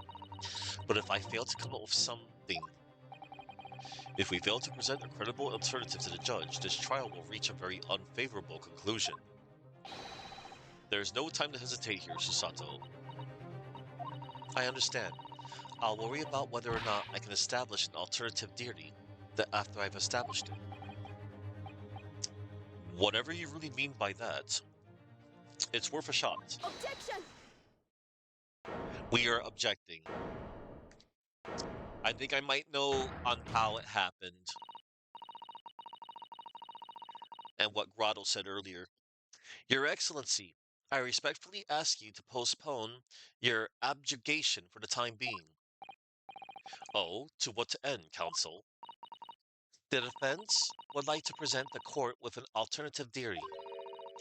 An alternative theory that can explain who the victim was actually trying to implicate with her dying gesture. Objection! An alternative theory? None exists. Objection! There was someone else present at the scene who could have committed this crime. What?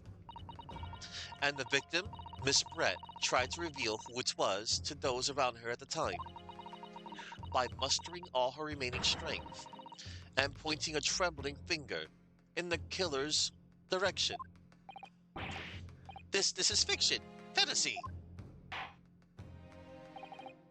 Very well, as you seem so sure of yourself, counsel, I am prepared to hear your alternative theory. So, young Ryutaro Naruhodo. Yes, Your Excellency. You will present your latest theory to the court by means of this plan. It was Moriarty? Probably. At the moment the victim was stabbed, where exactly are you proposing the culprit was concealed? Hold on. Concealed. Okay, so what we've learned so far in the evidence that the beach hut is made up of reeds, and you know, you can like kind of like open it up a little bit and like, you know, hold up. Let me check out the court record. So this is the crime scene photograph right here. I'm guessing, look at that. See that little crack in there? Like you can just like peek through it. You know? Right there. See that? And this is like a table. This is a freaking suitcase. And that's a stool. I'm gonna point like on the outside of the hut, you know? And then this is his incriminating photograph, by the way. See, look. Dude is freaking peeking through the hut. See, the hut is made of reeds.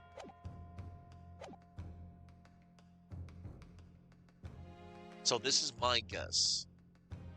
This has gotta be it. At the moment the victim was stabbed, where exactly are you proposing the culprit was concealed? Like, outside the hut. It's gotta be outside the hut. And hang on, I'm gonna save real quick.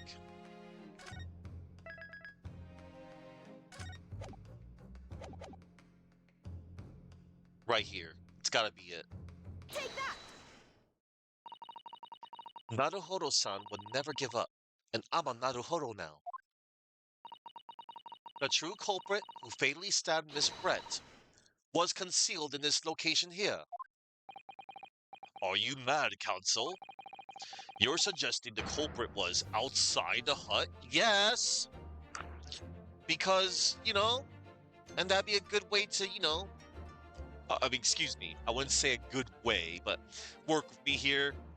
It'd be a good way to stab somebody through the hut from the outside. You know, stab from the outside. Please don't do that. Effective. Hey, Astro Dude. Nice to see you. Yeah. You're suggesting the culprit was outside the hut? Yeah. What?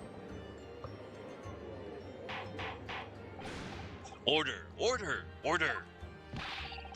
But student lawyer Naruhodo-san Esquire, that makes no sense at all.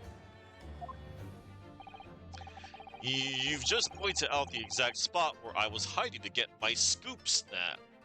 I mean, and also, hiding outside to stab somebody through. But I didn't see any suspicious individuals loitering about. I can swear to that.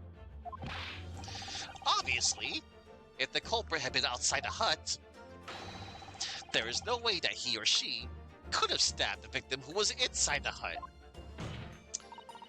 Actually, Prosecutor Aochi, there is a way. Ah. And in point of fact, the defense can provide evidence strongly suggesting that is precisely the way Miss Brett was killed. You're bluffing! You're bluffing, you yokel! Shut up. The defense's assertion is clearly too fantastical for the court to comprehend. You will need to give us more guidance, counsel. What piece of evidence corroborates your theory that the victim was stabbed from outside the hut?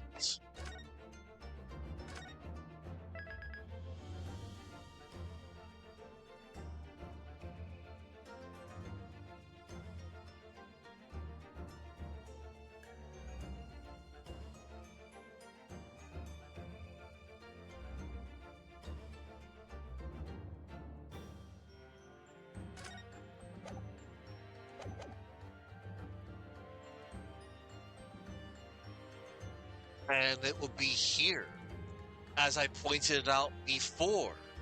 Right here, look. Let's examine. See that little slit? Can easily stab. It's gotta be it. This has gotta be it.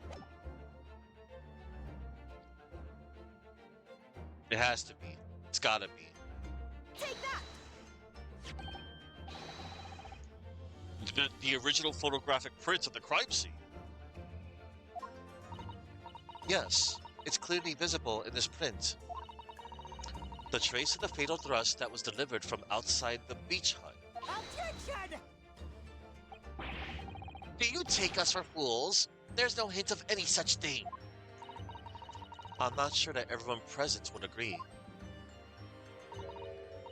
Someone at least appears to have noticed what it is that I'm referring to. Counsel, once again, I must call on you to be explicit for the court. Where, on this photograph, is a trace of the stabbing, which you claim took place from outside the hut? Bro. Right here. Right here. Right freaking here. And she was sitting right here.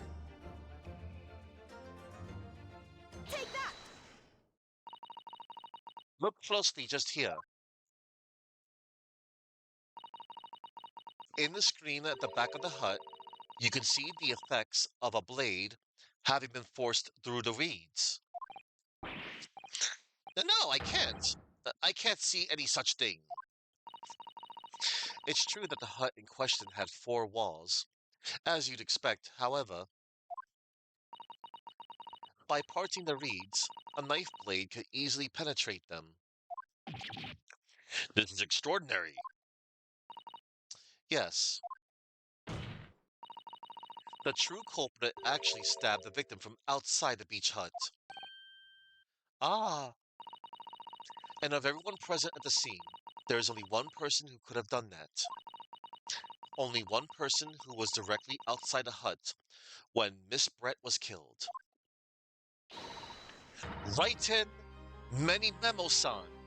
It could have only have been you. Ugh. No. Objection! This preposterous idea leaves me almost speechless. Just look at the photograph again. The victim lies exactly in the center of the beach hut, does she not? Are we to assume as part of this farcical scenario that the assailant was a knife thrower? Maybe. Maybe.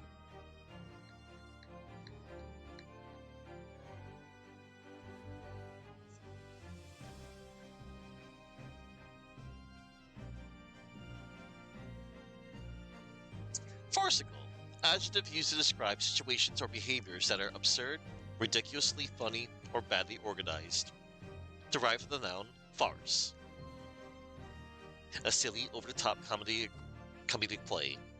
It applies when real-life events or explanations become so completely unreasonable that they are laughable. Objection! I mean, no, of course not. We're not. If you recall the testimony of the defendant about the events just before the victim's death. Inside the beach hut, I confronted Miss Brett, but she just sat on a stool at the back of the hut, smiling sweetly at me, as if she knew she was untouchable. A stool.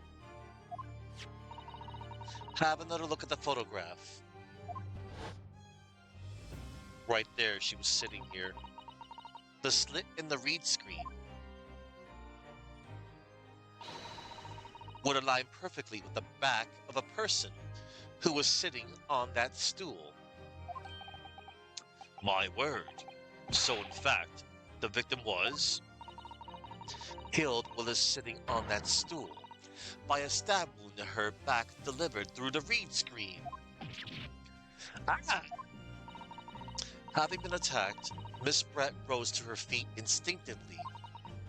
But then, unable to speak, she collapsed on the floor in the middle of the hut. Before the defendant, Membami-san's appalled eyes. And that Your Excellency, is the truth of what happened on the beach that day.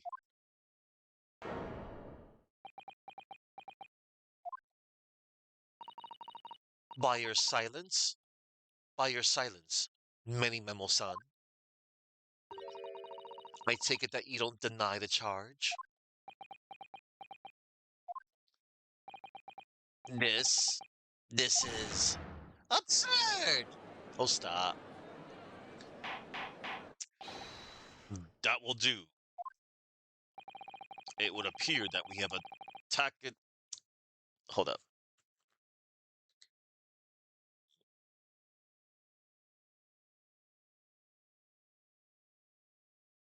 Tacit, my bad.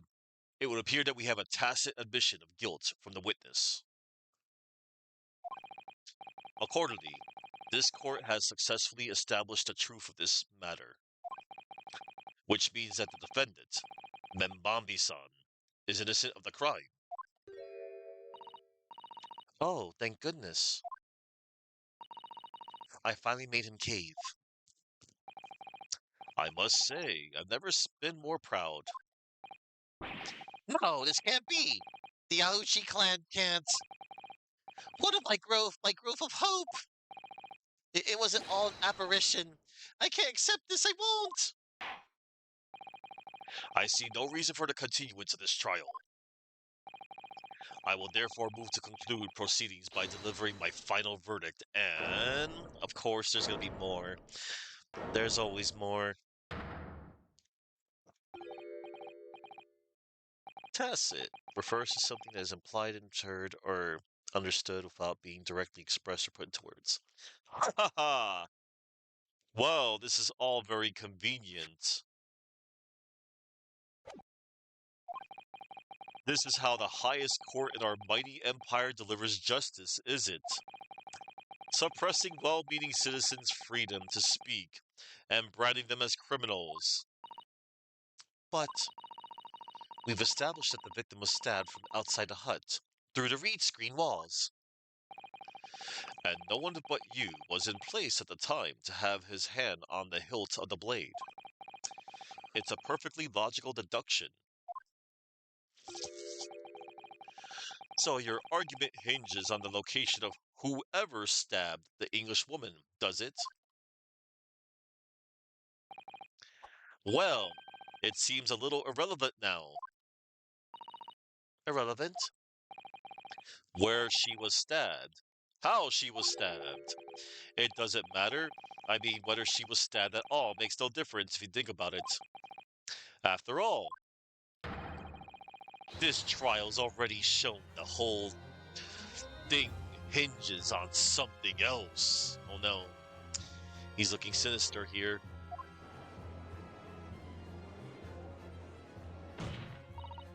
What? What are you talking about?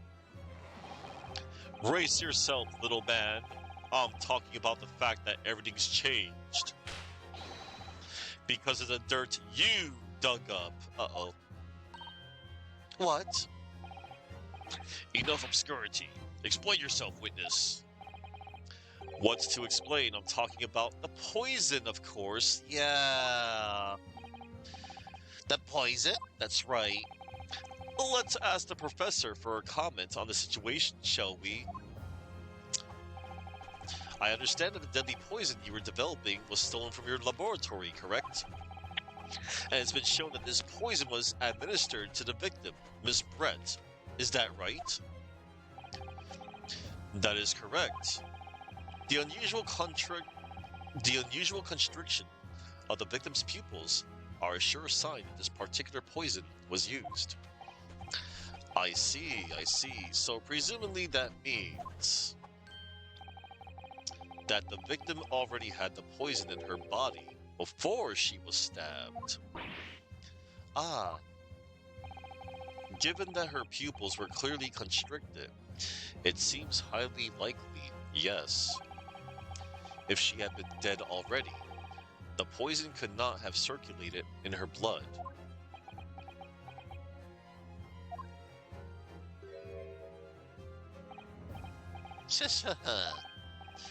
How refreshing to hear the argument of a metropolitan mind.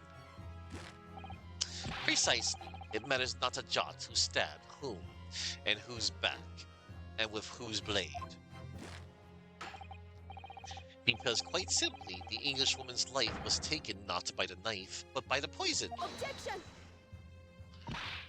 But that can be explained by the poison being on the blade, as I already... Objection! Forgotten already, have we, Yoko? During these very proceedings, the laboratory the professor at your side assisted in proving that the blade of the weapon used to attack the victim had no trace of poison on it whatsoever. Ugh. So let me get this down. The facts, as skillfully established by the defense in this trial, turn out to be a headline-making red herring. Is that about right? Ugh. Well... I kinda almost forgot about the poison, honestly. Order, order, order! But where does this leave us?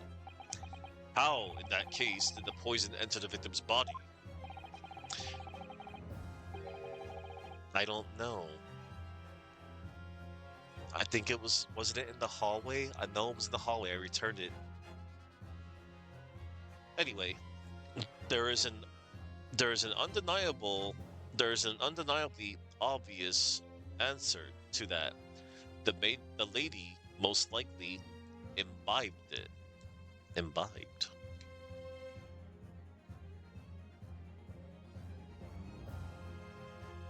Past tense of the verb imbibe, which means to consume liquids, or metaphorically to absorb information, ideas, or qualities into the mind. Okay. You mean she drank it? Have another look at the photograph here, as you can see. Yeah, she was holding... Well, she wasn't holding a glass, but there was a glass here. A bottle of carbonated water and a glass had been knocked onto the sandy floor on the beach hut. The poison could have been slipped into either. So somebody made Miss Brett drink it. Well, what do you know? Look at those dashing eyes. This will make a great front page shot. Hey, why the bewitching stare? After all, I'm the last person you should be looking at. It would make no sense at all that I poisoned the woman, would it? I mean, that's been established already. Hold it! Established? What are you talking about? Don't tell me you've forgotten. That's a little hard to believe, given that the person who established it was you. Me? What on earth does he mean? Oh, let me capture those wide eyes. This is Prime Press Father, this is. It would seem that this trial is not destined to end yet after all. I hereby call upon the witness to give further testimony. That's great. That is, let me get a shot of that magnificent beard, Your Excellency. You claim it to be impossible that you were the one responsible for administering the poison to the victim. You will explain to the courts in your testimony the basis upon which you make such a claim. I'm a giorno, and I'm a man. I never tried to run or hide from anything in my life. And I'm not about to start now, because that's many memoism. For a brief moment, I thought I'd illuminated the truth, but it slipped right back into obscurity again. Just where is this trial going to take us? Good question.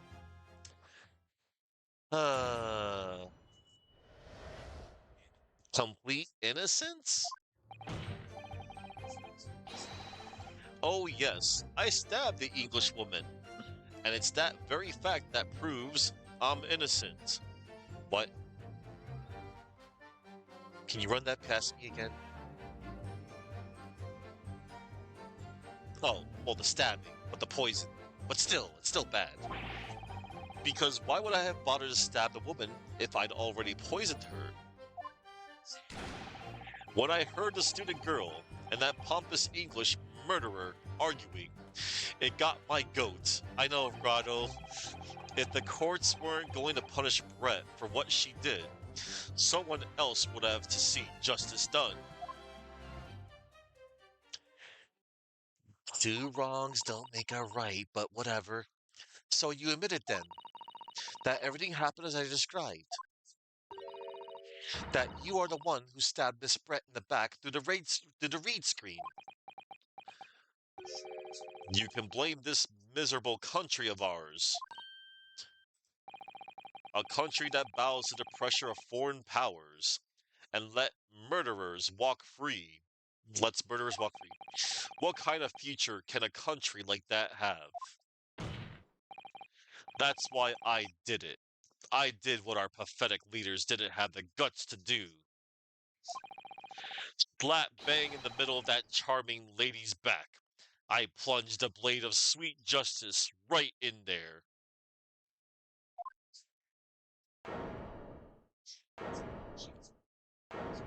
Dang.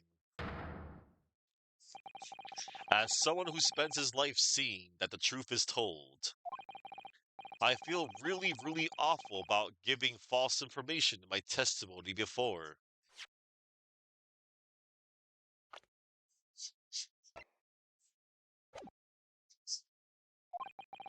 But as it turns out, there was somebody else who had it in for the victim and got to her before me. Oh, that's right, you guessed it. That pretty little student girl. Now there's a woman after my own heart. You're implicating Ray again. She's the one who gave the poison to the Englishwoman and ended her pitiful existence. And suddenly, snap! This journal here is off the hook. The argument is sound, certainly. If the witness had administered the poison himself, he need only have waited for it to take effect. Subsequently, stabbing the victim in the back would have been entirely nonsensical. And therefore, this reporter had nothing to do with the poisoning. Yes, it's all quite logical. That's right, it is. Logical and true. I'm glad you've all seen the light. Justice at last. This is unbelievable. And after I'd made so much progress in proving his guilt, is he going to get away with it now? No.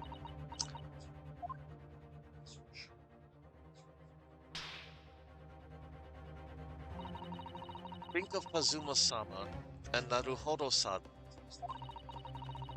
They never stopped looking for a way forward until the judge's final gavel. Very well then, counsel. Proceed with what I assume to be your final cross-examination in this trial.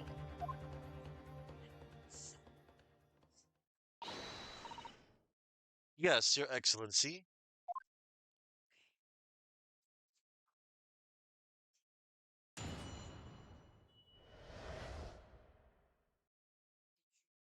Complete innocence.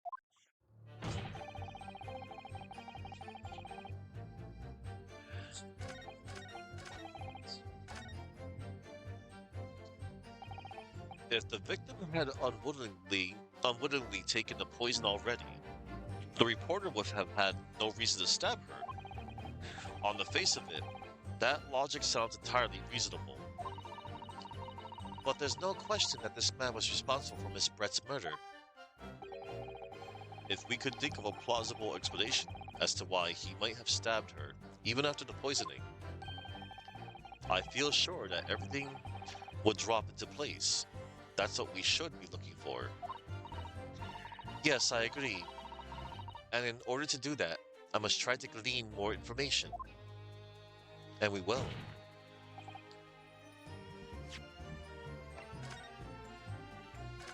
Yay. Alright, here goes. Oh yes, I stabbed the Englishwoman, and it's that very fact that proves I'm innocent. Hold it! No. So, you do admit that you had murderous intentions towards Miss Brett then? Ha! That woman's very existence offended my sense of justice. Your sense of... He's claiming some sort of righteous indignation? She was pure evil, a cold-blooded killer who committed murder right here on our empire's soil. Yeah, she did. But did our good-for-nothing government do anything? Not a chance. So I had to step in. I mean, no. Fly the flag of justice. Put things right for the people. Yes, it was my civic duty. That's what drove me to do it. So, in summary, murderous intentions then. Whatever you want to call it, the point is this. That English woman was a blight, so I had to do what was right for society. Yet a real wrong was done by the student girl in the dock, a crime for which she must pay. Obviously, because the poisoning was nothing to do with me at all. You are Superman. I am Superman. Because why would I have bothered to stab the woman if I'd already poisoned her?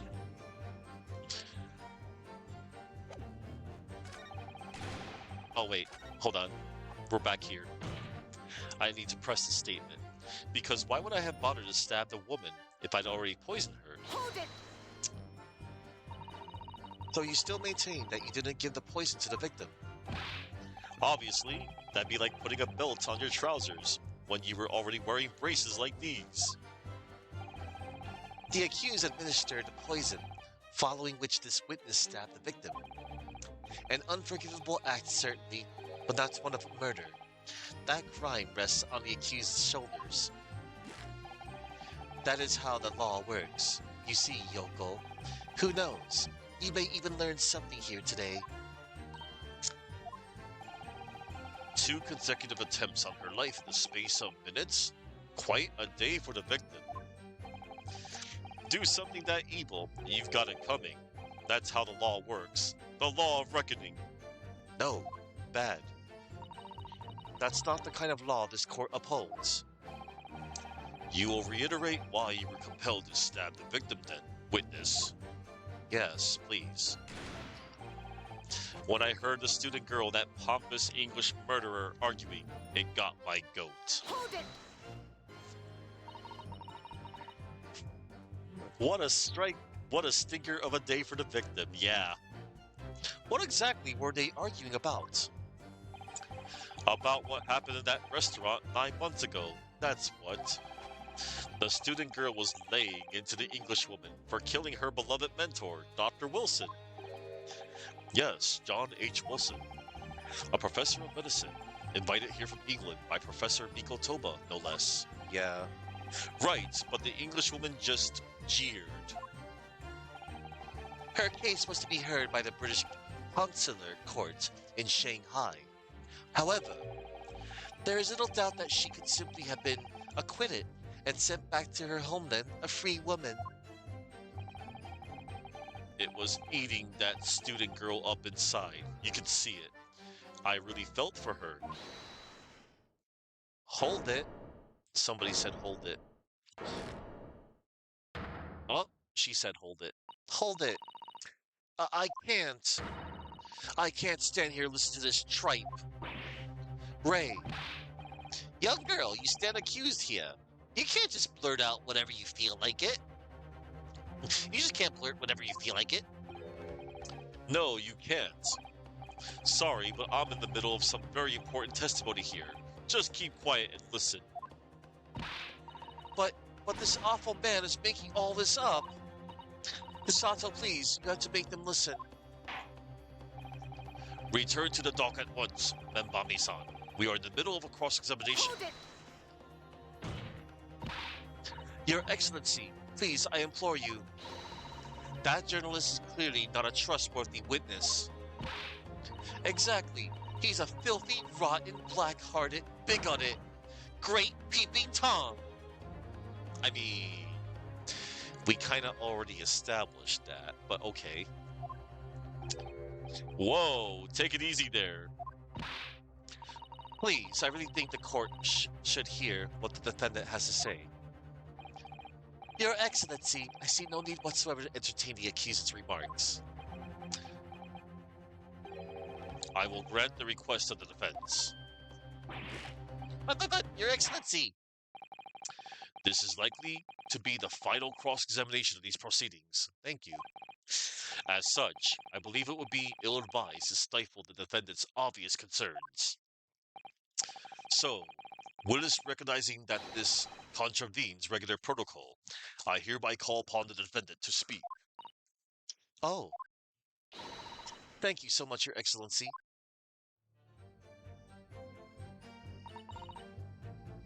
Okay, hang on. I want to press that, and then I want to press her after. If the courts weren't going to punish Brett for what she did, someone else would have to see justice done. Hold it! And was that someone else you, Memo-san? No comment. Sorry. It was the accused who sent the Englishwoman to hell. I just waved her off, that's all. Alright, yes, I got my hands a little dirty in the process, it's true. But you listen to me. My blade was restless at the injustice of it all. The woman got what she deserved. I say we should all applaud the young student girl for having the courage to rid the world of that menace. It hasn't been proven that the defendant did anything of the sort. Sorry about that. Slip of the tongue. Cuckoo! Peeping Toms are so great. I know, right? If the victim had unwillingly taken the poison already, the reporter would have had no reason to stab her. On the face of it, that logic sounds entirely reasonable. But there's no question that this man was responsible for Miss Brett's murder. If we could think of a plausible explanation as to why he might have stabbed her, even after the poisoning, I feel sure that everything would drop into place. That's what we should be looking for. Yes, I agree. In order to do that, I must try to glean more information. Okay, that's the same text from before. Alright, let's press Ray. Let me save real quick. Alright. It was nothing to do with Dr. Wilson. We were discussing the stolen poison. Okay. Hold it! The stolen poison that killed the victim, you mean? I suspected her of being the one to steal it. I mean, just think about how she killed Dr. Wilson. I remembered. That's true. Additionally, Miss Brett certainly had knowledge of the new poison. but surely it would be no easy task to steal a highly secret toxin being developed for the government. Indeed, all visitors to the laboratory are thoroughly searched when they leave. Even if a thief managed to avoid being seen by myself or a colleague, getting the poison out will be very difficult. That's true. I pestered Professor Bigotoba until he agreed to show me the poison when I visited his laboratory. But as I left, I was searched from top to tail. Miss Brett rather bluntly revealed the existence of the toxin we've been developing, you see. And since Soseki-san expressed such an interest in it, I felt unable to refuse. Obviously, I gave nothing away other than the fact that it was an extremely potent substance. I'm very ashamed of myself. It's just that I've had a singularly terrible experience with a deadly poison. I wanted to look my old enemy in the eye! Surely you can understand that! No. To find out if my suspicions were true, I confronted Miss Brett about the poison. I told her that if there were to be an incident involving it somehow, it wouldn't just be the university. The military would be dragged into it. The whole government even. It would be a complete disaster. And how did Miss Brett respond to your concerns? She just curled those beautiful lips of hers and said she didn't know the first thing about it. In English, actually. Ah, yes. Many Memo-san. One small question, if you don't mind. I do mind. Can't you see I'm busy? Clearly, you were outside the beach hut, listening in. Willis the defendant and Miss Brett were conversing. Presumably then, it was you who wrote this article about what you'd heard. Exclusive. Deadly poison stolen from Yume Medical Research Laboratory. Ah, yeah. The story was published in this morning's edition of Shoyu News. The details are too accurate for it to have been written by anyone else. Sorry, don't know what you're talking about. Yes, look at this. The entire article is almost what I said to Miss Brett, word for word. Ah. Well, Many Memo-san? As a journal, and as a citizen of a free country, I don't have to reveal my sources. That's a founding principle of many Memoism. Oh no. Father's clearly right about this. That reporter did write that article, and he based it on what he overheard from outside the hut. The details of the poison article have been updated in the court record. An article about poison that was stolen from a laboratory at Yume University. The reporter, Many Memo-san, based it on information he gleaned by eavesdropping. Okay. So that's what it was all about. You were trying to cover up the fact that you were listening in. That's why you came up with that stinking story about me arguing with her. Shut up. My stories never stink. Look, whatever you say, little girl, it doesn't alter the facts. Your Excellency, there's something I want to say, and I want it to go on record. Very well, you may amend your formal testimony. Okay. Ha. Ha. Ha. Ha. The point is, if you'd poisoned someone, there'd be no reason to then go and stab the person as well.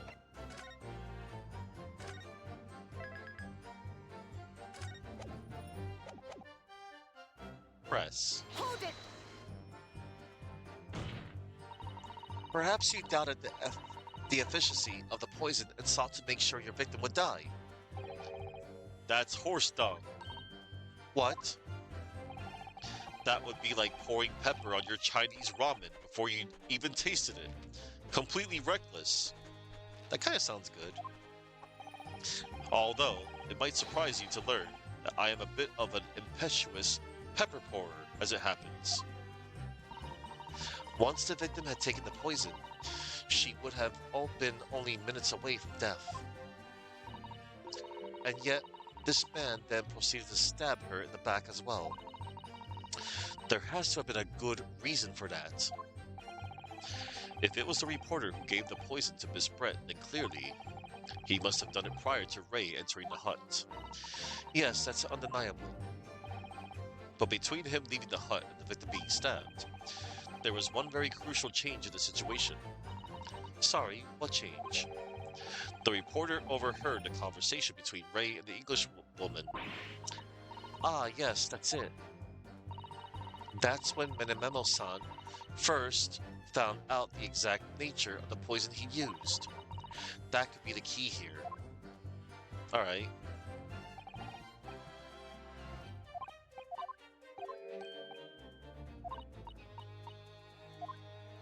Alright, so.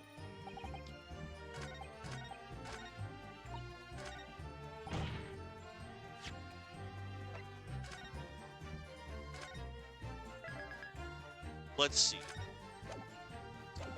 The point is, if you'd poisoned someone, there'd be no reason to then go and stab the person as well.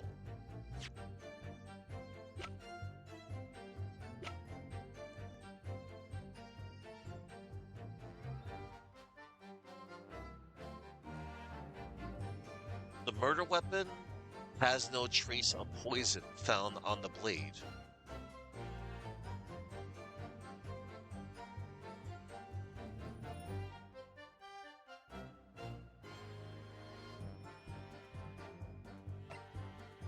Chemical reagent. A special indicator solution for a new poison under development from my father's team. Let's see.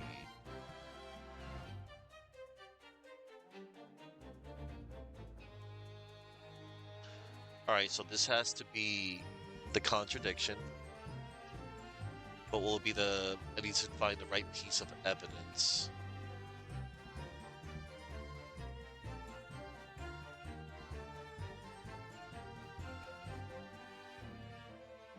Right. So... Yeah, this has got to be it.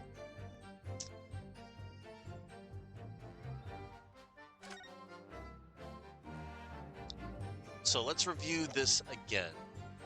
The poison article.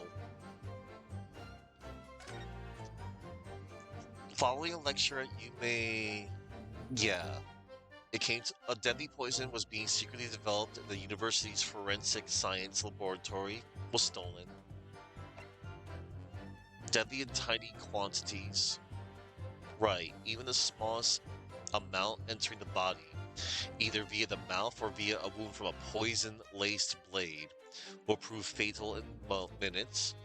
Current methods cannot detect the newly developed chemical. The university would have to be consulted. Why is it? Yeah. Alright. We're going to present the poison article here. Objection! Yeah, this was it. That's what I thought. That's what I thought. Well, I can think of one reason. What? But before I explain, I'd like you to confirm something for the court.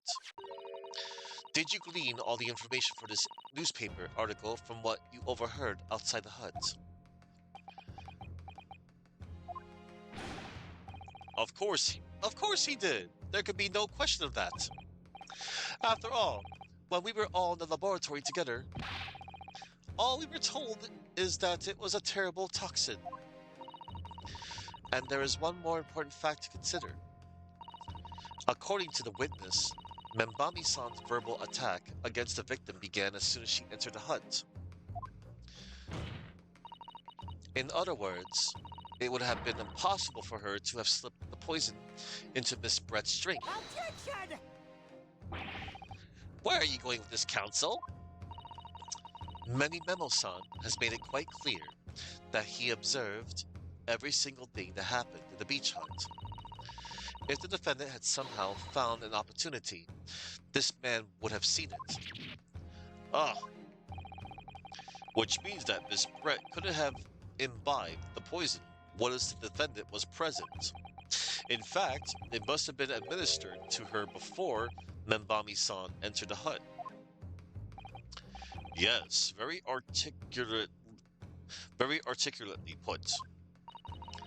When I walked into the hut, I immediately started to press Miss Brett about the poison. At which point, Memo-san overheard some worrying information. Worrying information? What worrying information? The information which he subsequently included in his newspaper article, namely, that the poison was being developed in strict secrecy, and that it couldn't be readily obtained. Absolutely. In fact, that's quite an understatement. The only possible place it could come from is my lab. And furthermore, anyone afflicted by the poison would exhibit telltale signs in death. The extreme constriction of the pupils. Yes, it's quite stark when you see it. There are other poisons that show similar symptoms, but not among new substances that are undetectable. In other words, it would be clear that the victim's life had been ended by the use of this particular poison, which would reduce the number of suspects to only a handful of people. Ah. Everyone in my laboratory is aware of the unique properties of the toxin we've been developing. None of them would be foolish enough to attempt to use it for some nefarious deed. Membami-san being no exception.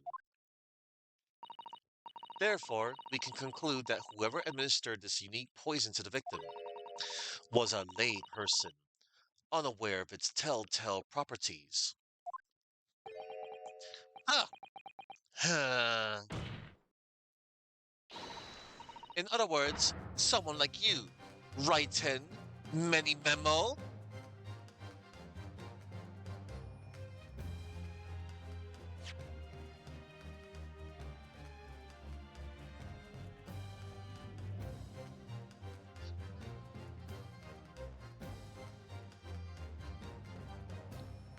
Layperson, someone who lacks specialized training, professional knowledge, or ordained status in a specific field.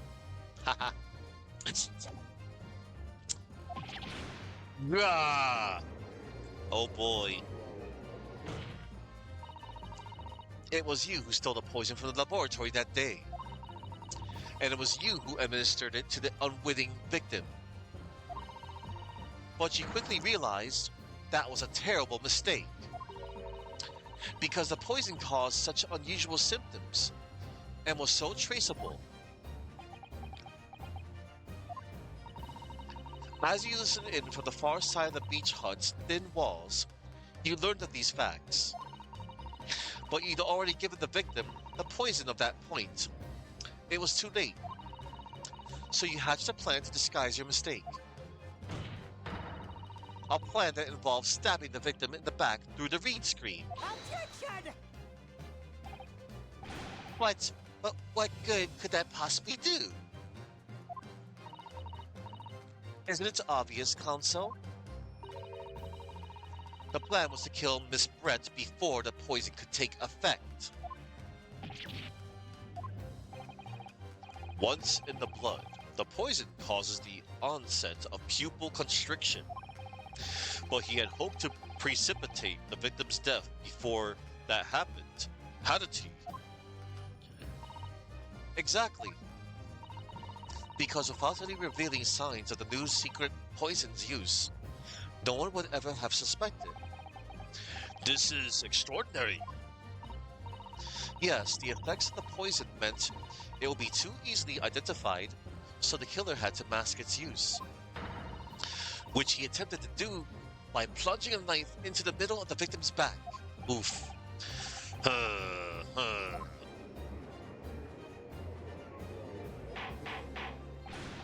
Order, order, order. The argument presented is sound. The court is satisfied that it warrants consideration. Does the prosecution have a counter-argument it wishes to put forward? Well, there are a number of, yes, I counter completely. Objection! The prosecution's evasive response clearly shows that in much the same way as he nurtures the remnants of his top knot, he is clinging to lost hope. Lost hope? Yes. You have only despair. Uh-oh, who says hold it? Is it this schmuck face? I knew it. Uh-oh. His hat's off. Ugh! You pathetic, useless, fallen samurai. Fallen? Who are you calling fallen? My burgeoning... Oh, snap. My burgeoning growth is on the rise. I don't need a counter-argument. What? What are you talking about? It should be blatantly obvious. Uh-oh. I stole the poison, you say. Gave it to the victim, you say. Stabbed her, you say. Lots of fine theories. Except you did admit that you stabbed her. That's not a theory. But I don't need a counter-argument, because you don't have an argument yourself. Where's your evidence? Oh no. Yes, you make it all sound so plausible, don't you? But without evidence, it means nothing. Whereas I base my news on facts. You sound familiar to me. Facts? What do you mean? Facts? What do you mean? Explain yourself.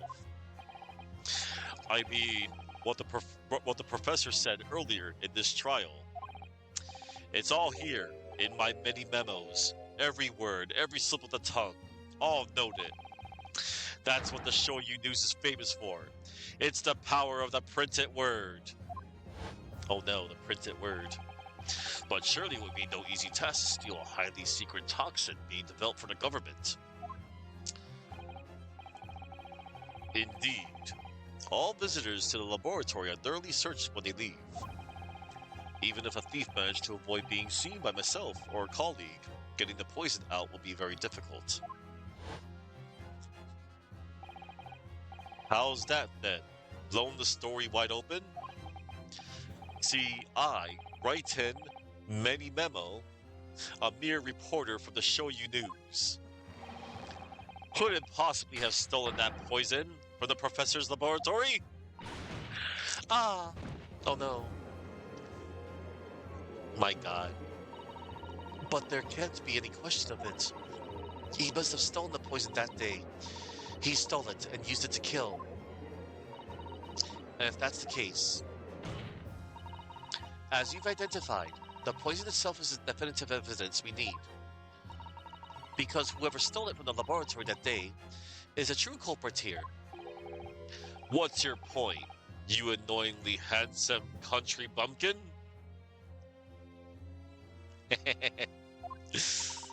My point is this. There is one way that you, Many Memo-san, could have stolen the poison that day. I have heard enough verbal conjecture now. Thank you. What the court must be shown is evidence. What proof do you have that this witness stole the poison on the day in question? Oh boy.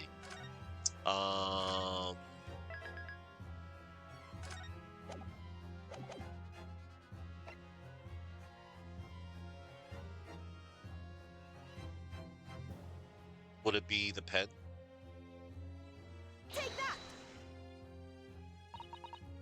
A proof, Your Excellency, is this fountain pen. Ah, a fountain pen? How could that possibly be relevant? These magical pens somehow seem to have enough ink to write many thousands of kanji characters. I believe they arrived in our country for the first time some 15 years ago now. Bah, I swear by weasel hair, calligraphy brush, and nothing else. These newfangled pens are merely a fad. Well, as a forward-thinking man of words, obviously, I love my fountain pen. Suck up a soupcon of sumptuous ink, and one's work is awash with words in the blink of an eye. What in the world?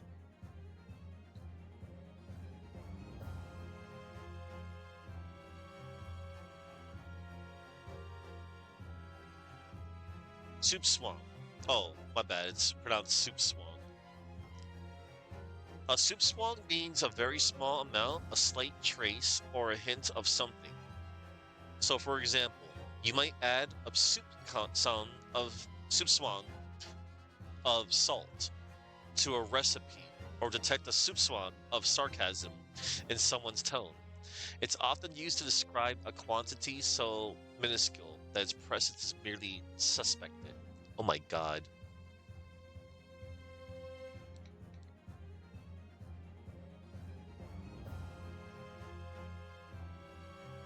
Soup song.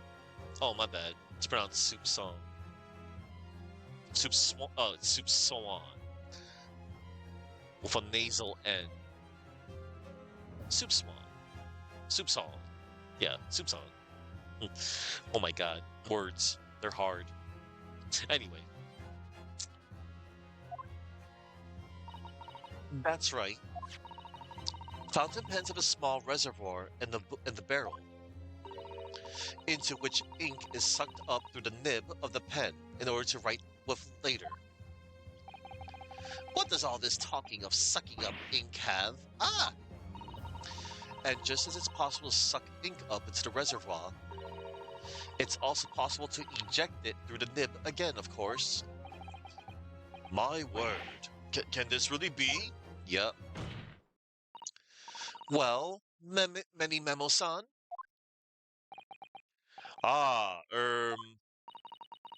when you saw the deadly poison before your eyes in the laboratory that day, you used your fountain pen, your very lifeblood, to steal some of it, didn't you?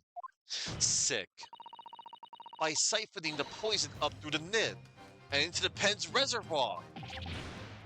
Grrr. That's insane. Would I believe it? More absurdity. That never happened. True, we've heard that there were procedures in place to prevent thefts like this from the laboratory. But would anyone have thought to look inside a fountain pen of all places? Nope. No, I'm a little ashamed to say that for fear of offending our guests, such a detailed search would not have been conducted. Well, this is quite startling, I must say. I remind the court that this pen was found in the clutches of the victim when she died. In other words, it was dropped at the scene by Many Menemo-san. So the crucial question is, when exactly was the pen dropped? Are you suggesting? The natural conclusion is that in your haste to act, Willis the victim was distracted for a moment. You dropped the pen after you emptied the poison from it into her glass. Objection! There could be any number of alternative explanations. For example, the witness could have been using his pen to write down details of his conversation with the victim. Oh, please. And when shocked by one of her outrageous answers, the pen fell from his quivering hand. Objection! Get out of here with that garbage. No, that can't be. If it was, how do you explain why the pen was devoid of ink? What? As you can see for yourself, if you examine the evidence, there would appear to be no ink present in the reservoir. What newspaper reporter goes to interview someone with nothing in his pen? No, the pen was dropped after the poison that filled its reservoir had been emptied into the victim's glass. Witness, what do you have to say in your defense? Wow! So this is how our modern justice system works, is it? So what if the ink in my pen runs dry? So what if my pencil snaps? Oh wow. I can always claw my way back into the game. I have plenty in reserve. Anybody pretended they were Wolverine with that? Ah! Oh my god. He tossed his pencils. Pencil attack.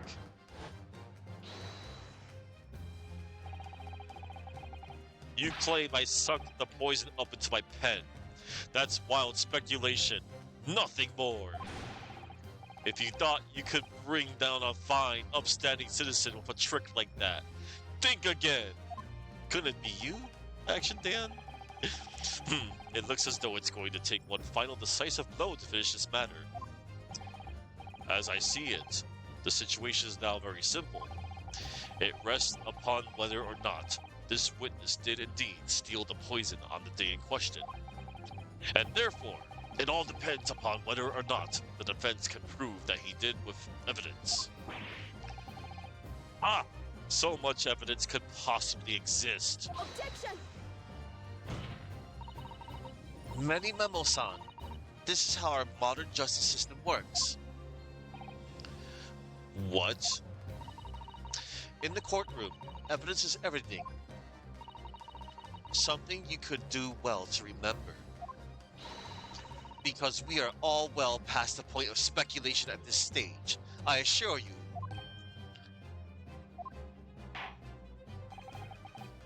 Very well then, I call upon the defense to present the aforementioned evidence.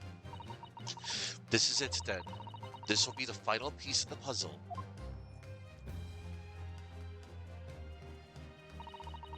The defense can prove by means of this item that it was the witness's pen that was used to steal the poison. That would be the... That's right. Yeah. I was hoping that would come into play. Because I'm like, you know, yeah, the chemical region. A special indicator solution for a new poison under development by my father's team. It's been created in strict secrecy and exists only in my father's laboratory. Ah, reagent. My bad. Reagents. Okay. Words are hard, but thank you. All right. Because, like, you know, I thought that there's like R-E-A. Oh, you're not supposed to pronounce the A, you know? Nah, I get you. No, it's reagent. Gotcha. No, you're right. All right. Chemical reagent.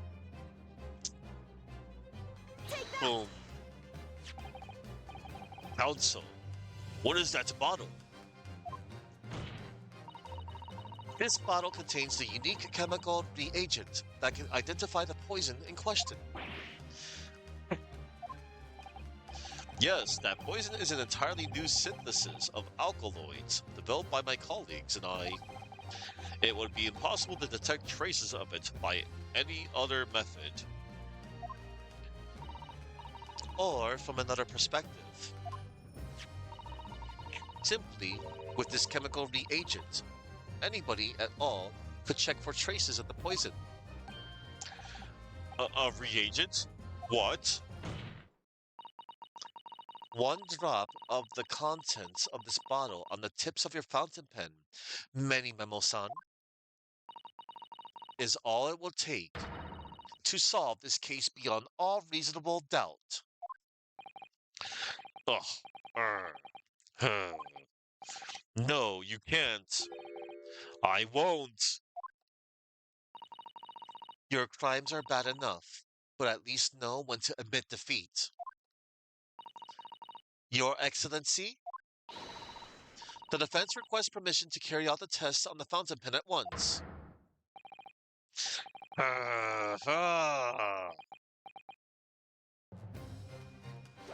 Oh, breakdown animation. This isn't my fault. The Empire drove me to this trying to drove its civilized. Oh my god, I can't keep up with that. Yes, please. Yes. Haha. Get Susato takedown, punk. Heck yeah. Hell yeah. Hold up. This isn't my fault. The Empire drove me to this, trying to hold its head high as a civilized nation, but bowing its head to every foreign power's whim. I took up arms in the form of the mighty pen. I fought tirelessly on the battlefield of news, all in the name of justice and righteousness. Yes, many Manmoism is the paragon of justice. Many, many, many, many, many, many, many. Oh, shut the hell up. That was cool. I wonder if that counts as no. That definitely counts as like. Well, I count that as a breakdown. That was pretty damn cool. Did I do it right? That was a Susato takedown, wasn't it? Not quite. That was a Ryutaro takedown. Ryutaro takedown. That was cool. The instant the first drop of the reagent touched the nib of the fountain pen, it was clear to everyone present.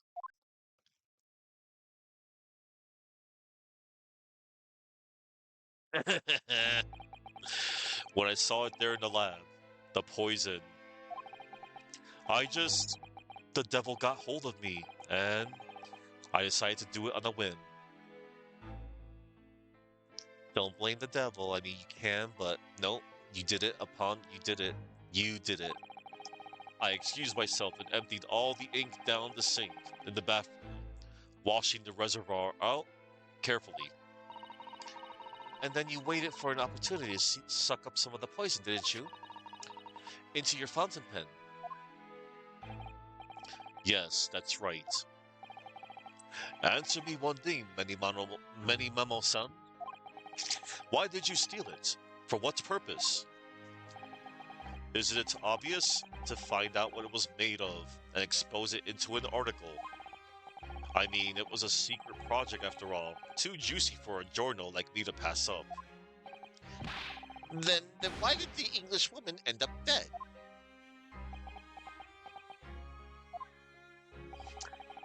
I went into that hut intending to quiz her on her situation, that's all, as a reporter.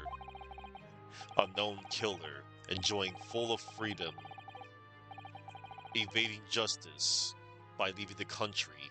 I told her what I thought about it, enjoying full freedom. And she just laughed in my face. I mean, yeah, she is awful.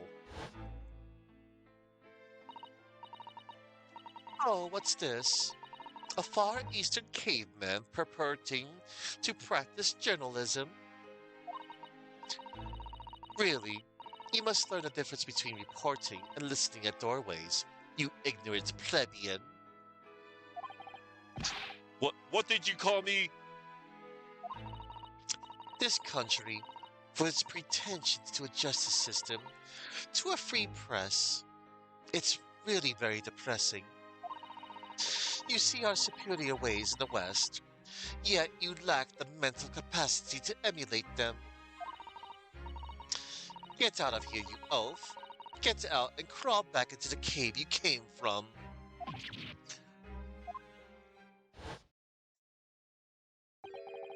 That's when I remembered about the deadly poison I happened to have in my pen at the time. What a terrible tale. In my head, I knew I should just get out of there as quickly as possible, but I couldn't. To be fair, you would have poisoned her too after that. I mean, yeah, but you know, I mean, like I know, like I totally did not forget that, she killed poor John H. Wilson, but she could have been tried. But yeah, in my head, I knew I should just get out of there as quickly as possible, but I couldn't. I couldn't let her get away with what she'd done, when she clearly had no remorse at all. I suppose it was my journal spirit, getting all fired up. It was also stupidity, but okay.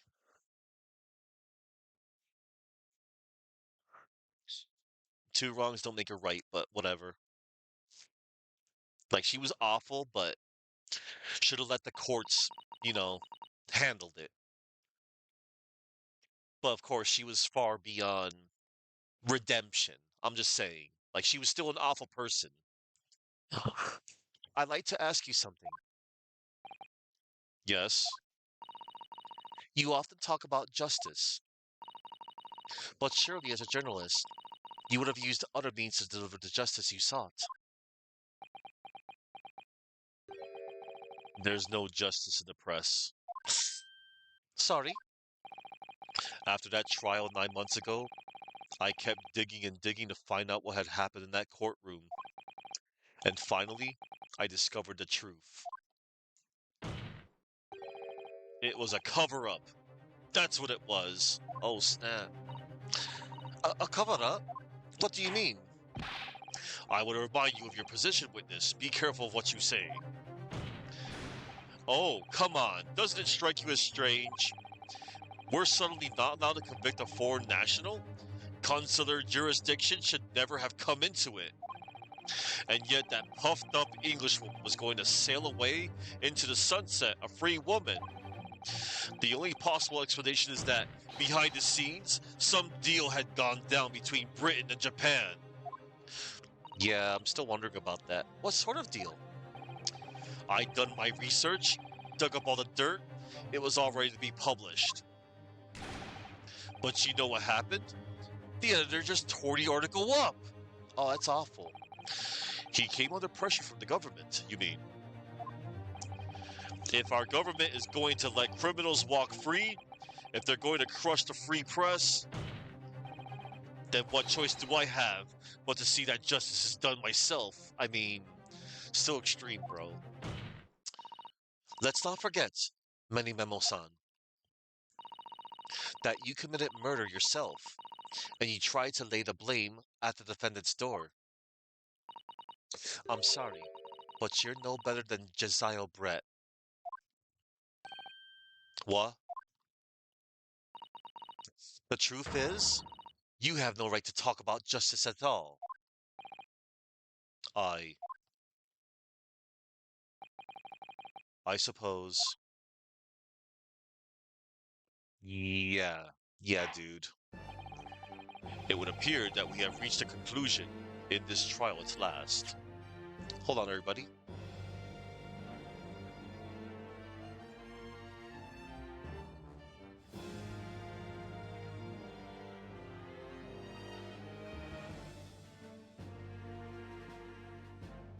Okay, I will continue.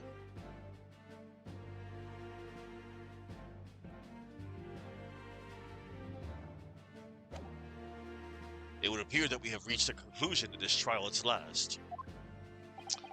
Counsel for the defense, Ryutaro Naruhodo. Oh. Ah, yes. Sorry, Your Excellency. Just musing in a manly way here. It's almost unbelievable that this is your first experience in the Supreme Court. It was an excellent performance. In truth, it very much reminded me of your cousin's exploits. Oh, Naruhodo Ryunosuke, you mean? The way he handled the trial 9 months ago, and the way you handled this one, it gives me hope that we are genuinely entering a new era of justice in this land. That's very flattering, Your Excellency. Hearing the defense you put forward today made me feel more keenly that the future of our justice system will be forged by you and your contemporaries. Thank you. So, Prosecutor Aochi, do you have any final thoughts? Uh-oh. Oh no. Prosecutor Aochi? What's he doing? I, Takasuchi of the Aochi clan, have been bested by a callow youth not once now, but twice.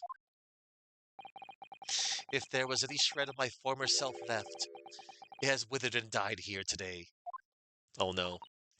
Gosh, your journey to cultural enlightenment sure took a while, didn't it? Silence! Oh no. Rather than living on in shame, I will end it all now with this blade. For that is a true path to Achuism. Oh no. Aochi-ism? One hopes that's the only way in which he'll be modeling himself after the witness.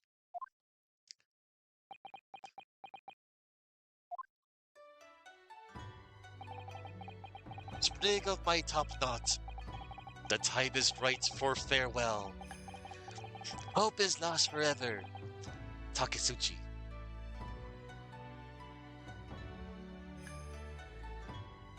Oh, okay.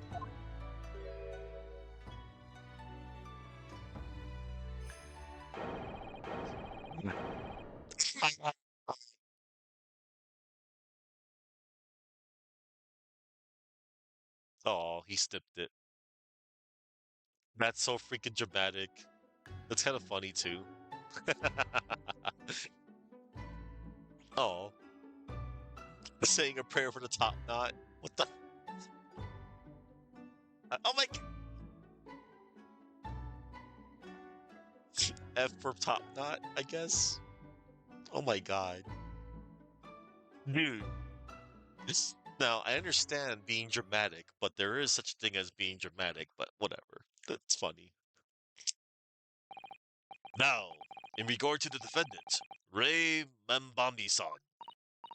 Yes, Your Excellency. I have reached my final verdict. I hereby find you not guilty. Yay.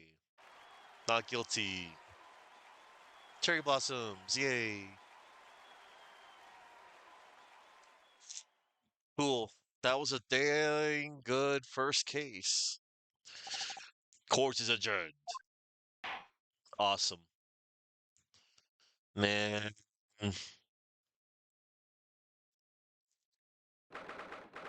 13th August, 2:38 p.m. Supreme Court of Judicature, Defendants, Antechamber 3. It's over. My heart is still pounding in my chest, though. It's all I can do just to stay standing. Lawyers have such great responsibility, such a great burden to bear. Don't they, Naruhodo-san?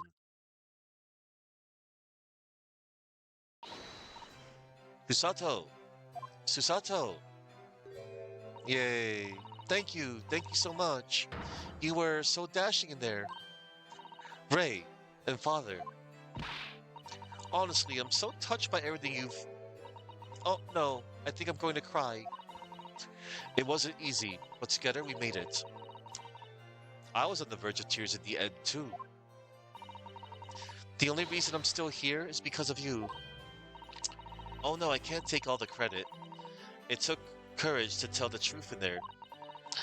You did wonderfully, Rei, so I would have to say that the congratulations belong to you. Susato, don't be so standoffish. Sorry. We're friends, equals, and the trial's over, so no more of this formal super humility nonsense. It's time to celebrate with swagger, to throw caution to the wind. Caution to the... what? I'm the great defense lawyer, Ryutaro Naruhodo, and I'm taking you out to a milk bar tomorrow. Or something. Right, I see. I'll, think about it, Rei. At any rate, we really knocked the wind out of that horrid man, and it felt so good. Yes, it was satisfying. It really was. Isn't there anybody else we could throw together? I hope you're not looking at me, Rei. Oh my goodness. No, of course not. Of course not. Ah, there it is at last. Rei's lovely smile. You fought for your friend to the very last. As your father, I'm extremely proud of you, defense attorney Ryutaro Naruhodo. Thank you, but I couldn't have done it without your help. Anyway, it's time to bid farewell to Ryutaro, I think. I shall miss him in a way, but it's back to Susato Mikotoba now. So, I'll never see him again then? What a terrible shame. What? What is happening? Ah, Soseki-san and Inspector Hosonaga. I do hope you've been keeping well. Is that really you? Yes, I had to change my appearance for, well, obvious reasons, I hope. But it's me, Susato Mikotoba. Hey! Don't! So dashing, so divine. So dashing, so divine. No! Properly dashing, yes, and devilishly divine. Just look at you. I had no idea, Mr. Sato-san, Esquires, that you were locum student Naruhodo-san Esquire's cousin. Astonishingly astounding ace attorney! Poor Soseki-san, so confused. I still remember the first time I ever met him. He was in a prison cell in London. What an extraordinary conundrum. It was said that the unwitting student from Japan found himself embroiled in. Yeah, he said the thing out of 10. Next. Yep. But after Naruhodo-san's skillful defiance of the Old Bailey, Soseki-san was free to return to Japan. And now he seems to have earned himself great fame as an author. I'm stunned. That's a truly impressive disguise. Even I had no idea, and I'm a chief inspector at the police bureau. Who came up with Mr. Turtle, no less? I'm not sure what you should be admitting to that. I'm not sure you should be admitting to that, Inspector.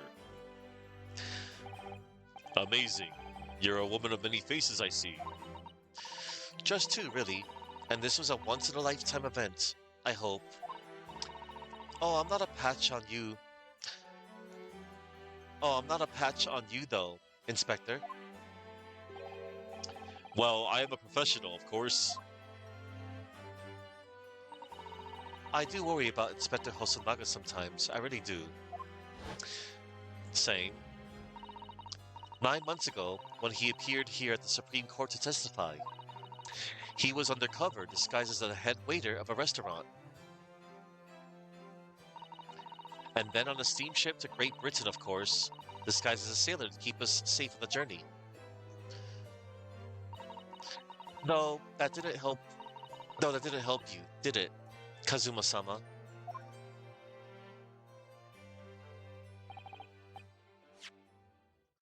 No, that didn't help you, didn't it? it- From my perspective, I have to admit that I have mixed feelings about all this. I mean, now the truth has been lost forever. What do you mean? I'm talking about the murder that the English woman committed at the end of last year. Ah, yes, it was an English doctor she killed, as I understand it. Dr. John H. Wilson, yes. The man I invited to Japan personally. The mystery is, why did she kill him?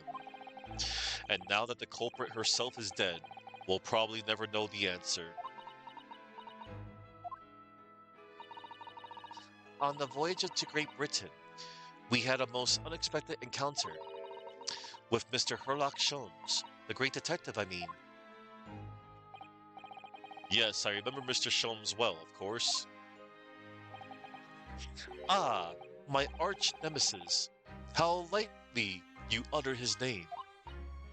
Well, according to the stories published about him in the Adventures of Herlock Sholmes, the detective once had a partner who helped him solve crimes, a best friend. And that man was an exceptional doctor of medicine by the name of John H. Wilson. What? The Dr. Wilson? I just can't believe that it's a coincidence. I think that the English doctor of medicine killed there. I think that the English doctor of medicine killed here in Japan 9 months ago must have been the friend and partner of Mr. Sholmes. And if that's really true, then the poor girl won't ever see her beloved father again. Nope, she won't. Poor Iris.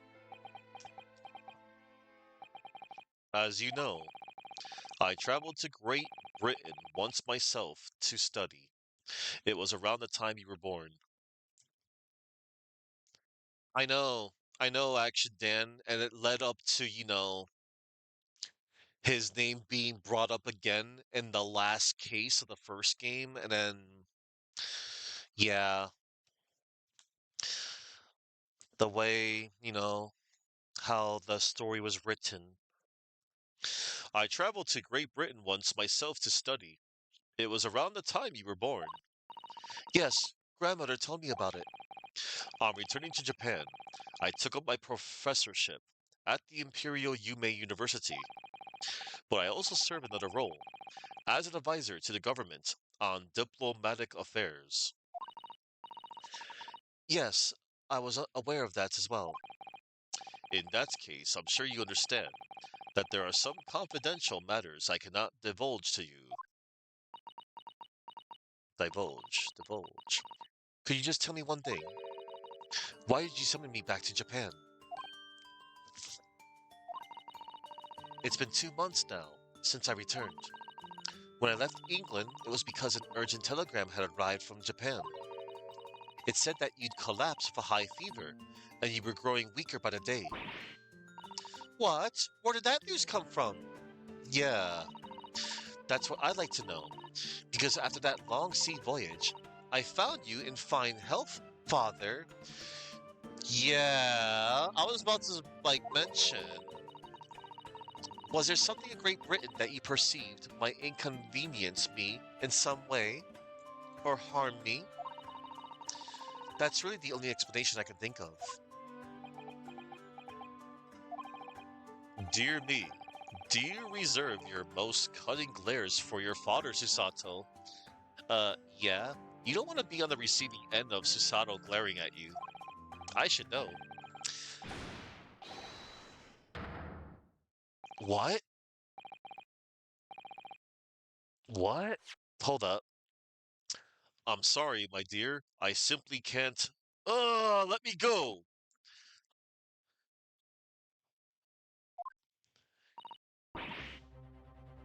Me Many Memo-san.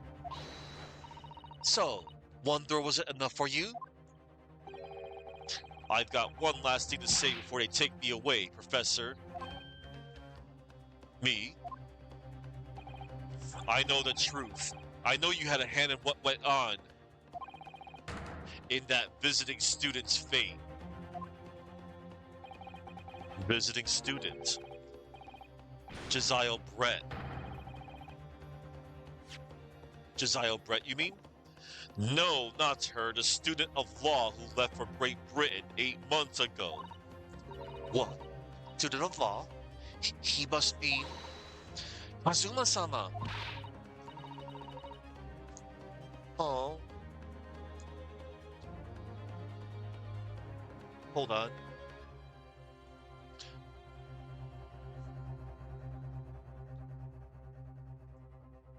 What are you talking about? What does any of this have to do with Kazuma-sama? Nobody here in Japan knows anything about it. They don't know that the guy never made it to England, that he died on that steamship, and that he'll never... Ah! Holy crap! Yo! That was a judge takedown, I guess. Well, I didn't expect to find him in here. What were you officers playing at? Terribly sorry, Your Excellency. Holy crap. The judge gets out from behind the bench. Yeah, this is cool. Because, I know, aside from, great, excuse me, aside from, if you all know, context, Ace Attorney Investigations, Miles Edgeworth, Case 4. Okay, this is cool. Terribly sorry, Your Excellency. Judge freaking takedown. I was coming to tell you that the rickshaw has arrived, Yujin, and it's a good job I came by. Yes, thank you for dealing with him, and I'll be there shortly. Hell no, he wouldn't.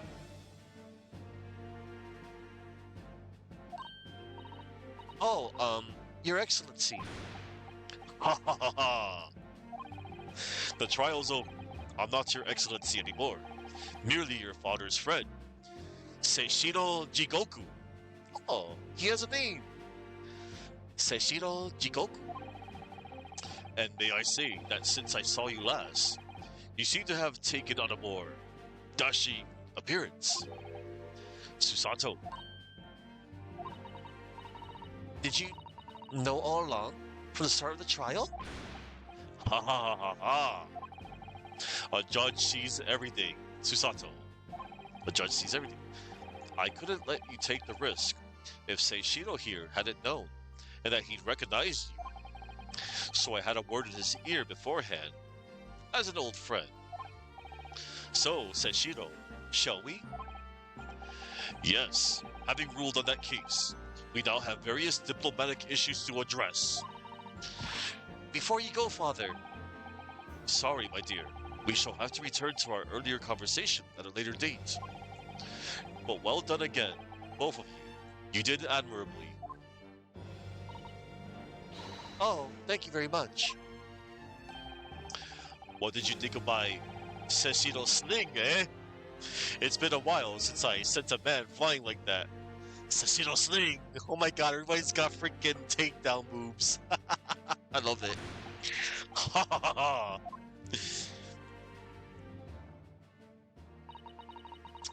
Whatever could father be hiding from me? About Josiah Brett, about Dr. Wilson.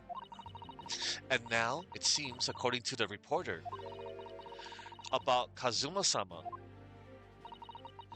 I'm going to have to bring this up with father sometime, when nobody else is around. Judicial Assistant Miko Toba-san Esquires, can I have a word? Oh, yes, of course, Soseki-san. What is it?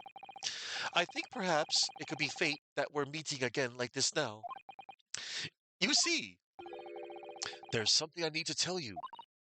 Oh, I believe that it may be related to the reason why your father summoned you back from England. This I have to hear. Please, Soseki-san, tell me at once. I will! As you know, my time in England was terrible, cursed. I have no doubt. Such awful things I was embroiled in. Thank goodness locum student Naruhodo-san Esquire stepped in. After he secured my freedom, I couldn't wait to get on a ship back here to my homeland. Having arrived in Japan, I submitted a report about my experiences to the Ministry of Foreign Affairs. The next thing I knew, I had a visitor. It was your father, Professor Miko Toba. He wanted to ask me all sorts of things about my reports. My father? He seemed to be especially taken with a particular part of the report. Anyway, he left eventually, having thoroughly quizzed me. But it was the very next day that he sent the telegram to you, asking you to return to Japan. What was it then? The particular part my father was interested in? I don't really know exactly. But do you remember them? Those two terrible cases I was caught up in? Of course, I could never forget. Your father seemed to concern himself mainly with the second case. The second one? You mean the one Mr. Sholmes forbade any of us to talk about in public? Which is why the only case involving you that any member of the public is aware of is the first. Well, I don't care. I don't have to listen to what that dastardly detective says. Anyway, the point is, it seems that case somehow holds the key to all these curious unanswered questions. That horrific, hideous, heinous case. The case of the haunted lodgings. Oh no. What? The haunted lodgings? That case somehow caused my father to summon me urgently back to Japan. I thought that whole business was over, but it seems I was wrong. Perhaps that was only the start. Perhaps the story is not yet told. And I cannot wait for said story for tomorrow. Oh wait, there's more. So, the mystery of that English woman's death is solved, thank goodness.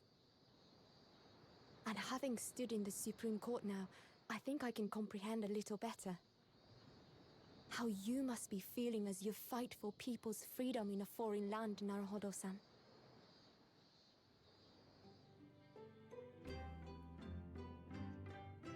But actually, I'm writing to you today because of another matter. I met Sosek-san and we talked about that second case he was involved in. Father has said nothing to me, but I feel certain of it. That case holds the key to some great unsolved mystery. My notes on the case should still be in the office, tucked away at the back of the shelves on the left. Perhaps you might like to look over them again. Today, for the first time this year, it feels as though summer has arrived. The sky is a brilliant blue. It makes me long to see you again. Yours, Susato. Oh, Jugs.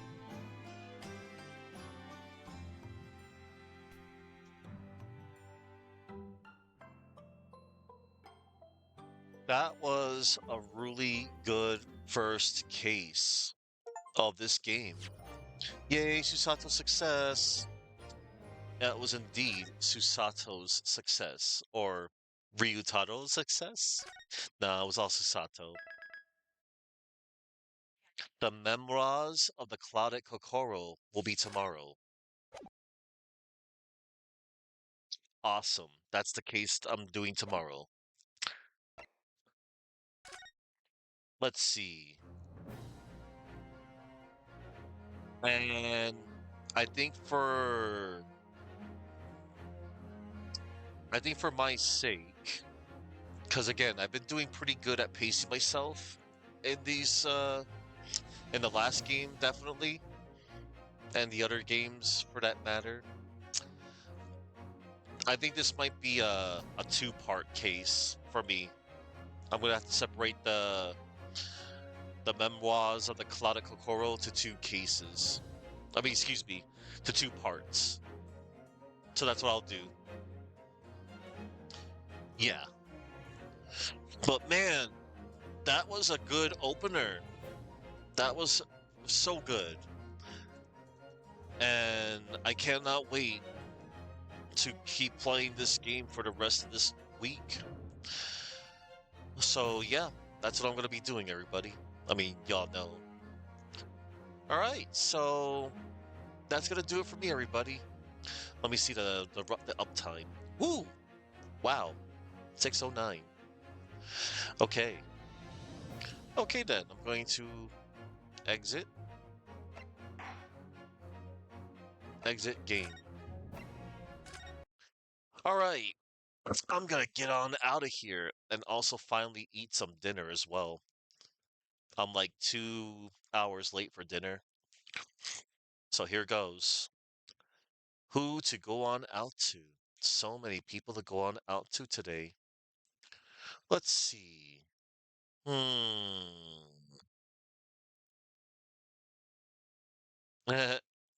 That's funny. They're doing that. Um,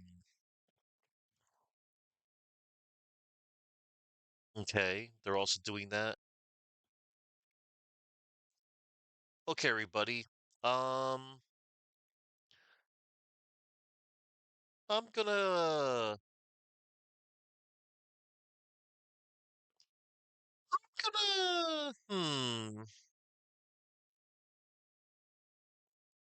let's see.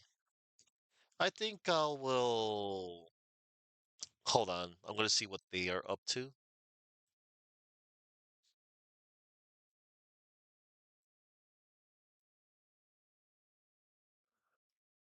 All right, everybody. Hmm.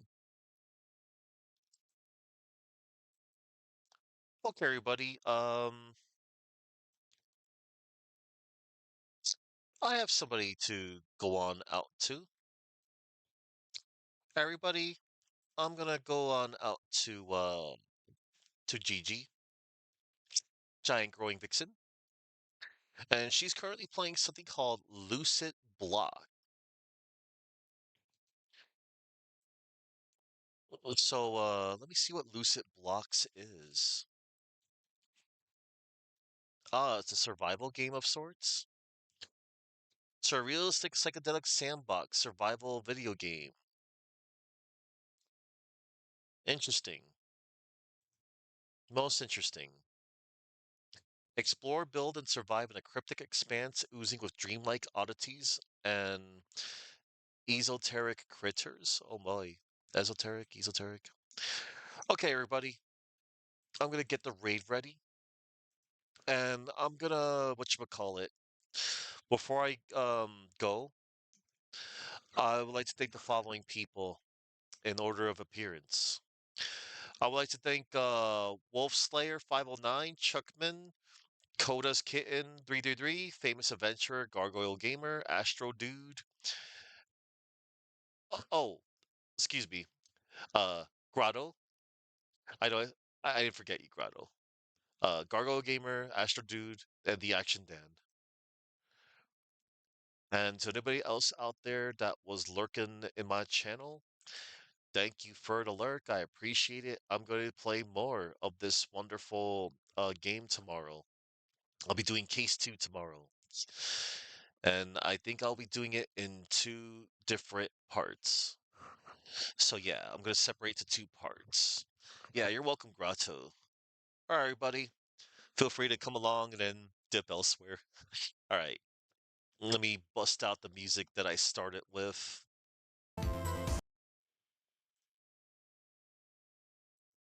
Hang on.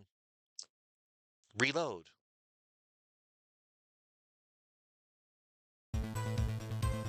All right. Thank y'all for watching.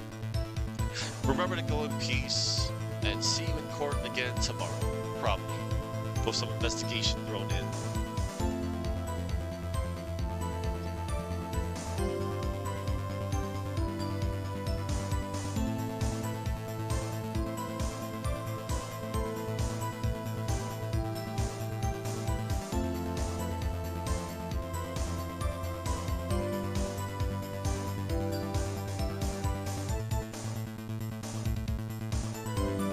And boosh. We'll also see you tomorrow, probably, maybe. We'll just chill here.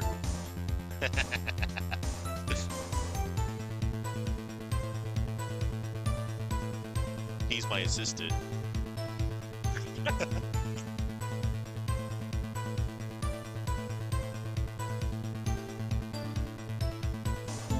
Yes. Love that cat dance. Thank you once again, Famous Adventure. Loving this game. Surprise.